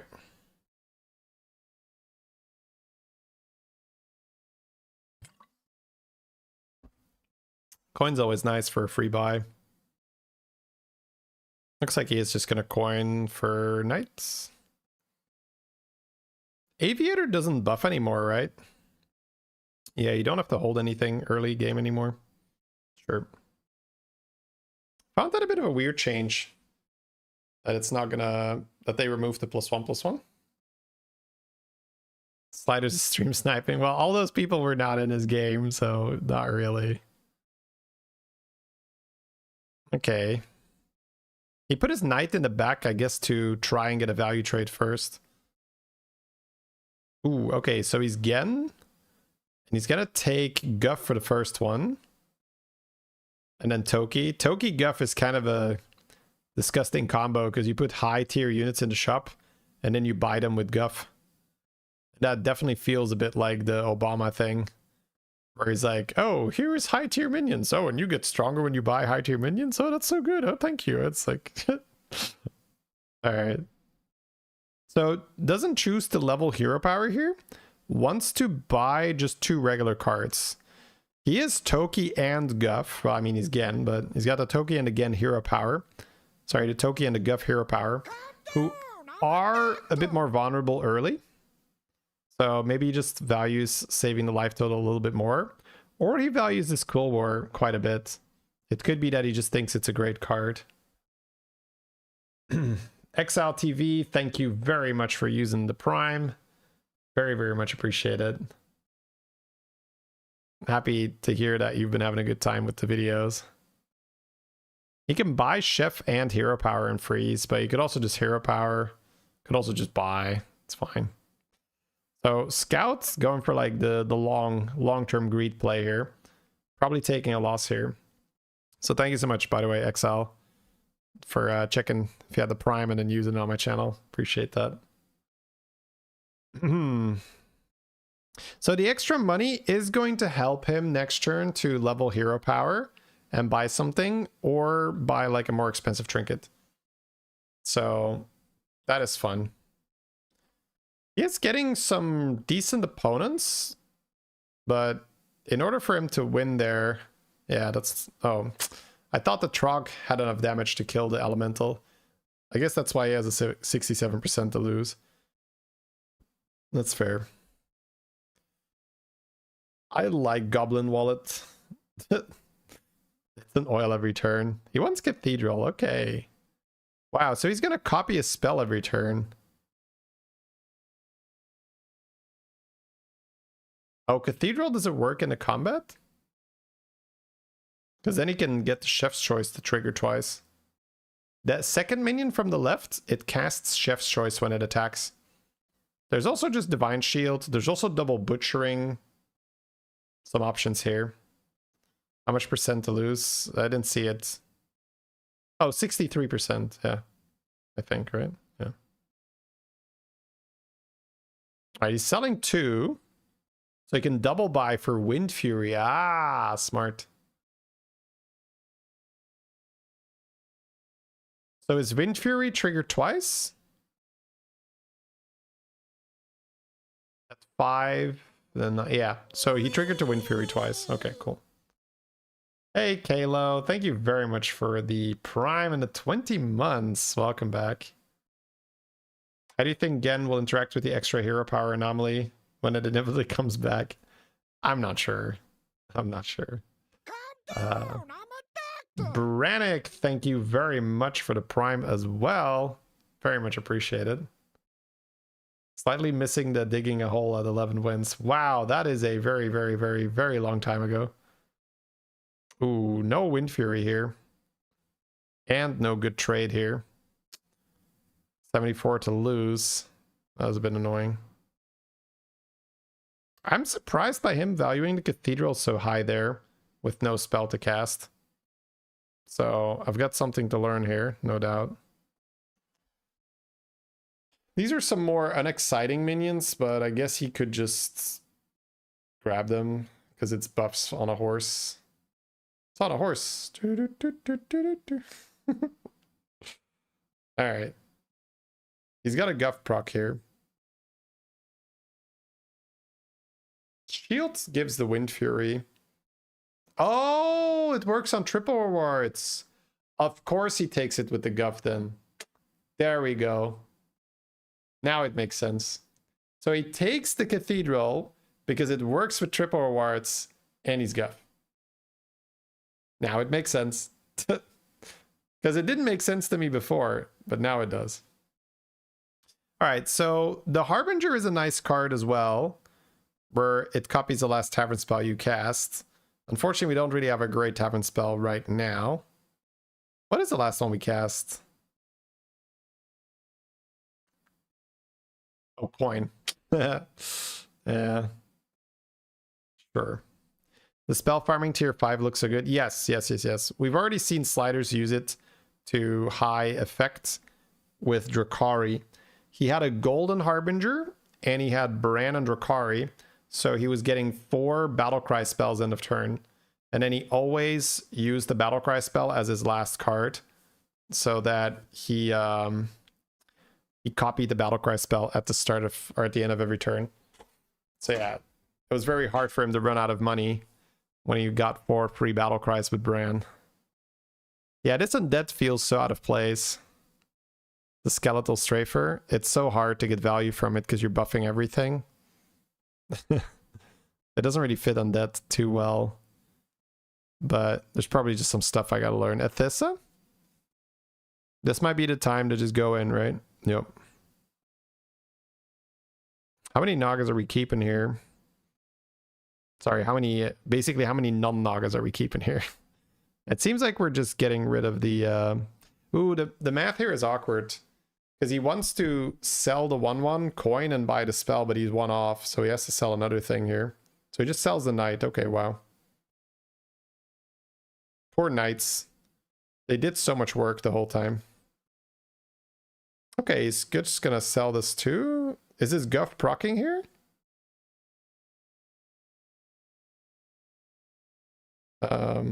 Wait, where's this? Oh, that's the double spell. Right.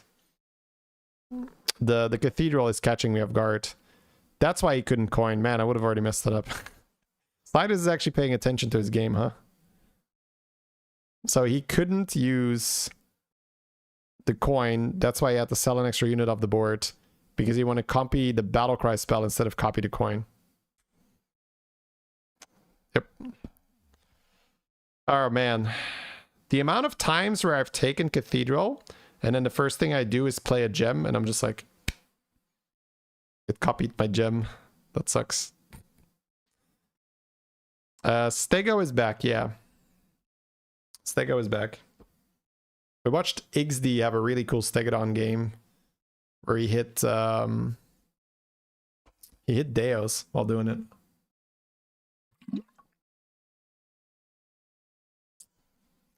Athissa now buffs all your Nagas whenever you cast a spell, and it's also permanent scaling if it happens in a combat.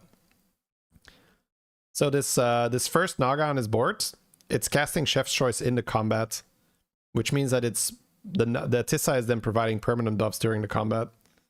But he's not quite getting there. He needs a big turn. Like, his buffs are simply not good enough right now. There is a ghost, but he doesn't get it. Postcard is fun. Every time you play a Naga, you get a spellcraft. But it does cost 6, and it's a lot of stuff.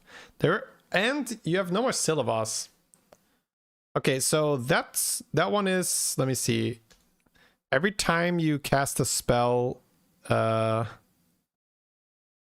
Chaque fois que vous lancez un sort, donne définitivement +1/+1 à vos serviteurs, +3/+3 en combat. Okay, so every time he plays a spell, it's +1/+1 to his minions, and it's +3 during the combat.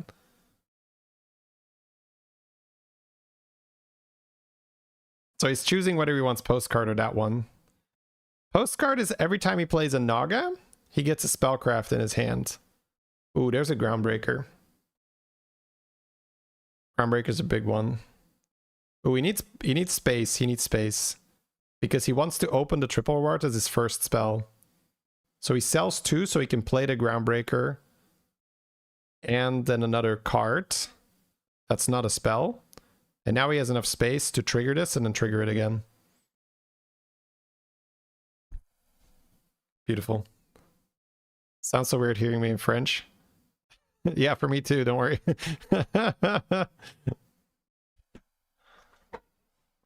My French isn't great. It's okay. Well, I'm not even... Well, it's okay depending on who... If you ask French-speaking people, it's not okay.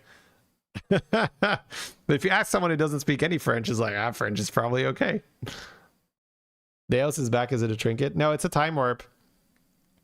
But you can get it from Merzont. They enabled it again. Because there's no more time warps in general. Okay, so he is going to get out of the Harbinger. Because he is all inning here, right? He's on 14. He's got to get a lot of... he's got to get a lot of tempo here. And he does have postcards plus Athissa. So there's a lot of spells popping off here. It was a good attempt. I appreciate that. I appreciate that. It's a little weird that we have the Athissa second place because the Chef's Choice can't generate Athissa then. But we are still on tier 5, so it can never generate Athissa anyway. The Ring Bearer casts a spell. It casts Shiny Ring every 2 times something attacks. So every 2 attacks you get +1/+1 on the board, but then you also trigger a Tissa, which means it's 2/2 on all the Nagas. Cool.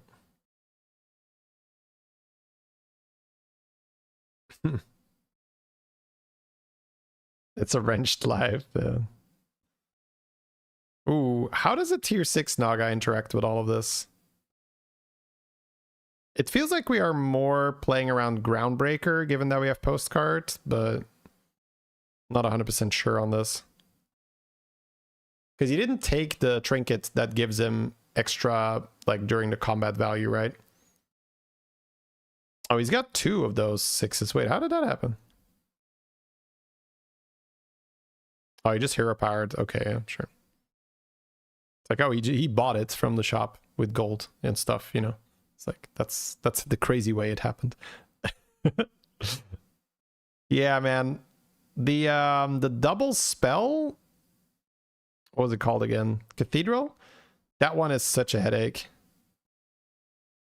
All right. He might even hold that for next turn. Discover a 6.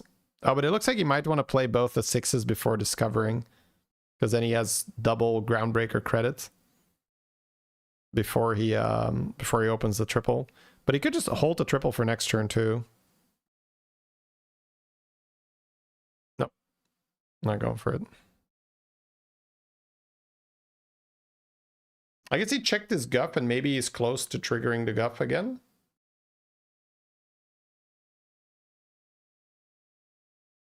Oh, he can't cast that spell because he sells the Ellie. But it is guff credit, so sure.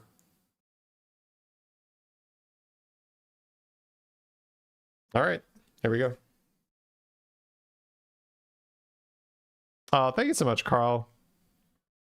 Yeah, I mean, if you could take a moment to like the stream or, you know, subscribe if you haven't done so on the YouTube, it is highly appreciated. Thank you, thank you. Same thing as following on Twitch. Takes 2 seconds, entirely free. Highly appreciated. Thank you, guys. So these tier 6 Nagas, when they attack, they cast Queen's Command, which buffs your Nagas AoE.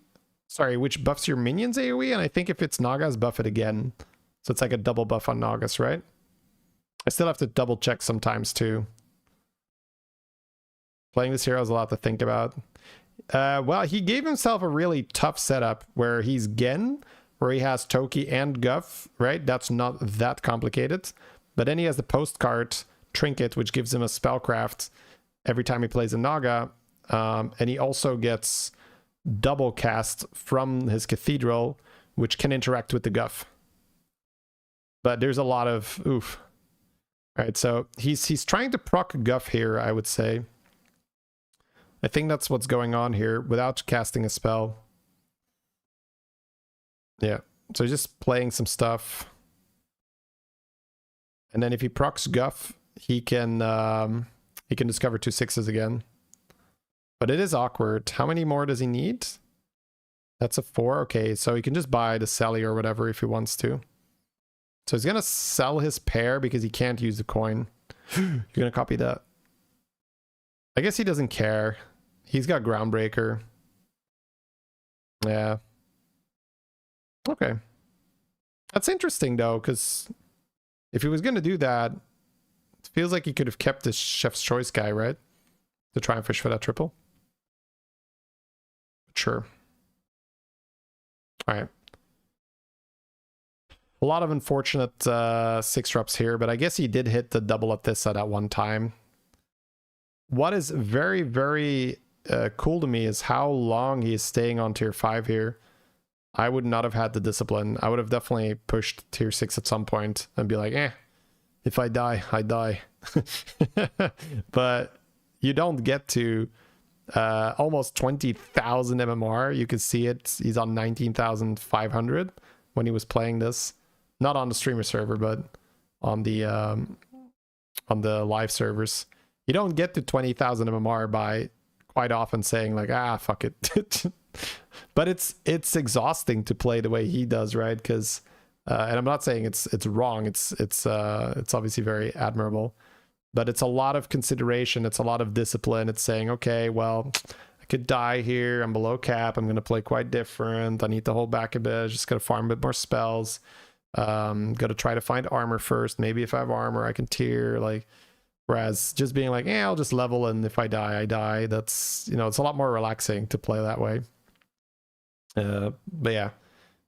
Is there a list of new minions? So I did a full review. So all those reviews are up on YouTube. They're also labeled by type, so if you're interested about any specific stuff, you can check it out there. I'm not sure if it's already updated on the library for Battlegrounds. I know that there's sometimes quite delayed on that, so...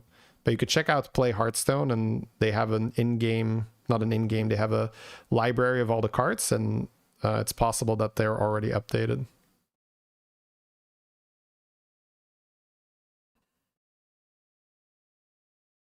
All right, so now he can trigger Guff twice if he wants it. Ooh, double Groundbreaker. And he gets the double 6. That's 1. That's 2, yeah. The Guff hero power is letting us down, but it did really well one time. He still has this magic absorption stuck in his hand. It's so annoying. Okay, he's gonna keep the Queen's Command instead of the Chef's Choice guy. Oh, because he's got Wind Fury Divine Shield for it now. Right. Whew. Yeah, I would say that Postcard feels a lot worse this particular season because you do not have Silivos in, which I think is a bit of a shame. I really like it whenever Silivos is in. Maybe I just gotta like shamelessly squeezing in some oil, my man. I mean, it's never too late for some pactol. I don't know how you pronounce that one. But getting some turn 12 oil power spike, you love to see it. What I was saying is Postcard generates a spellcraft every time you play a Naga.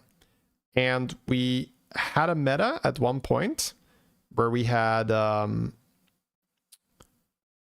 Coin and Silivos. And Silivos is basically a discover a tavern spell. So very good for value. We had those two.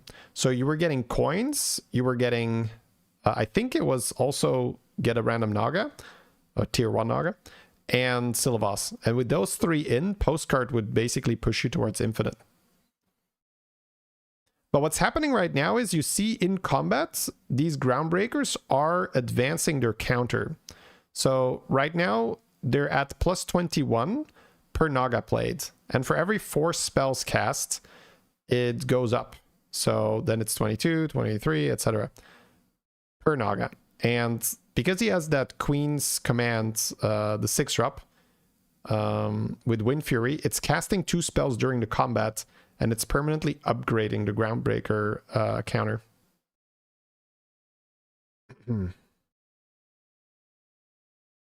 Yeah, I don't have any of the sounds when I'm watching the video because I don't like it when you have both me talking and the person I'm reviewing talking.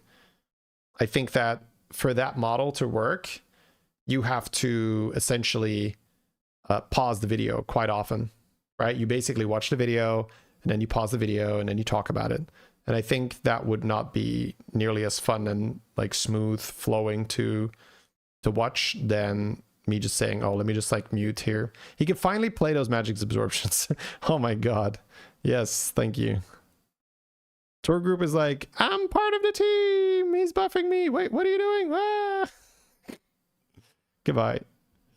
All right, so he has Belinda as well. Belinda doubles the spell casts if you target a minion. So every time he plays a spellcraft, it casts twice, assuming the spellcraft is targeted. So 2 out of the 3 spellcrafts in his hand right now are targeted. So that will also improve the Groundbreaker counter quite quickly, which is kind of cool.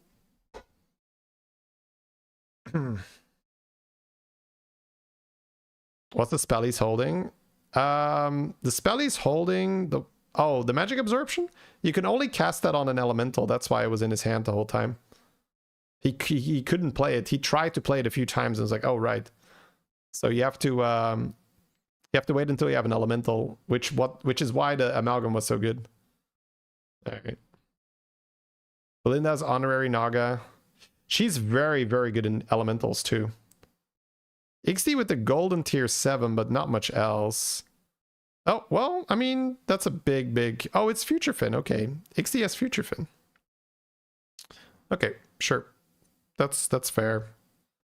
We are too big, though. It's only 11 because he's still on tier 5.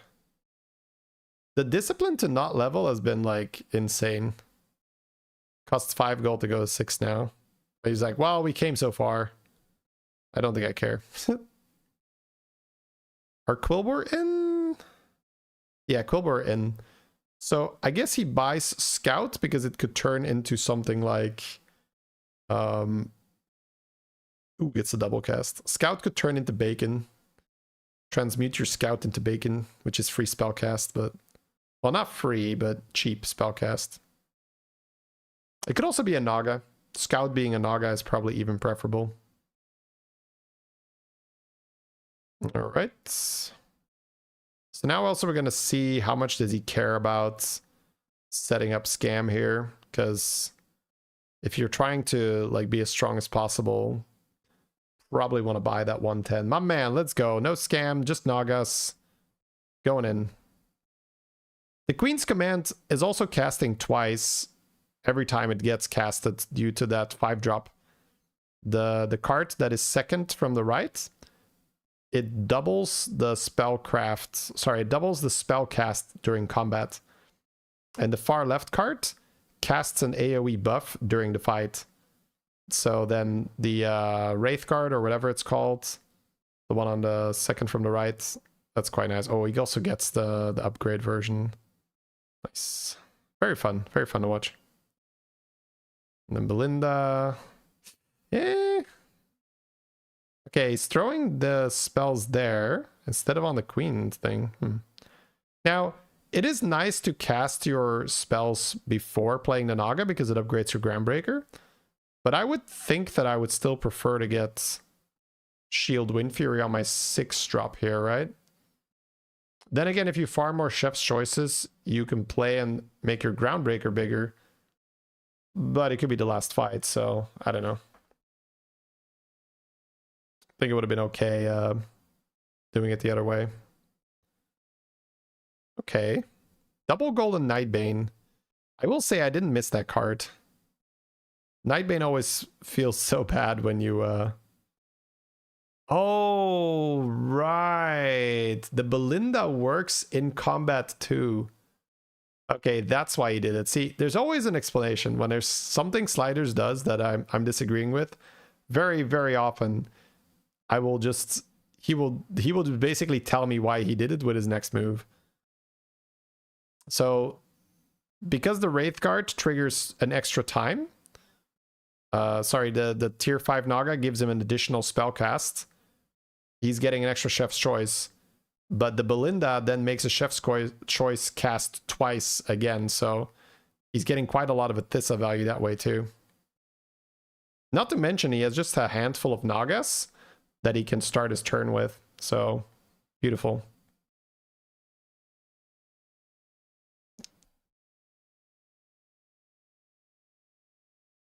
Yeah, he gets a really, really nice Groundbreaker value here. Probably would have really liked to hit another Groundbreaker here, so maybe level now. It's gonna go for double Chef? Yeah, I really like level now. He's like, which card do I not want? He does not want the Thissa, that's interesting. I guess he's just too board locked to fit another Thissa. This is very fun, very satisfying to watch, by the way. But you can feel the lag a bit here through the game. He buys those rerolls here, by the way, because he's Guff. So he's paying 2 gold effectively because you buy the minion for 3 and sell it for 1. So 2 gold was paid for 2 rolls. So it's like a null. But because he's Guff, he got 4 credits out of 20 for his hero power because he bought the minion instead of just paying for the rolls. So quite often it's just worth to take that. Oh, Let's go. Magic Fin to Oil? Magic Fin to Oil, turn 15, last fight, let's go. No, not gonna do it. Ooh, we're not playing the other Groundbreaker? Groundbreaker is at 33. Yeah, if you play 10 Nagas, it'd be 300, huh? He is doing it, mom! What a legend! What a legend! Let's go! He's like, oh shit, he's gonna watch this. Shit, he's gonna watch this. I can feel it. I'm oiling on turn 15. I'm doing it. All right. If for whatever reason there is another fight, I do think these Groundbreakers are being deployed. So if this is a tie, basically, or if either of us, you know, doesn't really deal lethal. But he probably just felt like there wasn't enough time to make the Groundbreaker worth it. And we did the math, right? It's like, okay, it's like 30 per buff, so like 10 Nagas for a 300. Probably not going to be good enough. A true Shady fan. I mean, I'm a Sliders fan too, bro. That's great. Wonderful. Belinda, very fun. Fun card. Might be too strong, especially with elementals. Like with elementals, it's like guaranteed too strong. But very, very, very fun card. Hoping to play quite a bit with it. That is, she doesn't just get killed off or something. All right, well, we are guaranteed not dealing lethal because he's on 13. But we're also not losing. So there is another turn. Let's see if he can get these Groundbreakers worth it. Because I did say he's probably going to play them, but it depends on how many Nagas he can secure. And if whether he wants to keep the Belinda or not. 2 scopes.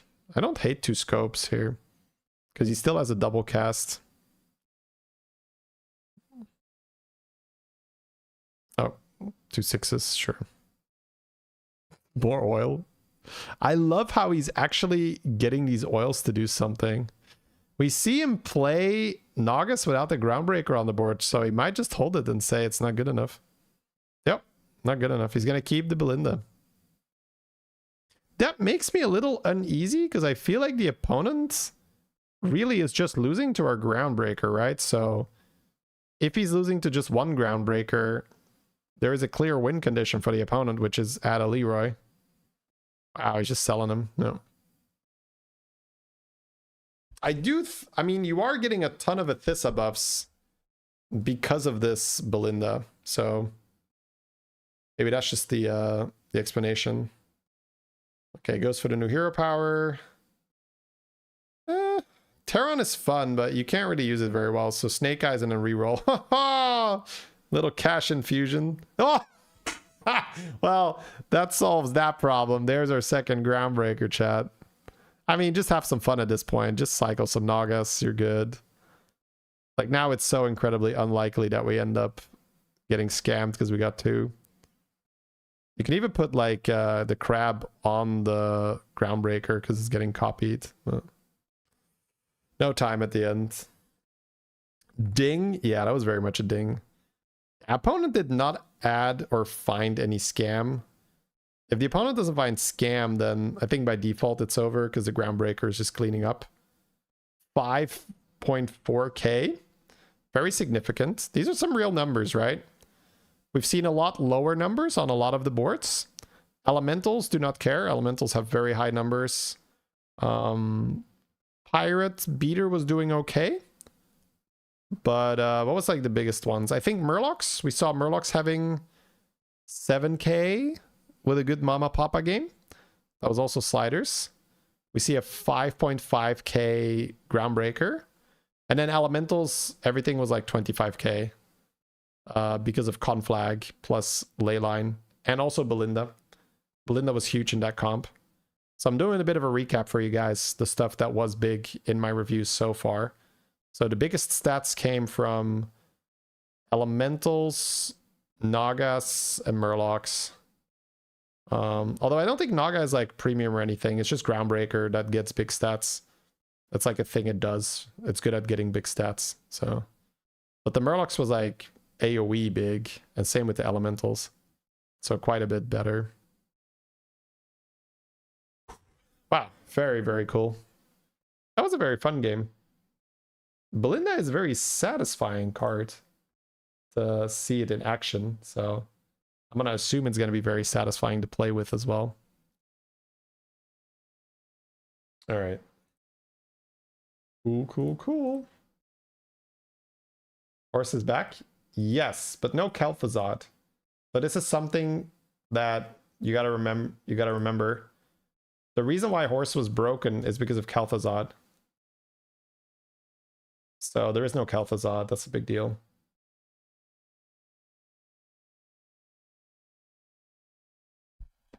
Every world breaks under the shadow. All right, I think I will play some old patch games now because I think I ran out of cool stuff to review. But let me then change my title.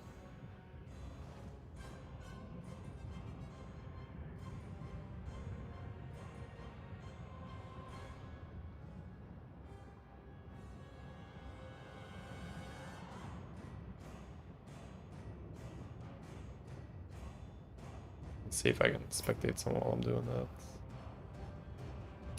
Jeremy going for the 15k, let's go.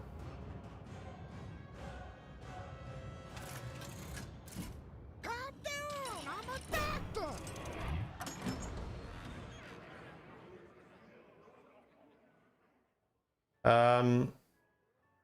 Shahaf, thank you very much for the prime.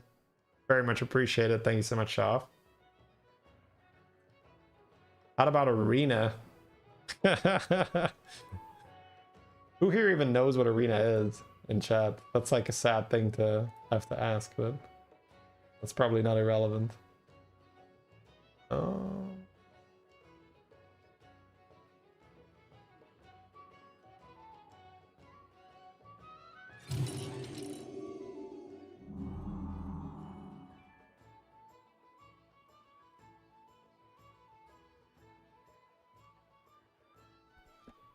Arena is fun. Yeah. It's... I mean, is it more fun than Battlegrounds, though? That's the question. Arena is WoW PvP thing. Correct. That's true. Probably more people know it from WoW PvP than... Well, maybe not in a Hearthstone stream, right? But globally, yes, for sure, in the gaming thing. That's how I found your stream back in the day. That's a long time ago. Yeah, I played Arena for 5 years.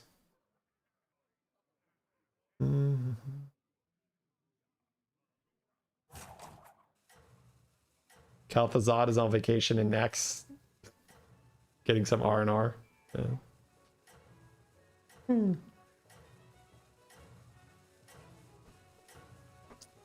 Best part of Arena's drafting the deck? Oh yeah. Very fun. Same thing with all the limited formats. Magic is the big one. I hope you're a lucky dog out there. Pokemon, Yu-Gi-Oh! I tried it there too. But yeah, I felt much better in Magic. Kind of excited to play some old patch now, to be honest. It's because time warps are so much fun. The most fun for me is when I get like hyper synergy, like for instance I have Terran in a Goldenizer lobby and then I hit like Sapper. And then I make Golden Sapper and I can hero power that as Terran and I can reborn it. So I feel like Time Warp does that very well. Where you just randomly get these like cheat starts, yeah. You don't have 150 gold? Oh my god. Those are some buried memories, Ronsu. Jesus. Yeah. Yeah, wow. Yeah, you need 150 gold to enter the arena. Absolutely amazing videos. Thank you so much. Thank you, thank you, thank you.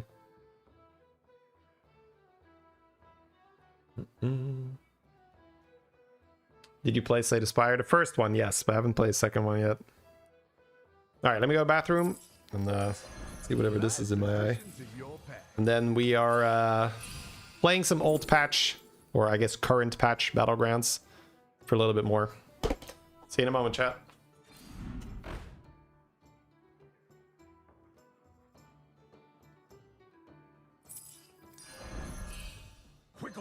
fleet.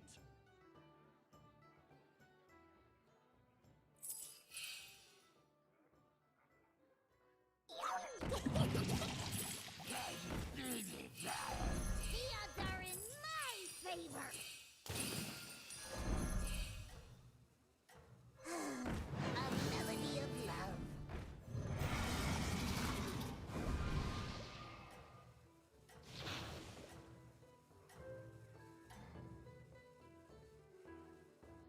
I'll be cheering you on forever.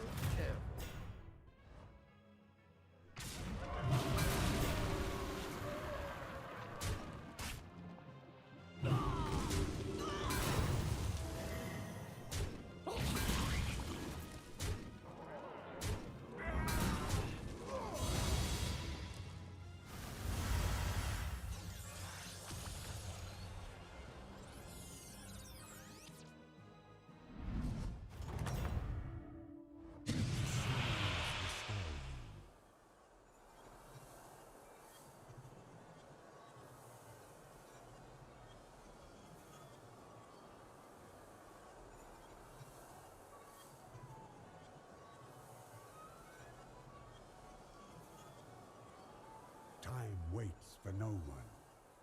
All right, cool. Till next. We're gonna leave the spectate. Do our own game. Wait, what is this? Holy shit! Somebody dove into archives. I'm gonna watch this. I'm gonna watch this clip blind here. It's from 8 years ago.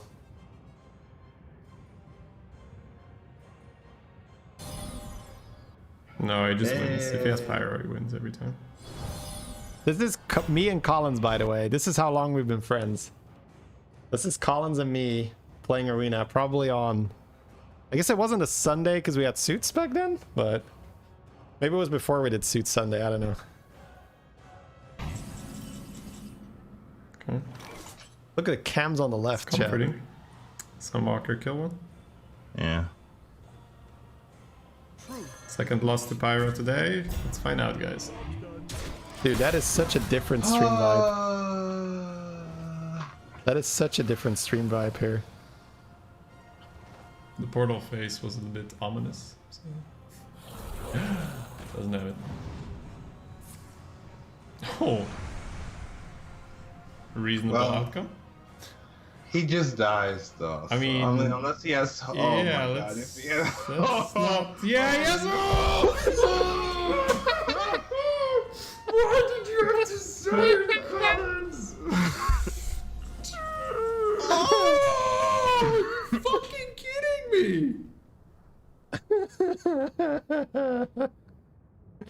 Oh god, memories. All right. So for anyone who never played that, he basically randomly cast a spell that is like AoE. Everything dies in one turn, which is fine because we're gonna kill him before that matters. But then he also has a Frost Nova, so we can't attack with anything. And we can't even play anything because our board is full, so we can't even play that Nesting Rock to taunt and protect our face. There's no children in the background. Yes, 8 years ago. Wow. Yeah, my oldest is 5. Man, that's some old school footage. Yeah, that's me and my buddy Collins. That's how we met, just playing Arena.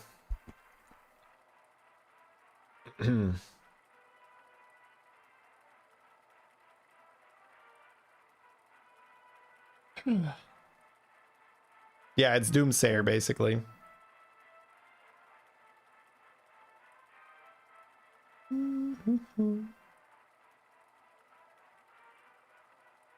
Same Shady. Yeah, that was a very different Shady.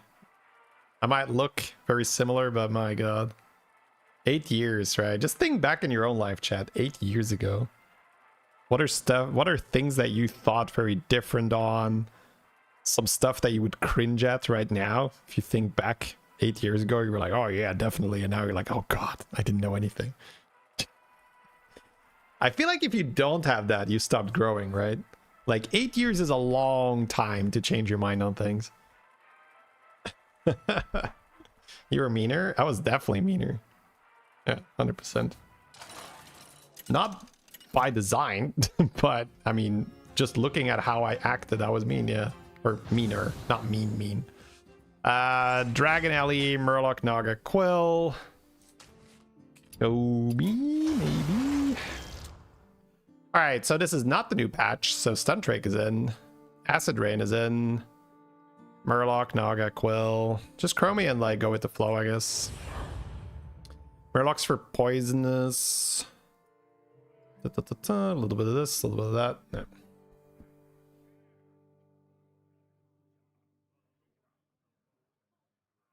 For Ballin. It's an option because beasts aren't in. I'll keep an eye out for Baller, maybe. I generally don't love going Ballers, but maybe I'll do it. It's kind of relaxing anyway. Hey, my favorite commander is back. Ready to get started? Start with Lasso and then Hero Power. Nothing like a good cap out. Chill when Yeti turn 1. We're playing Arena again. I guess that's constructed, that's not Arena. You don't get Chill and Yeti on turn 1.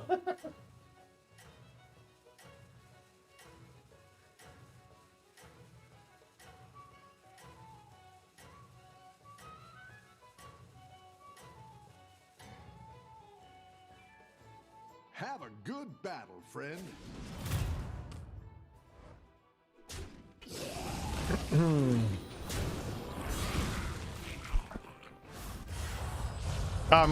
I'm glad that you liked the tournament commentary. Your minions really pulled their weight. Yeah, let's step up our game. I'll save these ones for later. China Man wake up and force Baller. I'll see. I'm gonna go Chef and Hero Power. I'll see if I get an oil.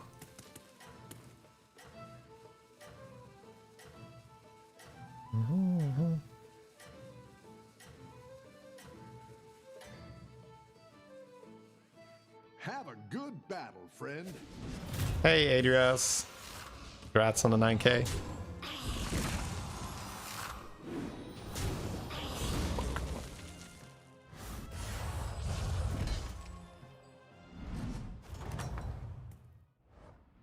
Nice work out there.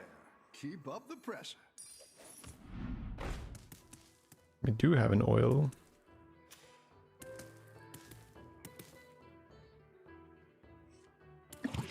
Watch out! There's Ruben here.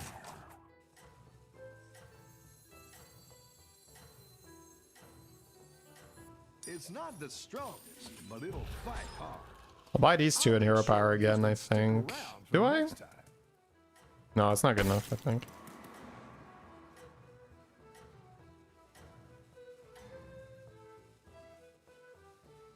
You can turn this around. Well, if I'm gonna level...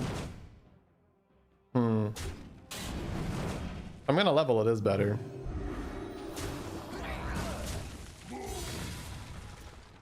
Yeah, I don't know. Maybe I'm thinking about it. Yeah, I think freezing that spell was actually fine. It's okay though. I can mana per minute again. The battle is really raging out there. All right. So we got level Chef.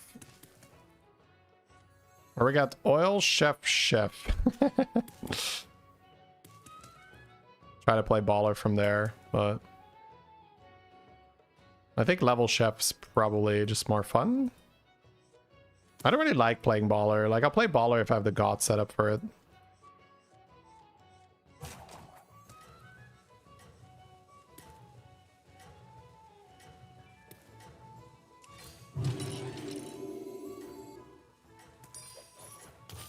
It's not the strongest, but it'll fight hard.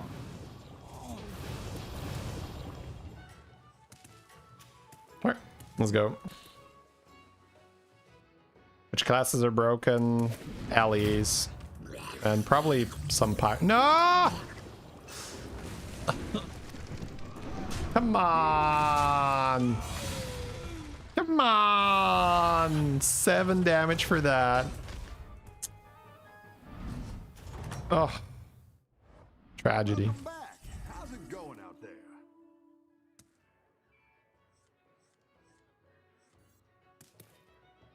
Might just do these two in a hero power.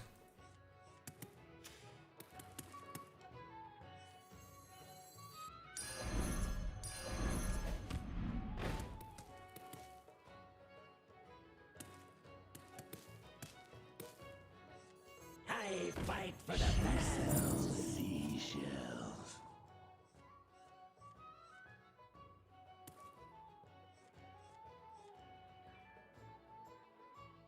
I can Evo into a 3-drop here. And coin. Or I can take one of these two.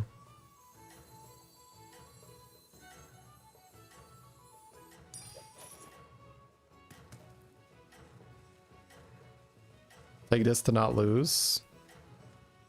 Losing would be really bad, but I guess this also works and get a permanent buff. Have a good battle, friend. Yeah, I think it's okay to just do this then. Yeah, Shiny Ring was probably necessary.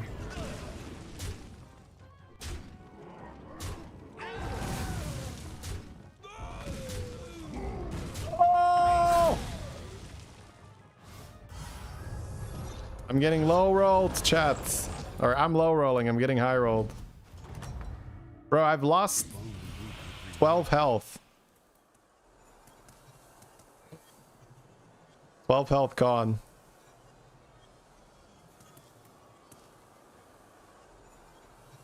At least with mana per minute is nice, but I'm on tier 3. Man, 12 health gone, that sucks. Find the will. I think it might just be these two.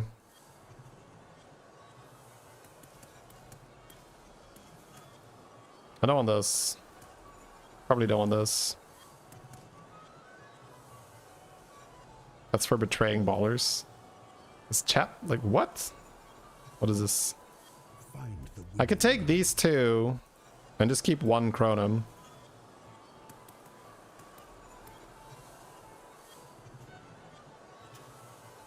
Dragon Alley, Murloc, Naga Quill. I definitely want this. My eternal thanks. Yeah. My eternal thanks. Till next time. I like the free reroll a lot.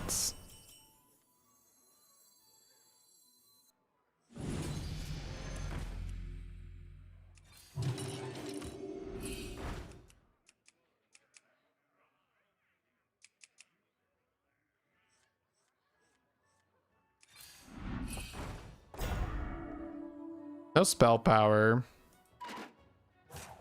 Probably bonkered him.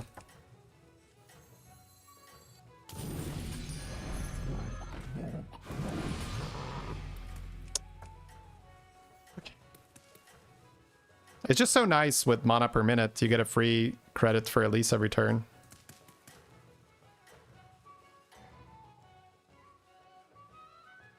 Don't tell the others. I'm rooting for you.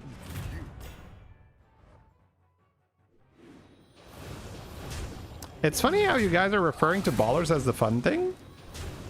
I would say ballers is the boring play and leveling is the fun thing. I guess it's perception, huh? And damage incoming. Ban that man. Mods, ban him. Remove him. Banned for bad vibes. Your minions really pulled their weight. All right.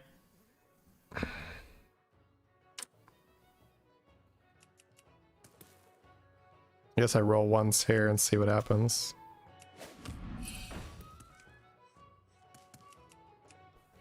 How do I stabilize here?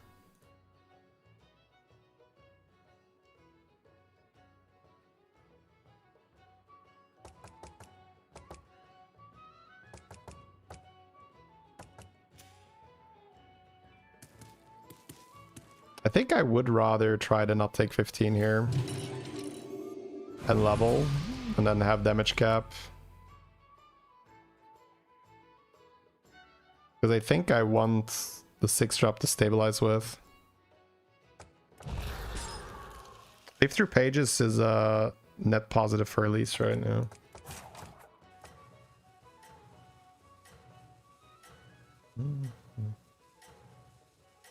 Ball's more exclusive because you don't see it often. Oh. Good to learn.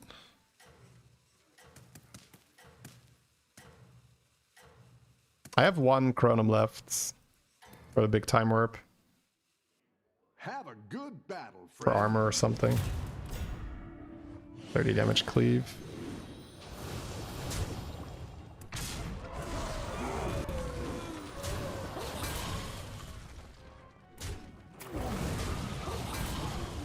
Good level.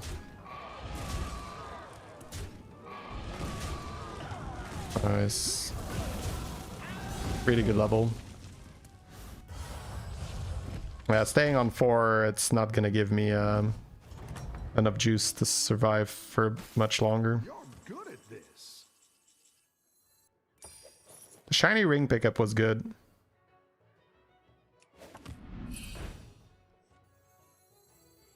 That one might make all the difference. Okay. Humans aren't in. Ebb and flow. Spell power, shiny ring. Murkai, end of turn. That's probably it then.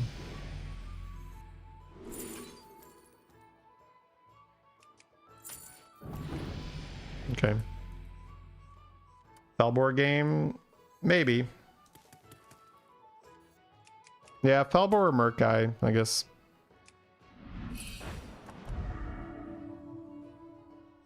Or left.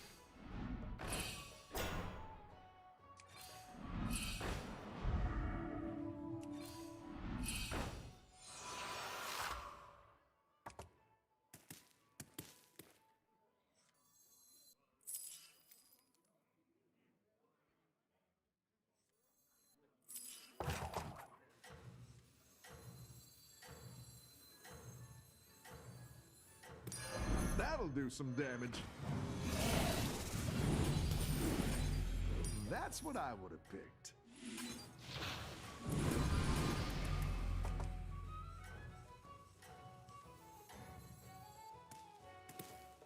Yep. Have a good battle, friend.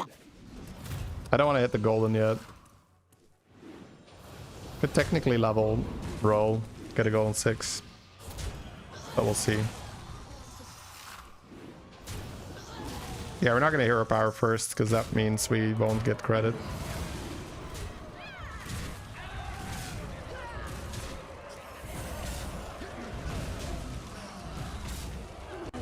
Oh, thank God. There's nothing in the base.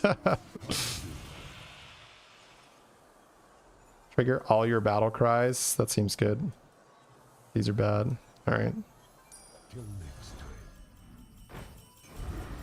So I already have Murkai. Level roll. Yeah. Now we're in business. Golden Smudger. Okay.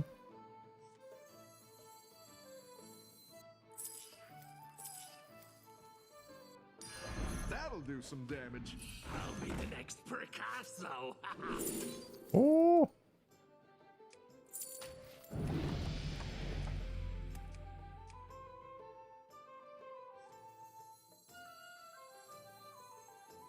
I don't care about Smudger that much, right?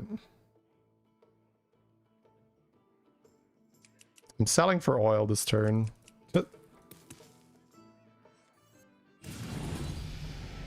Which means I have to sell Hoarder? Sell Hoarder, sell Paint Smudger, sell Hacker Fin. I think I do that, yeah. You're down a minion and up a gold.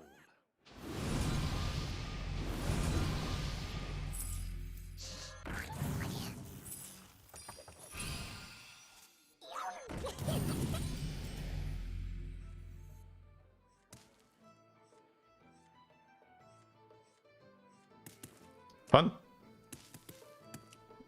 Get some oil after all. Also, Chromie has a much easier time finding the Azurite.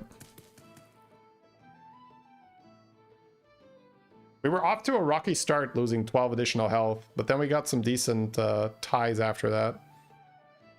So it kind of worked out anyway.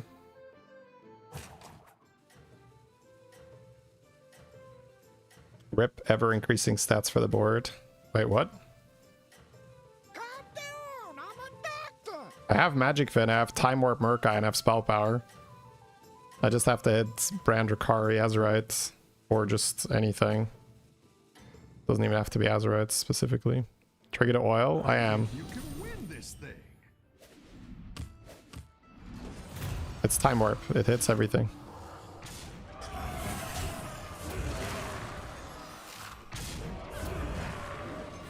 Yeah, this turn is a rough one.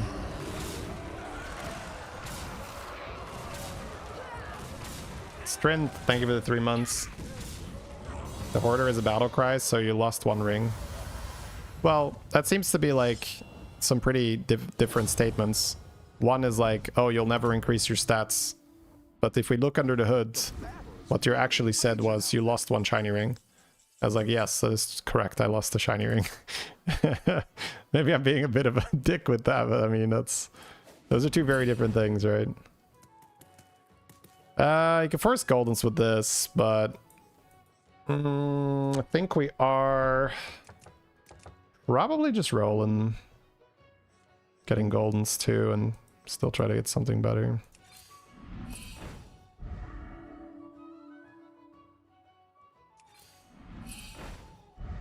Not buying that.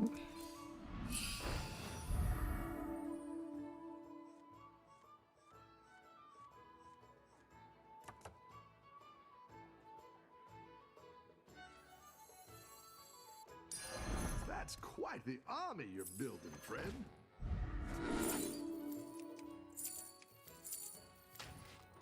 Oh no, I'll keep rolling a bit.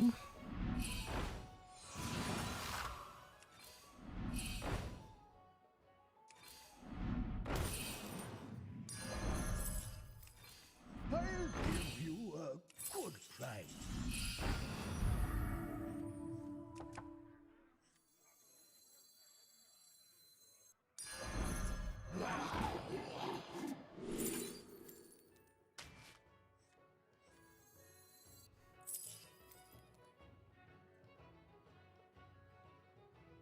I don't think I buy a fauna when I have this setup. I need Brand Drakari more. Also still need a good spell. Better hire a recruit while you can. A good tactical choice. Go ahead and hire one of these recruits. Can't keep this on the board. I guess I could sell you, but I'll save these ones for later. Precious. Don't tell the others. I'm rooting for you.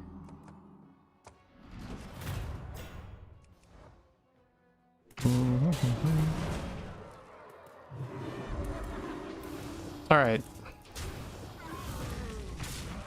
We went in for the money instead of the Elise. Not sure if it's right.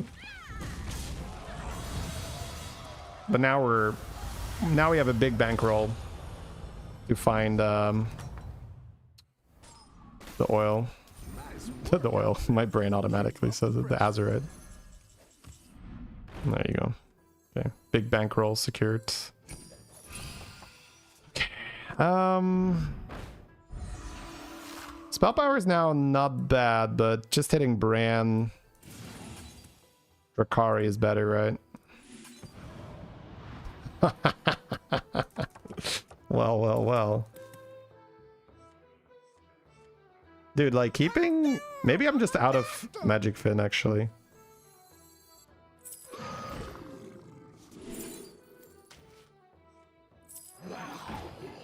Now I think I take it. Go big or go home, I always say. Better hire a recruit while you can.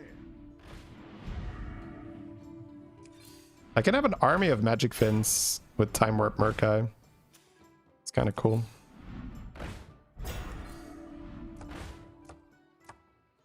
But it's Bran, right? Go ahead and hire The streamer one of these mic. recruits. They're like, he's about to ask for his Bran. Prep it, ready. I guess this is out or not. I have enough money if I just keep these two, right? I think so, yeah.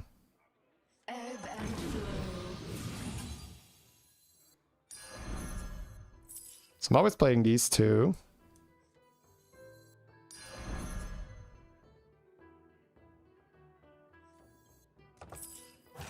So it's whether I want to keep that That's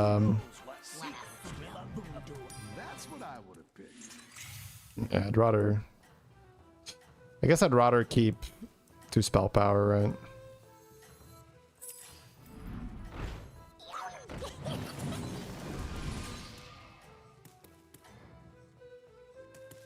Rather keep 2 spell power. I think you can win this thing.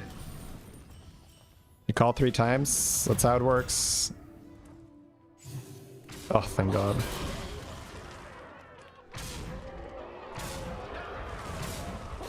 Meditative is basically conjure, right? So selling conjure to keep overconfidence money is probably wrong. Keep an oil money though. Let's go. You're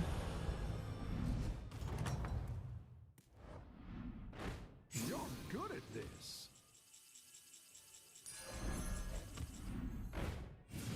Eyes doesn't do anything.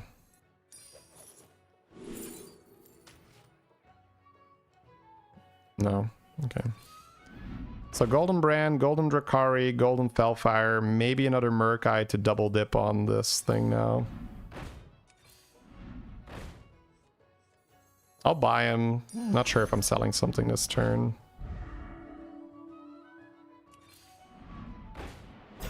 Alright. I guess now I can cut the Meditative because it can end on another Conjure and then I can cut the oil next turn. You're down a minion and up a gold. Gotta get money.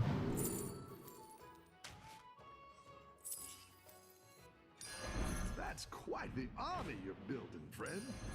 I like where you're going with this. Go ahead and hire one of these recruits. You're down a minion and up a gold. Should buy base go. Come on down.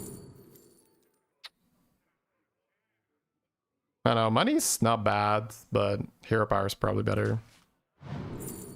Golden base skill.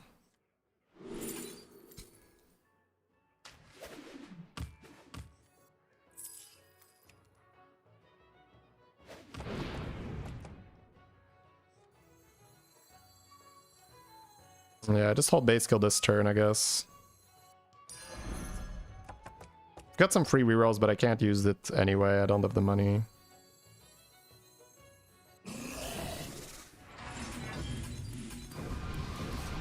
And then next turn you can cut the oil.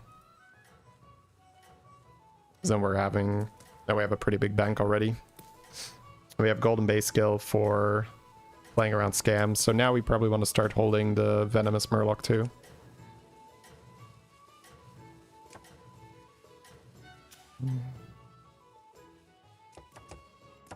Keep up the momentum, friend. Very cool.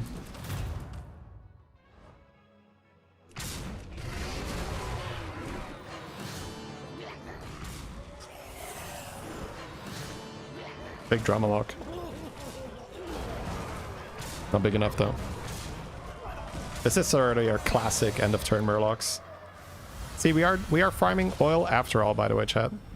For those of you that were scared that we weren't gonna have oil. Nice work out there. Keep up the pressure. I guess 6. Better hire a recruit while you can. I'm gonna just pass that. I want to hit this Golden Bran. Golden Drakari. Mutinous is excellent. Calm down, I'm a doctor. I'm gonna put the guy that I really need over here so I don't accident. Actually, let me just eat it already so I don't forget. Do I care about another base? I guess so. I've got an 11 damage base, but it's health only, right? Okay. Oh, I can buff the shop with this, but not really. Oh, I can buff the shop with this. Okay, I kind of like that.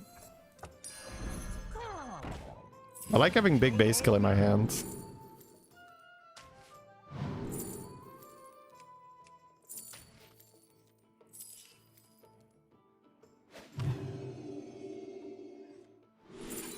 Oh, that's good.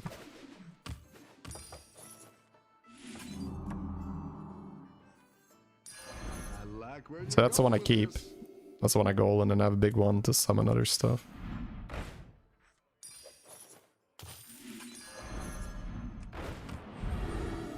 Urkai's pretty good. Let's go Cobra for now.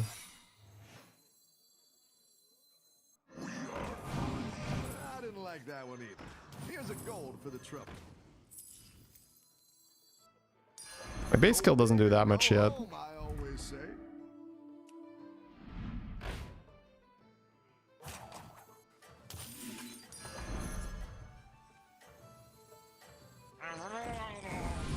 We'll do this and then probably cut the Felfire next turn.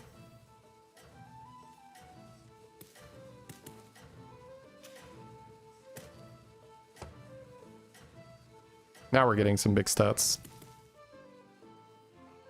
Whew. You're doing great out there.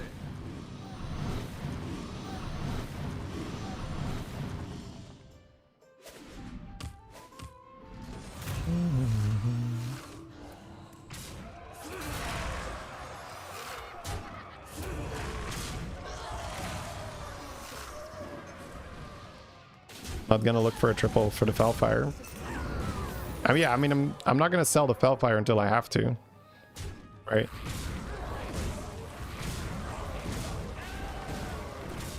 But if I can't find the triple and I need to play base skill to not get scammed, then yeah, I will. Oh, Bounty Pirates are super fun to play.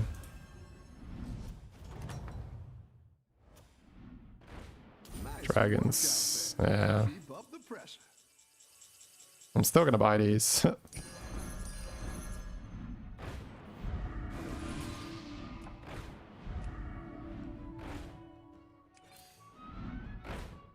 I'm buying that.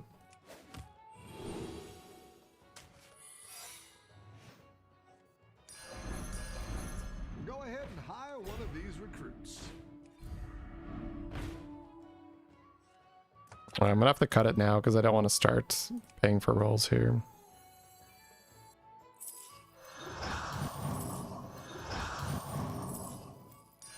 That'll do some damage. What do I want? Grand Drakari, Poison Murlocs.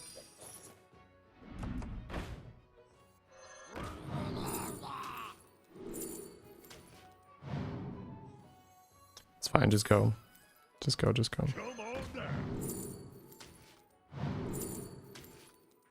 Ah, that was way better. Shit.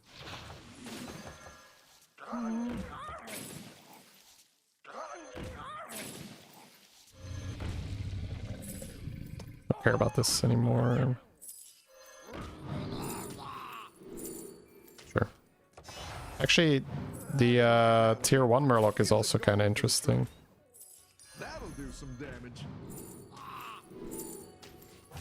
You're down a minion and up a goal.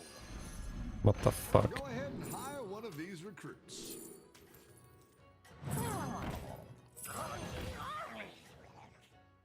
Have another base skill?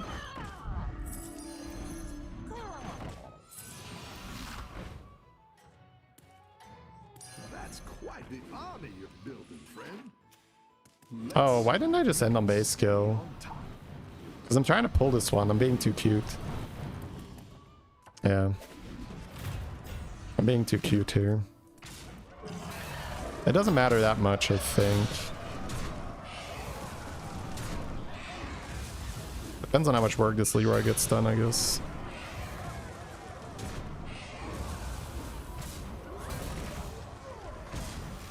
Okay, not much. You're always too cute. Alright.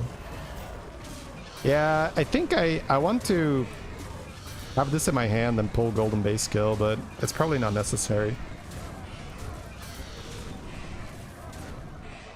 I definitely didn't give this board enough credit. It could have killed me if I, you know, like if I play base kill here, I'm pretty much never dying. But You're good at this.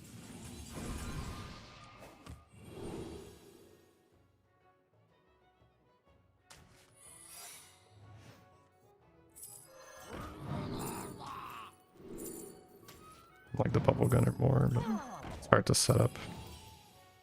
A good tactical choice. Okay, I'm not even gonna cycle the other one. It's fine. Wow, that's lucky. I could cycle Merc guy.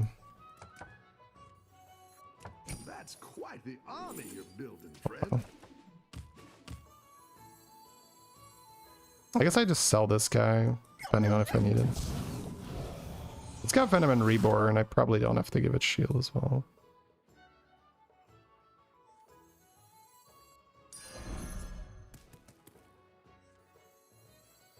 That's fine. Good, so that's my base. Hiring that minion will get you a trip. Pass.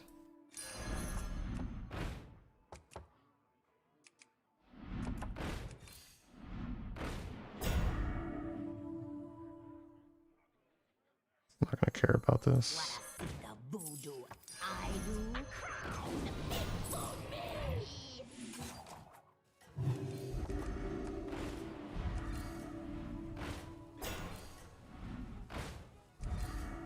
Go ahead and hire one of these recruits.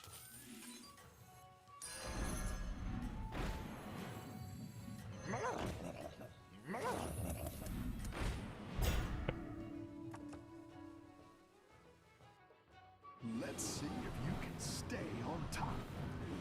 Oh, it's only a 6 HP now. I need to get rid of this thing. Oh, it summons a copy of the Magic Fin? I thought this guy was the biggest one.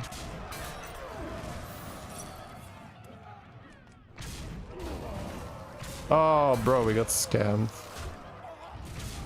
Got so scammed. Probably okay though, he's way bigger. That's not bad for just like a chill game. We had a better board than I did. Oh, we're live? Is that scammable? So 5k. 5k, but I have this thing.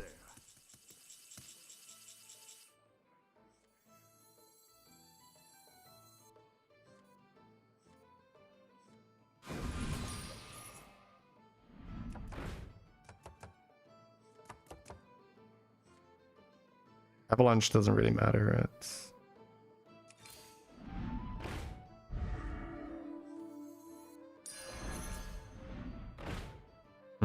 stats won't get me there, I think. Better hire a recruit while you can. Brewmother's not horrible. Go ahead and hire one of these recruits. I'm copying Magic Fin right now.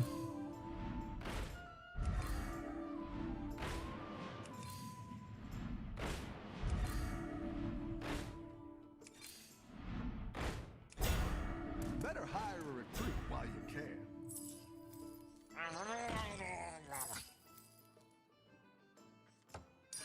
That's quite the army you're building, friend.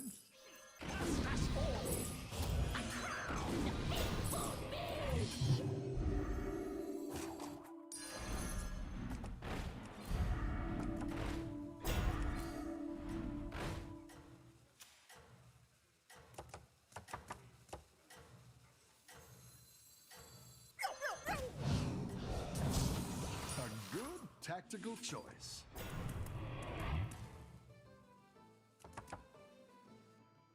Let's see if you can stay on top. All right, it has all these keywords that have stealth too.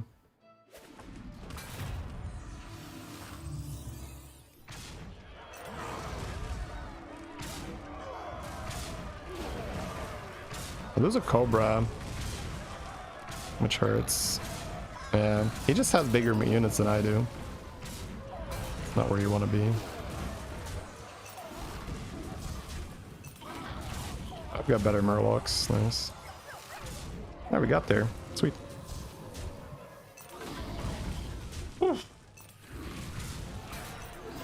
Alright, we did it. Not the cleanest end game, but I'll take it. Ending on a bubble gunner. It's funny. I knew it was going to be fine, the bubble gunner, because it was going to get all keywords anyways, but then I forgot that stealth would remove the taunt. I wanted it taunted to tank his acid rain if he was going to lead with that again. Okay. Fun. He was bigger, but we were setting up the base skill train for longer.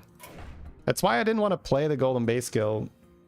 Because if I can just hold that one, I can play another one and eyes that one, and then I'll have golden base, pulling golden base, and scam, and that's quite good. I probably just didn't make the bubble gunners early enough. That's probably where I can do even better. Try to get some more bubble gunners on the board.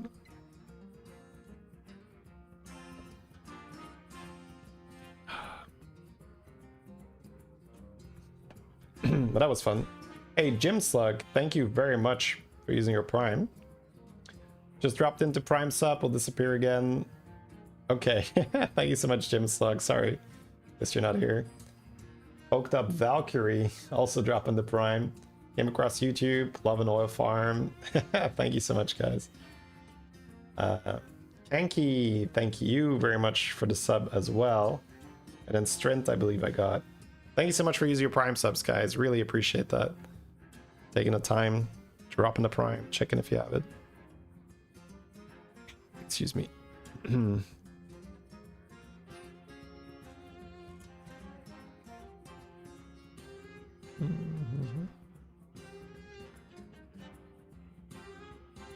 Alright, I think we'll do another one. It's fine. Calm down, I'm a Hey, doctor. Jace of Spades, thank you so much as well for using your Prime. Very much appreciated. Welcome, Jace. Thank you, thank you.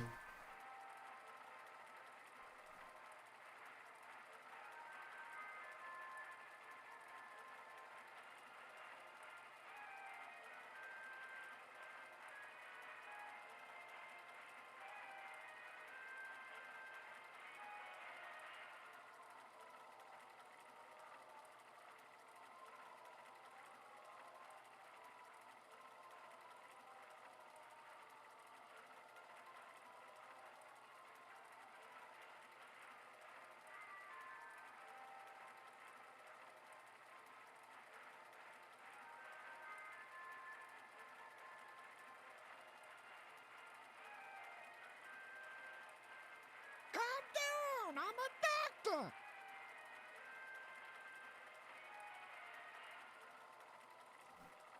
Calm down, I'm a doctor. Hey, Thor. Thor dropping the Prime as well. Thank you so much. And then Wet Willy. That reminds me of Bart Simpson. It says that. Thank you very much for using your Primes, guys. Welcome, welcome. Very, very much appreciated. See you, Lunaria. Oh, Grapnel.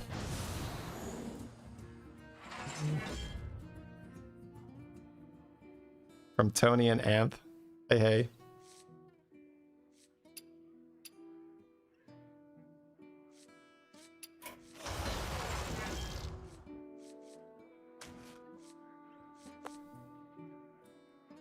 Beast Tyrann. Demon Alley McNaga. I think I'll Illidan. It's kind of fun. Was watching on YouTube, realized I had a Prime to give. Ah, thank you so much. That's so fun. Thank you for taking the time to do that. What, Willie? Hey, my favorite commander is back. Ready to get started?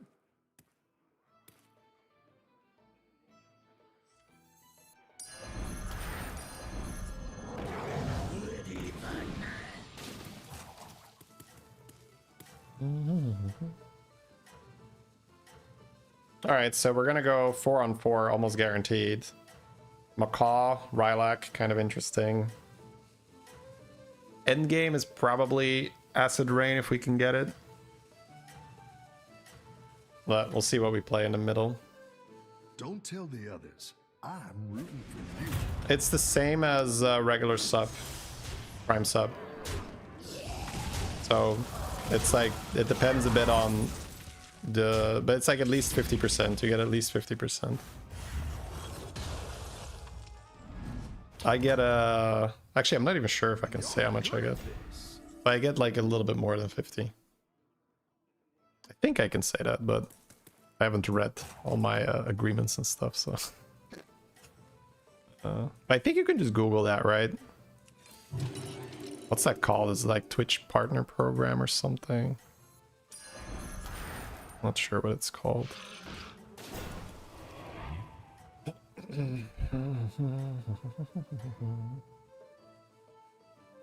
Keep up the momentum, friend. Holy first messages, yeah. It's been really fun. There were a lot of people during the event as well. The early access event, we got so many first time chatters and like prime subs and stuff. Work out there. Keep up the pressure. Man, it's just Forest Rover and up, but Crabmobile, more Beetle, but not leveling in this anomaly is just trolling.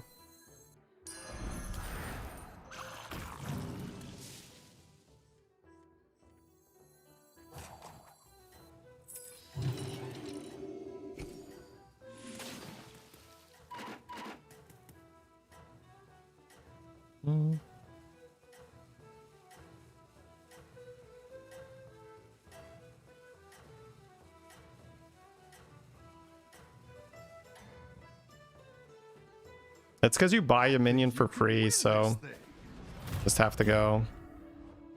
Yeah, this guy's leveling a bit slower because of his hero power, which I probably don't even like either. I don't think I would want to play Galakrond in this anomaly, because you just buy a bunch of 1-drops and then you're giga far behind.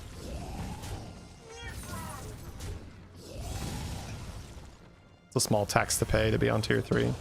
His name is Super Sex. I like it. Not the regular 6, just Super 6. It's probably worth 1 gold.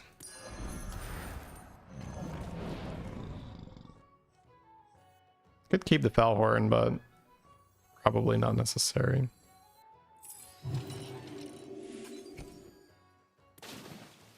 Alright, here we go. Calm down, I'm a doctor.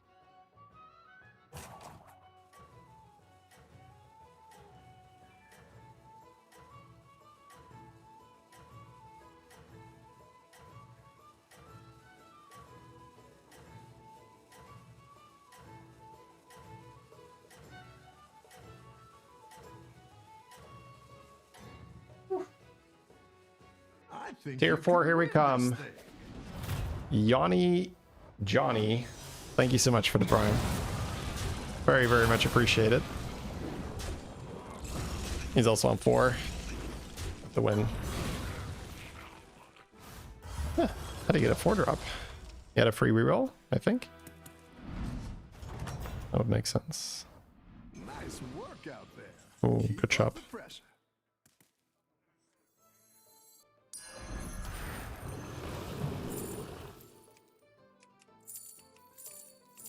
I guess you just play another rover.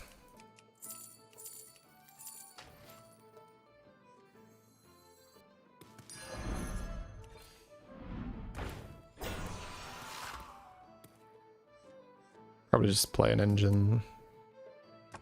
How good is the beetle thing? Someone's a 6-4, but having an engine probably feels slightly better. It says money, but also damage. Keep it coming.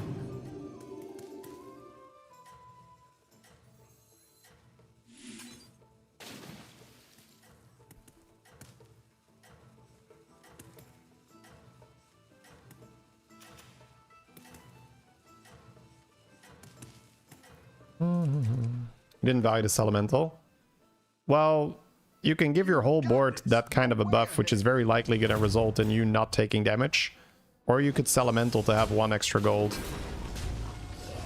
So it's like, how much health do you want to pay to get 1 extra gold? Me at that point, probably nothing. Seems like a bad trade.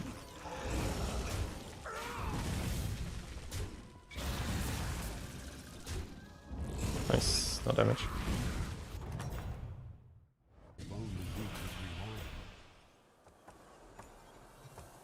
Thanks for the explanation. No worries. Shadow Rock's decent.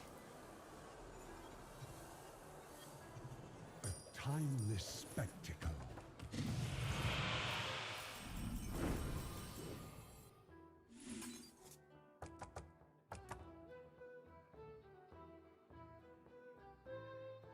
I think I'm gonna go to 5 here.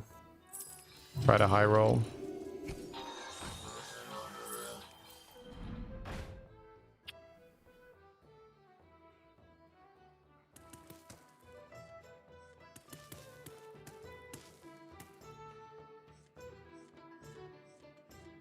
So I can just rip the Evo here, but I can hero power for an extra gold here. Then roll. I think that's better. Try to get at least 1/5 to hit a 6.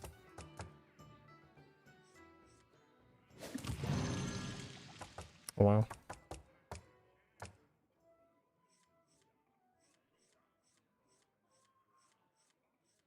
Which one do I want to sell? You? Or you? I want to sell the beetle. Oh, okay, that's huge. I used my Shadow Rock first, but that's okay.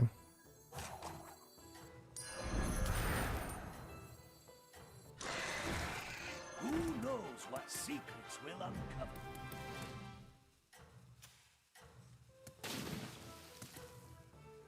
I'm Illidan, so I can't put that thing in a back. Don't sell, keep the 1 gold.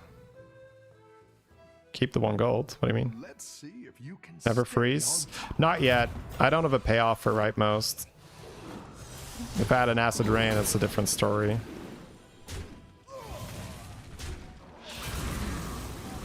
We're at the stage of the game where we're definitely still just trying to not take damage. Wait, he's just...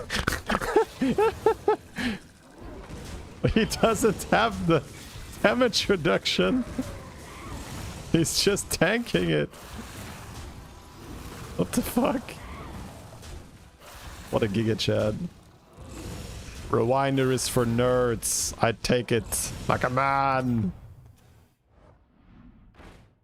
Any defeat that doesn't destroy you makes you stronger.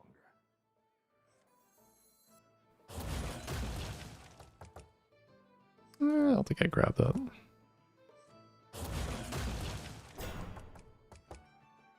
Wow. Double Shore Marauder in a no pirate lobby.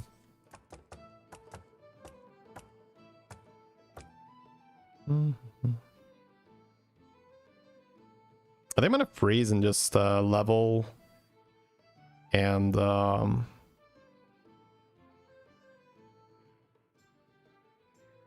just evolve that again next turn. Let's buy a matron and not a matron, or I guess I could do T-guests, but I want to hero power to Shark. Now we're in business. Bellhorn, well, okay. Still on matron. I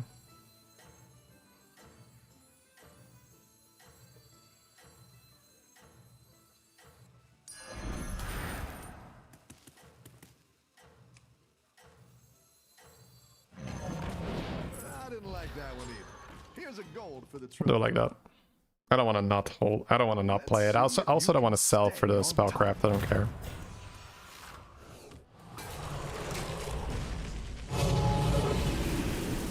He's got Terra on Lich King. My Nest Matron will not get value. That's so annoying. Put a brand on the board.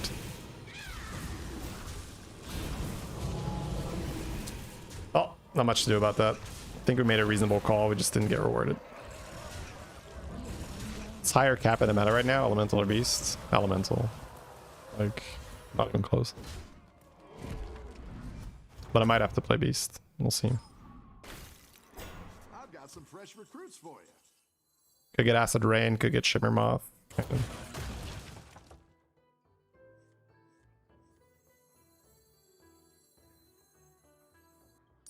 Might pick this up, but not yet, I think. This is 2 5-drops if I hit it. The Lord of Ruins with Valhorn. Hang on. That's Giga Tempo. Okay, never mind. That's quite the army you're building, friend. That's what I would have picked. Don't want to do that, right? I think I play Panther. I didn't like that one either. Here's a gold for the If I randomly golden that. Found a Shimmer Moth, okay. Am I hero powering Felhorn or not?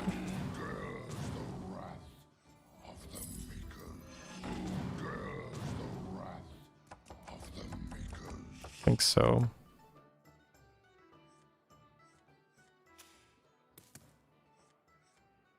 Two beasts is probably better to 2 5-drops anyway.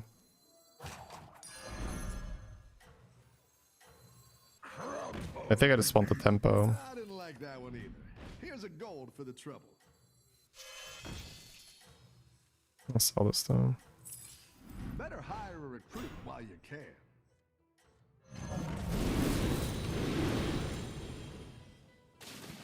Everyone's gunning for you. Watch out. Turn 8? Well, in grapnel. It's a grapnel, right? So it's a very different experience. Dude, what the fuck?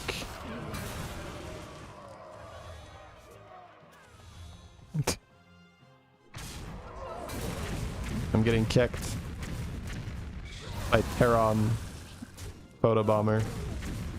What a million Titus. Wow, I went for tempo and I took 15. That fucking sucks. He's going anti-beast scam. What is beast scam?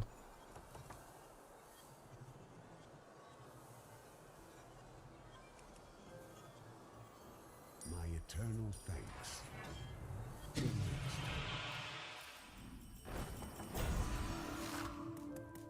I wouldn't call that scam, yeah.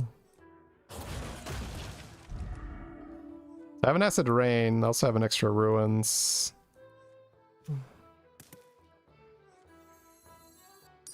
Go big or go home, I always say. All will dance to my song. I don't have time for the rain, I think. I think I just hard commit here. But I can use Ruins to make my board big enough so I don't get farmed, hopefully.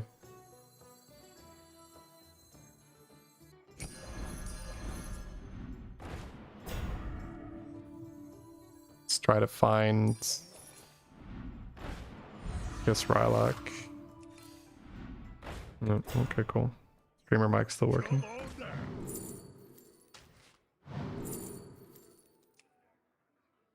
So it's okay. You're down a minion and up a gold. Oh, not this turn yet. Golden Touch is probably fine.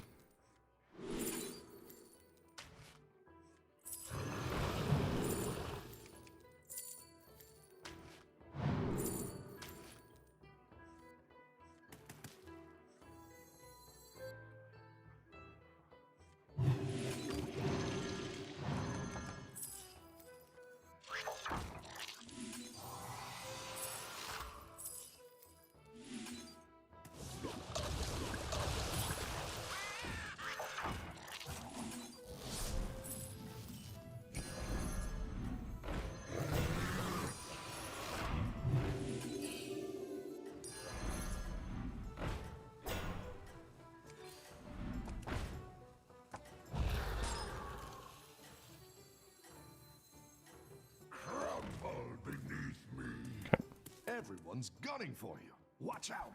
So Titus is coming in. it's Golden Lord of Ruins, and I can Hero Power Fellhorn for permanent scaling to play around Blaster. Good turn. And I also have this to make my minion bigger, but this might backfire because it will draw the attention of the photobomber. So I guess I could do this on the thing that I wanted to die anyway. Just maybe like make my Rarran super big or something, I don't know. We'll have to figure that out when we get there. Nice work out there. Keep up the pressure. Exactly what you were looking for. Okay. One more brand too. This guy dunked the Voon as demons, so he doesn't care. Double Moth, okay.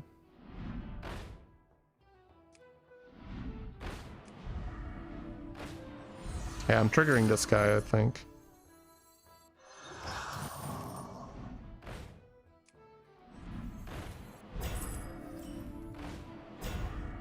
Do I care about Golden Rarran in this particular setup?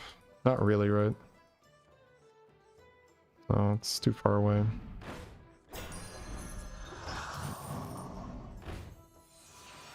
Could have guaranteed Golden Titus with Golden Touch. What? What are you talking about, Twitch shit? Better hire a recruit while you can. Got that crazy talk in you again?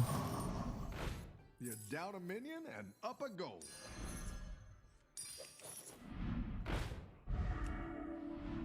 Poison well. Better hire a recruit while you can. Your fresh lifts.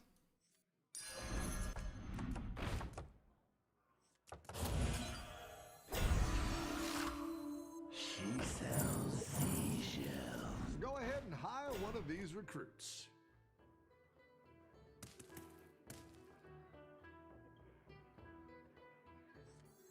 Am I selling the Lord of Ruins? I need something to attack with, right? Oh, Illidan's fucking awkward on this comp. It's like the Rarran, basically, right? Yeah. Oh, but it doesn't work. Fuck.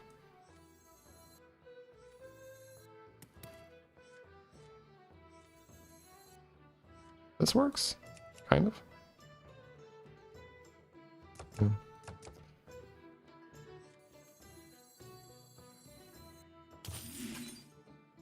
How do I do this? I feel like I just sell the Lord of Ruins to play Titus and just go full Beetle.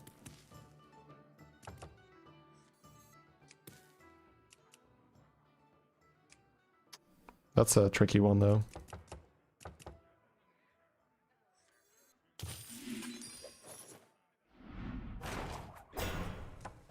I'll save these ones for later. Kinda don't want to waste this. Oh wait, damage cap is on. Okay, damage cap is on, that's better. I didn't like that one either. Here's a gold for the trouble.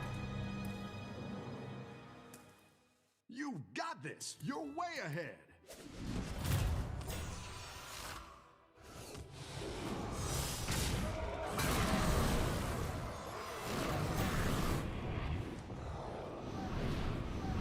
Alright, without the Lord of Ruins, this doesn't survive.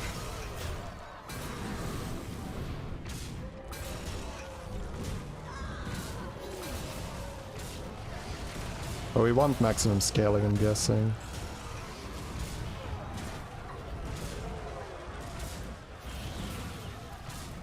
I'm actually not sure. No, I should have kept Lord of Ruins, I think. I was throwing. Photobomber guy will always beat me.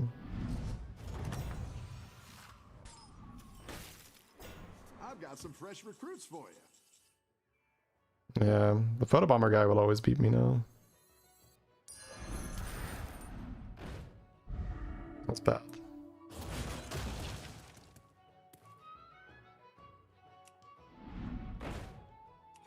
That's fine.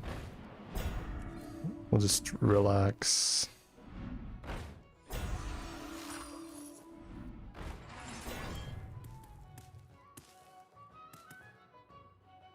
How much I can do, right?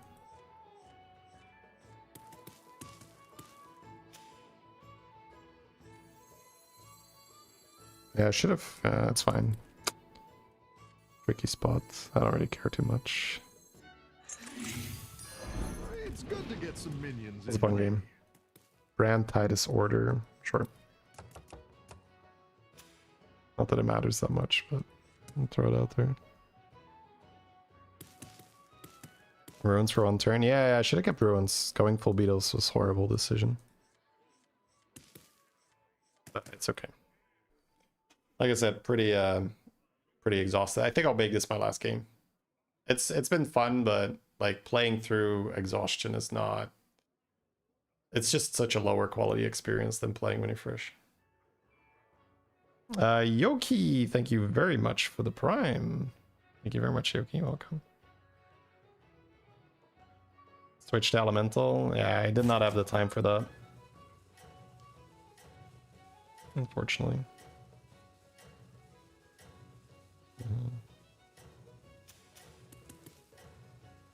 But the reason why the Lord of Ruins play was just better is like I can maybe just not automatically die to Photobomber, but I think I probably died to Photobomber anyway. Yeah, maybe no. Maybe it is better to sell the Lord of Ruins. Because I don't think the Lord of Ruins actually gets me out of Photobomber range. Oh, the Macaw is going to win Fury. That's so good. My Macaw last for Illidan Hero Power.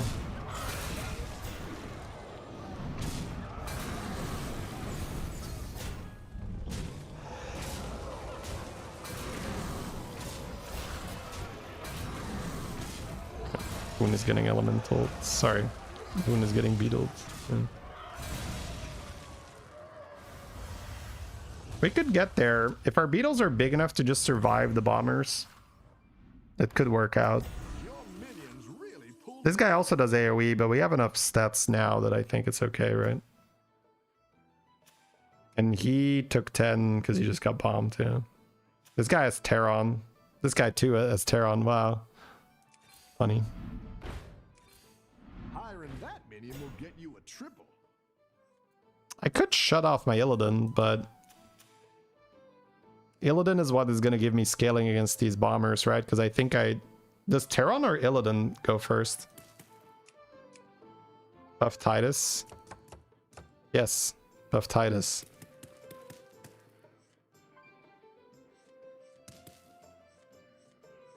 I think I just buy this and I don't double milk it.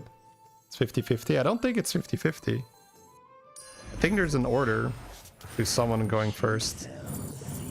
I didn't like that one either. Here's a gold for the trouble. You could pick it up.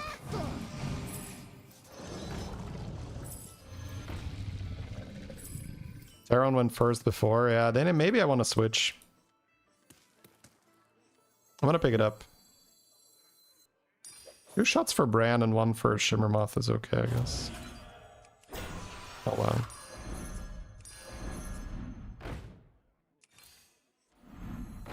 Come on down. Sure, more shots for 1. Wow.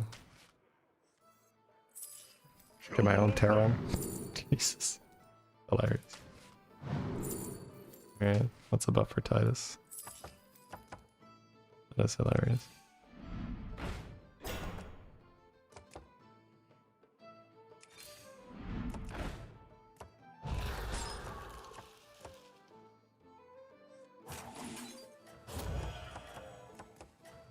I'm gonna hold the hero power for now. I want to see this fight.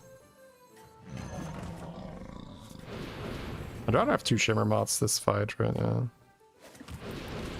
Pop it next turn.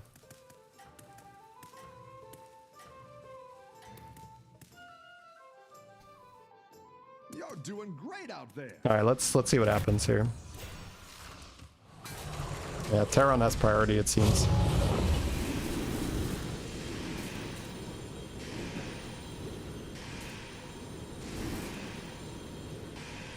Oh my god, the foul horn.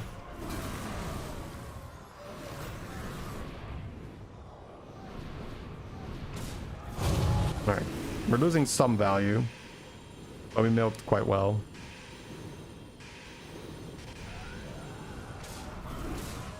The Rylak blocked extra beetle spawns.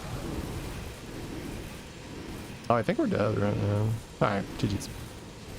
It's a shame to die with this, but I don't know what could have saved us here. Probably not much, to be honest. Maybe a Terran of our own. It shouldn't have priority since it's now his original hero power. I thought Illidan went before anything else. I thought that was the priority. That's a lot of stars. 26. Okay. That's fine. Not the worst game. Take it.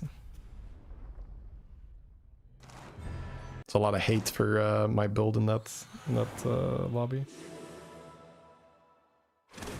Yeah, there is a method. There is like a fixed priority on hero powers, I believe.